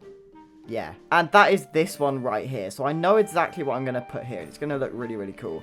As for this one, however, I've not really got a design. So I think what I'm going to do is do what I did with this and copy but change one of these little houses. So I think I'm going to go with this one right here, and I'm not going to change it much at all. And my reasoning for that is the reason I changed this one over here and that one is because I feel like with this house here, it could just be like a house. Like these other ones might have a purpose. You know, if we're going back to the story of this, they've some people have sort of found refuge in the temple and started building a village up. So yeah, I think some of these can have a purpose. For example, this is very much like a lookout tower leading out that way. That's why it's quite barricaded and not got much space inside.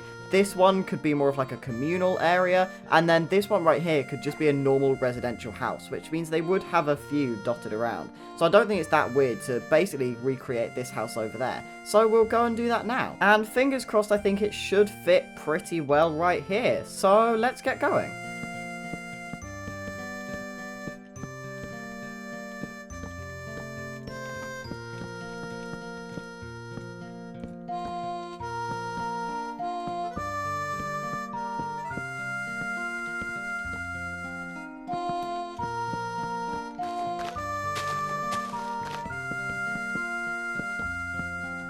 Right, there we go. Here's the house. Basically, the only things I changed is that the windows are fences instead of trapdoors. And then I also changed the stripped wood to be barrels instead. And I think it looks really, really nice. And it fits perfectly. I'm so glad we did this one. Now, at first, I did struggle to find the center of this tree. Had to look for the trunk and stuff. Because look, as you can see on this side, for whatever reason, it's completely different to all the other sides. So I'm going to fix that up really quickly, because it's going to really annoy me if I don't. There we go. It's actually not as bad as I thought. It was only a couple of leaves, and it looks much better now. And it also means that you can get round to the rest of the tree, which is something that this really, really needs. Because obviously, lots of these houses have entrances at both the front and back. This one has an entrance there and an entrance out here at the top, and most other houses do. And the ones that don't need to be able to walk around so that you can literally go all the way around in a circle. That's sort of the aim of this base. Now, just before we move on, I am going to sort out this path as well, because it just doesn't really look right, and it needs texturing as well. There we go. If I'm totally honest, I'm not really sure it's an improvement. The other bridge was very, very cool, but I think it fits much better with the rest of the build and all of the other bridges that we've got, and I think it just looks a little bit cleaner overall. So now what we're going to do is move behind this brand new house and build one down here.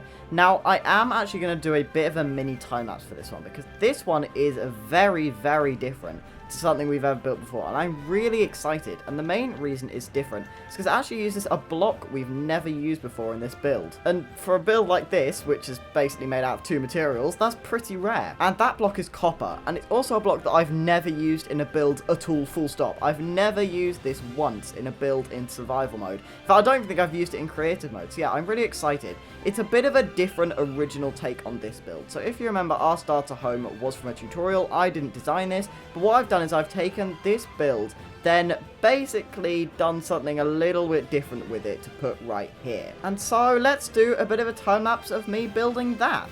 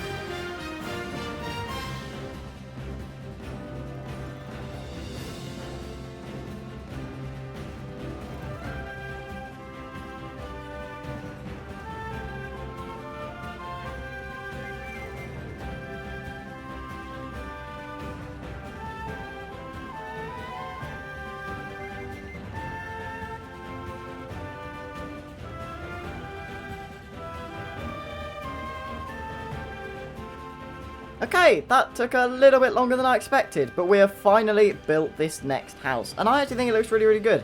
And we've also got a random little ocelot that spawned there. And to be honest, I don't think it can actually get down. So it's kind of just going to stay there, which is actually pretty cool. However, there's something a little bit annoying about this copper, which I completely forgot about while building. And that's that I need to wax it. You see, copper, in case you weren't aware for whatever reason, basically it ages. So over time, this will go from this lovely orange to a green. And I really don't want that green. It doesn't go with the rest of the build. It doesn't go with all of these lightning rods and everything. However, in order to wax it, you need to actually put honeycomb on it. And I don't have any honeycomb at all, which is kind of an issue. Because obviously that means that I just need to keep scraping it. Yes, you look already over here, I need to use my axe to get rid of it. And using my axe is fine for now, but it's once there's absolutely tons of blocks that need waxing that it gets a little bit painful. I've also realized I really should clean up the inside of this roof. It looks horrendous. But before we move on to the next one, I need to link this house up to the one behind it. And I think, to be honest, I'm going to do something that I haven't done yet, and that's just a bit of a cheaty way of doing it. And instead of making a really steep bridge here, what I'm just going to do is extend this out a little bit and then just put a ladder that leads all the way up there. And I think it might work quite well, because obviously this is like a very industrial kind of one, and a ladder does kind of look a bit more industrial than the organic stuff we've been building so far. And it might kind of look cool if I build the back thing of the ladder out of cut copper. I mean, you can kind of tell I haven't planned this, so it might go terribly wrong, but I'm gonna see how it looks. Yeah, to be honest, I actually don't think it looks that bad. I mean, I obviously need to add the lanterns there and there, but yeah, I'm actually quite happy with this. But I'm completely done with this house. It took well over an hour, and I want to move on to this tree. Now, initially, I did plant this tree right here, but to be honest, I just don't think it's necessary. Like, we've got our sort of main communal area over there, then the houses do spread out a bit more, so I don't really think we need another one over here. Instead, what I'm going to do is just bring the bridge directly across to this one. I might even go from under there and do a bit of a bridge up to here.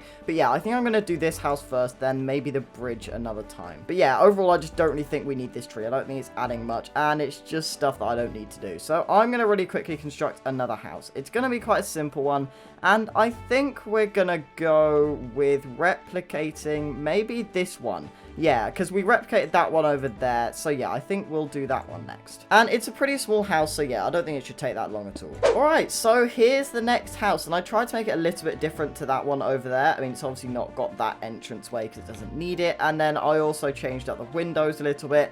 And I mean, I'm calling it sort of like open plan. Like, sure, you know, you can sort of just walk through all the walls and everything, but it looks cool, so I'm not complaining. These houses are literally empty. It's not like I need security. Although, I've just realized I haven't done a floor, so I'll do that now. Give me just 1 second. There we go, a lovely patterned floor. Definitely not because I had too many barrels. But anyway, now we need to construct 2 more paths, and then we are officially done with this base, other than any other decorations I might add later. So we need 1 path connecting this bit to this bit, and then another path connecting this bit to this bit as well. But I'm afraid that's gonna have to wait. I'm probably gonna do it off camera if I'm honest, because I am totally and utterly done with this episode. I mean, from the moment I became Rogue to now, this has taken over a month to make, so I really want to release it and get it out there before basically the entire server finishes. So we're going to do that another time. Yeah, I'll probably do it off camera. And so, this is it. After almost 6 months, half a year of pure chaos, it's finally coming to an end. Ladies and gentlemen, welcome to Doomsday SMP, episode 15, the finale. I think it's safe to say that there's a lot of memories that we will be reliving in this episode, and I'm really, really excited for it. And I'm really happy as well that this SMP is finally coming to an end. Not least because it means I don't have to make any episodes anymore, and trust me when I say that these were difficult. I mean, there's so much more content in these episodes than I've ever been used to while making videos. There's so much more than Dalek Mod Survival had in all of its 20 episodes. What with all the building, all of the different lore, all the storylines, the cinematics, the meeting people, absolutely everything. It's been chaos. Yeah, it's been tough. It's been pretty difficult, but I'm so glad so many of you guys have enjoyed watching them. And it's also really sad that this SMP is coming to an end, because I have had so much fun on this SMP. And I know almost every single member can say exactly the same. However, it's also a little bit scary, because, well, we thought we'd go out with a bang. And on a server called Doomsday SMP, that's only going to go one way. Yeah, Doomsday is a thing, and Doomsday has arrived. So yeah, Doomsday will be happening in this episode, but there's some stuff we need to do first. So with that, let's head over to the jungle. Alright, and here we are. Now, just like I said I would in the last episode, I've added all of my finishing touches, which means this base is technically complete. And here it is. Now, it's hard to get a good view unless you go really far up in the air, and I don't have the fire rockets for that. So what I've done in between episodes is add this really nice looking farm bridge over here, and then I've also connected this house to this one with a nice bridge over here. I've set up some bees over there so that I can keep waxing this roof, which I'm not quite done with yet. There's still quite a few blocks that haven't been waxed, and I'm still having to scrape off quite a few, as you can see here. And then I've also gone all the way around and filled in under bits of these farms, so there's no dirt anymore at all. I put some extra stuff like some pumpkins and melons on that sort of connecting storage bridge over there, and then just put some leaves around the entire thing. And I have to say, the leaves look absolutely fantastic. I did not think they'd look that good. So I put them on the bridge, and I also added these stone buttons to look like some little pebbles on the bridges and stuff. So here's a good example of where I use the leaves. I've sort of connected it all up a little bit, and it looks really, really nice. It's really nice to sort of just walk all the way around now. And then I've also done something which is actually quite big. So on top of finishing all of this, I've done the terraforming. So I actually spent a decent amount of time and made this entire hill and filled it up with all of this bamboo, and it looks so much better. Now, if you remember, there was just a lake here. Like, I've made this entire hill starting from, I think, like, yeah, up here. And then, look, if we mine under here, as you can see, yeah, this is what was there, and I've just leveled it all off, and it's turned out really, really well. I'm definitely not a terraformer. I can't do terraforming at all, but I think it's turned out quite nicely. And the fact that I've planted bamboo here just ties it all together really, really nicely, because now there's sort of bamboo all the way around the temple. And speaking of the temple, I've basically moved all of my belongings into here, finally. So I filled up loads and loads of these chests with all of the materials that I own, including loads and loads of iron from the iron farm, and then everything else that was left over at my village. I've even got the dog that was never seen on camera over here. I've then got 2 strong boxes of stuff that I didn't really know where to put, and a random crafting table, which I think I can get rid of. And yeah, this is basically all of my belongings in here, so I've officially moved over to this jungle base. It only took the entire season. So yeah, that means I'm officially done with this base. Other than just occasionally waxing this roof, there is nothing else I would like to change or do. Now, initially I was going to change this ladder, but I honestly just don't think it's worth it. It's fine. But yeah, so this is how you guys will see... Oh, fantastic. And it's raining. In fact, to be honest, that's actually kind of good, because now I can zoom in the air and give you that aerial view I was talking about. Yeah, there you go. That's quite how big this base is. It is by far the biggest base I have ever made in Survival Minecraft. And it's the best base I've ever built in Survival Minecraft, in my opinion. It massively tops my base from Dalek Mod Survival, the hole in the ground. And yeah, it just looks super, super cool. Almost all of it's original, apart from that over there. I designed this temple and everything. And yeah, I could not be happier with this base. I think it's turned out amazingly. Now, just before we leave, for probably the second to last time, we'll be returning a little bit later in the episode so that I can put my stuff on display for you guys for the world download. We're going to do something else in a minute. I'd like to do something a little bit special. So this base has mainly been built in one form: time lapses. And I know some of you guys like the time lapses and some of you don't. But for those of you that do, I'd like to do something that I did with Dalek Mod Survival, and I think is a really, really nice way to sort of mark my base as complete. We're going to do the final time lapse. This is going to be a compilation of every single time-lapse I've done on this server that is to do with building this base. Right from building the starter base, you can see down there behind me, to the time-lapses we did last episode, literally just finishing it all off. And there will even be some time-lapses of the stuff I did off camera, because I managed to record that. So yeah, please enjoy this one final time-lapse. It's going to be pretty special. And so, with that, for the final time, let's go.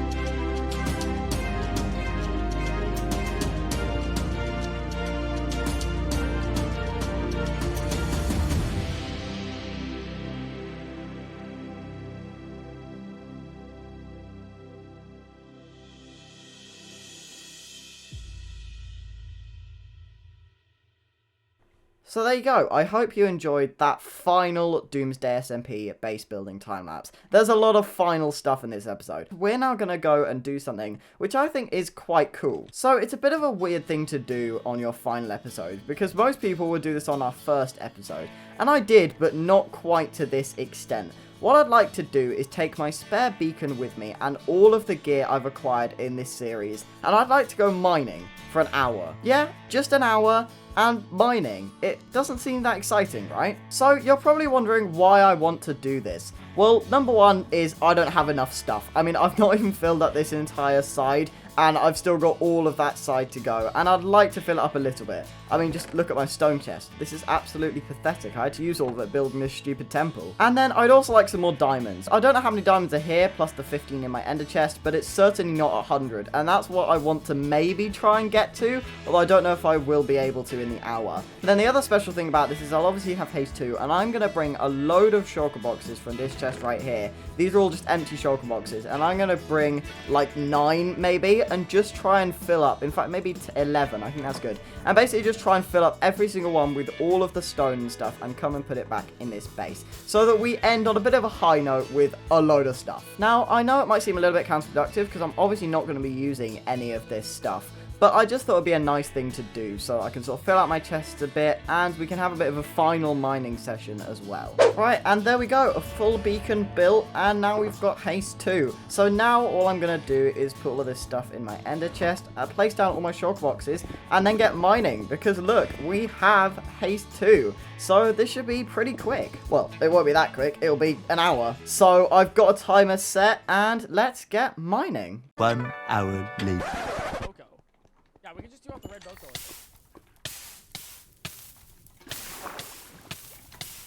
Oh dear. That's not good. Ignore the background audio. I was watching a video. Oh no. I think I just have to trigger spawn. That's fine. Okay, I've got it on copy paste. Let's just try this. Go. Yes. Okay, we're burning.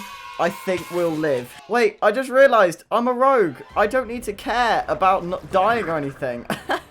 It was more just about like losing my stuff, but we have the grave plugin as well, so it would have been fine. Oh well, we survived, so that's good. Oh my word, the axolotl survived. I was not expecting that for 1 second. I thought it was an absolute goner. Okay, right. I know how random of a thing that was to do in a finale, but I'm actually really glad we did it. I had loads and loads of fun, and it's really interesting just to see how much space you can clear out with a beacon, even though you've got the deep slate which can't be insta-mined. And I actually gained a lot of stuff from it. So first of all, I'll show you sort of the area that we've cleared out. It's a huge, huge area. It goes that way quite a lot as well. It's tucked behind that corner and stuff. And then in terms of how much stuff we got, this is all the good stuff. So there's a lot of diamond ore, plus one that I accidentally fortuned, and a decent amount of other ores. I mean, as you can see, I didn't collect much apart from diamonds, because I don't really need any more coal. In fact, I don't really need any more anything. It's more just the diamonds. And then I got quite a few blocks. And I mean quite a few blocks. That's all of the shulker boxes we managed to fill. Almost 5 full shulker boxes of blocks. The other ones, unfortunately, didn't manage to get filled. But I think you can let me off on not filling up all of them, considering we had some near-death experiences and a lot of disruptions from a lot of mobs. But yeah, I'm super happy we did this. I had loads of fun, and I hope it was something a little bit unique in a finale. I mean, it's a little bit weird, but it's a little bit unique. And now that's left to do is just pack up and head on home. And now we've got the very fun task of fortuning all of these diamonds to see how many we get. And obviously we're not going to get those 100 diamond blocks. I think that was far, far too ambitious. But we might get a decent few. I mean, there's a lot of diamonds here.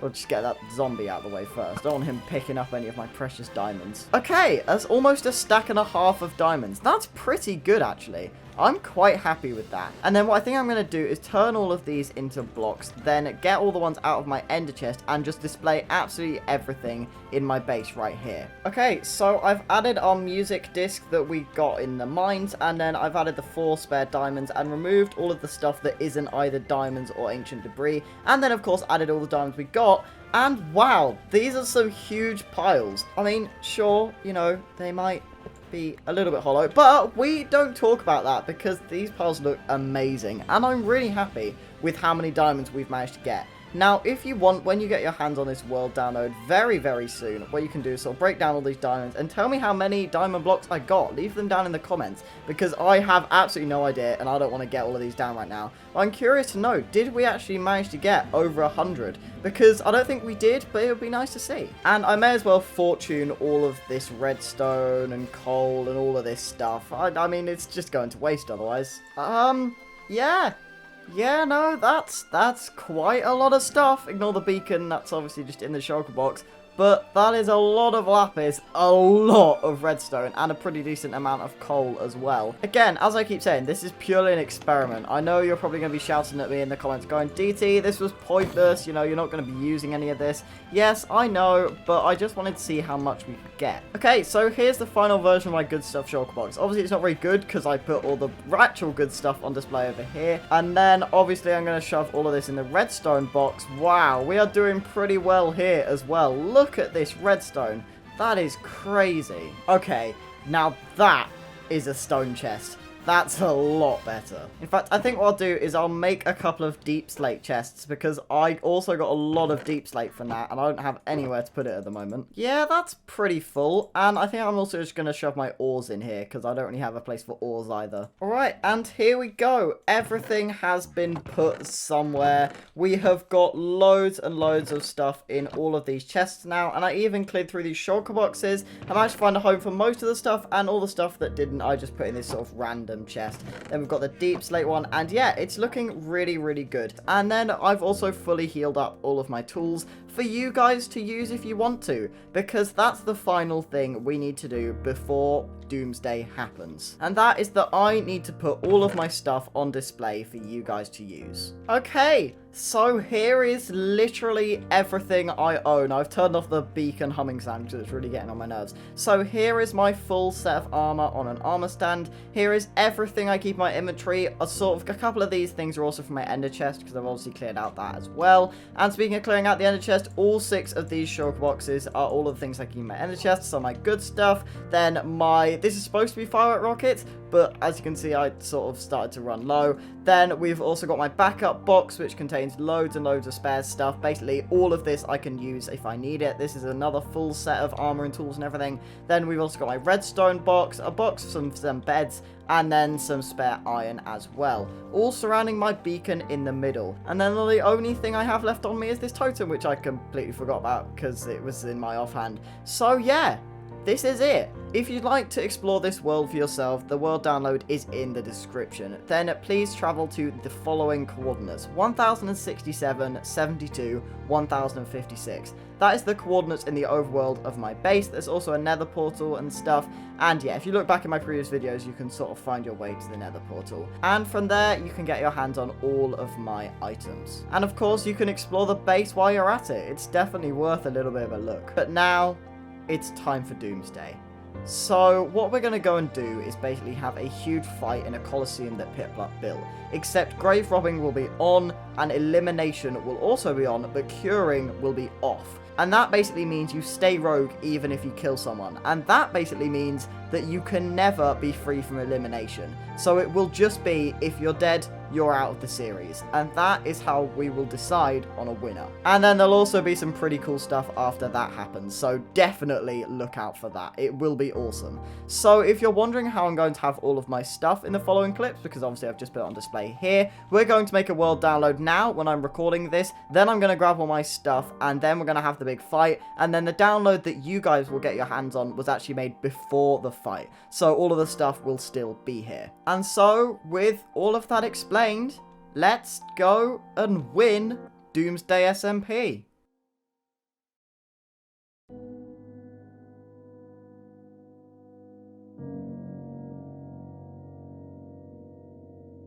It's time, everyone. It is Doomsday, and it's time for the end.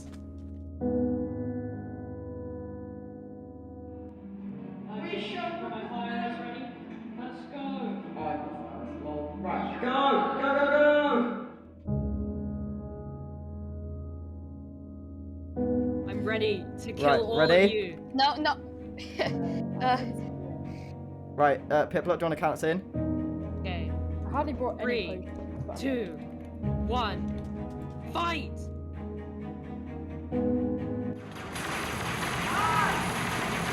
So loud. And then, finally, it was time. Wait! Important announcement, I need to put on fire. I haven't put on my texture packs, I haven't put on my texture packs. Bruh. Yo, the game! I'm using all your diamond blocks, Corin! Stop! Stop! No, No, help! No! No, why? No! Bro! There we go. Oh no! No! Oh no! Oh no! Who did that? Who did I'm that? still alive! I'm still alive! Who did that? Still alive! The fight continues! Corin, you're dead for that. Corin, you're dead for that. See, I told him, oh, you brought debuffs, that's smart, right?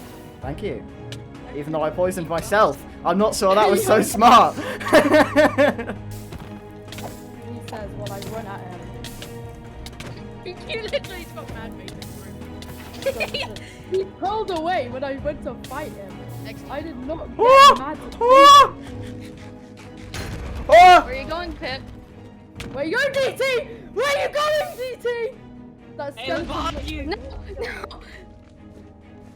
Oh, DT. Yes, This is just gonna last for like ever. this I is. know. Yeah, well, my armor's gonna break because I forgot to repair it before the Well, fight. I bought 2 sets of armor, so...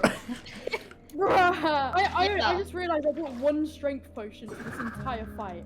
Water bucket clutch! I did it! I'm And so more cool! potions. Oh shoot. Wait, where is everyone? You've got strength. I don't have strength, DT. Okay. I So? brought Yes, but one you have PvP ability! That is something I do not have! fireworks. Whoa, no way! Fireworks celebration early for DT winning? Ow! Yeah. Dude, this is so bad. I'm so bad at PvP. I know, Oh, me too. no. I was I like expecting how this to be an epic I've already fight. popped like Like 7 Arena. totems. Bro, I made no an way. arena over the space of like 5 hours. I know. And then we used it for like And we the used it to competition. Because blow it someone up. blew it We up! just use it to blow it Who down. blew it up? Who blew it up, bro? You blew it up. Can I someone will Oh. not die? stop until all of you are dead. Neither will I'll I! be here for a rough minute here. Acting, 10 out of 10. Acting, 10 Guess out who of forgot to put their chest plate on? No! I forgot to put my chest plate on, guys! I don't even know where you are. I'd love to join back in the fight. Well, not We're in the Coliseum. Oh, baby. hello. nuts. Where is everyone? I'm at the Coliseum. Where? You're out. That's where you There's are. a Coliseum there? Yeah, there's a Coliseum. What Coliseum? I have no food. I gotta farm some wheat for a second. Oh, hi there. Oh my god! Can we call it a truce and get Corn? No way! Yes. Let's get him. Yeah, let's get Corn. Everyone, team up on Corn. Get him, boys! I've got a trident! Yes! Let's go! Wait, no, that's Piplup's totem. No, DT, what are you doing? I'm sorry. It's. I'm so sorry. This is for your server being I'm sorry. There's no time for friendship now. There's no time. Let me just tame this horse. Give me a second. Yeah, that'd be so funny. And I'm dead. No! Yeah, Corn should be out. Can we just talk about that? Ah, so many zombies. There's so much going on. I can't see. What are you doing? Should we start a farm? Yeah, Wait, can we just start did something just break? Piplup's helmet broke. Piplup's helmet broke. No! I'm dead! DT, get him. No, DT! Corn doesn't deserve to win. And then there were 2. Me and Corin fought tirelessly for what felt like hours, but what was really mere minutes. Well, about 20 minutes to be honest. And then, finally, after all of that fighting, it came to an end. Imagine a light train. You've just made this a fight in the sky, you know that, right? I can't keep up. Oh! Corin, stop just flying around. Corin, come to the rogue area. Come to the rogue area. We'll fight it out Oh, here. here we go. I'm turning all of this lava to obsidian. Right, okay, I'm coming. Oh Can yeah, I I just just say, realized this was like the first Alright. build on the entire server. How poetic that it's also the. Oh. Yeah. Oh, you Oh. triggered spawn. Never mind. Oh. Corin, stop running. At least I ran and stayed in one dimension. At least I didn't trigger spawn. You know what? I'm just This is- sleeping. You know? This is like it's still night. It's not. Well, that's embarrassing. You're Look, constantly it was just a taking a statement. nap. He's in the end. He's at the. He's repairing his gear. Pip up TPM spawn. Wait, no, wait. 1 second. Yeah, TPM. No. No, TPM. He's using the ender chest. He's getting a helmet and stuff. That's just cheating. That's just He's cheating. getting. No, please don't do this. I'm just gonna clear it. Yeah. Clear, Bro. Corin, diamond. He dropped it on the floor. He dropped it on the floor. Yeah, he's repairing War's armor. Right. Corin, don't. Right, actually, no, can you stop? Fine. Bro. Yeah, thank you, DK. Thank you. Fine. You can't escape, Corin. They're fighting at my Dude, what is this? What is that? What is that? He's won! No, he cheated. Nah, that does not count. That doesn't count. He cheated. Cheated. He cheated the entire thing. Yeah, that doesn't count. I won Doomsday! Let's go! Woo! And so Corin had technically won. I mean, he basically cheated the entire thing. Right from the start, he wasn't even supposed to blow up the arena.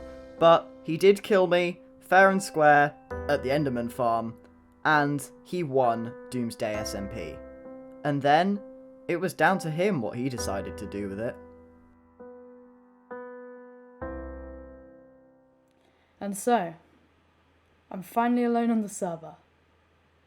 Peace at last.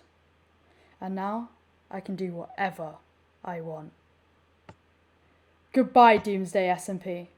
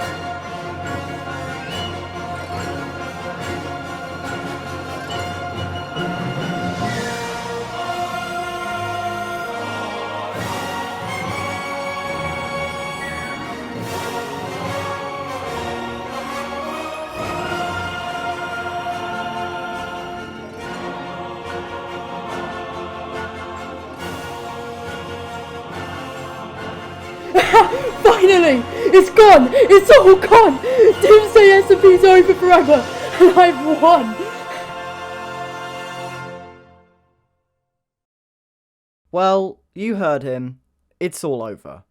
Corin found the Doomsday button, and every single base, every single farm, every single landmark, everything was destroyed. However, don't worry, we made backups. And now, at the end of the series, I'd like to take a look back. A look back at everything we've managed to achieve this series before it was all blown up. I could not be happier with what I managed to build this series, from my main base to my secret base and all the stuff we did along the way, as well as what other people managed to build as well. And so, as we set sail for a new adventure, let's take a look back at the entirety of the Doomsday SMP.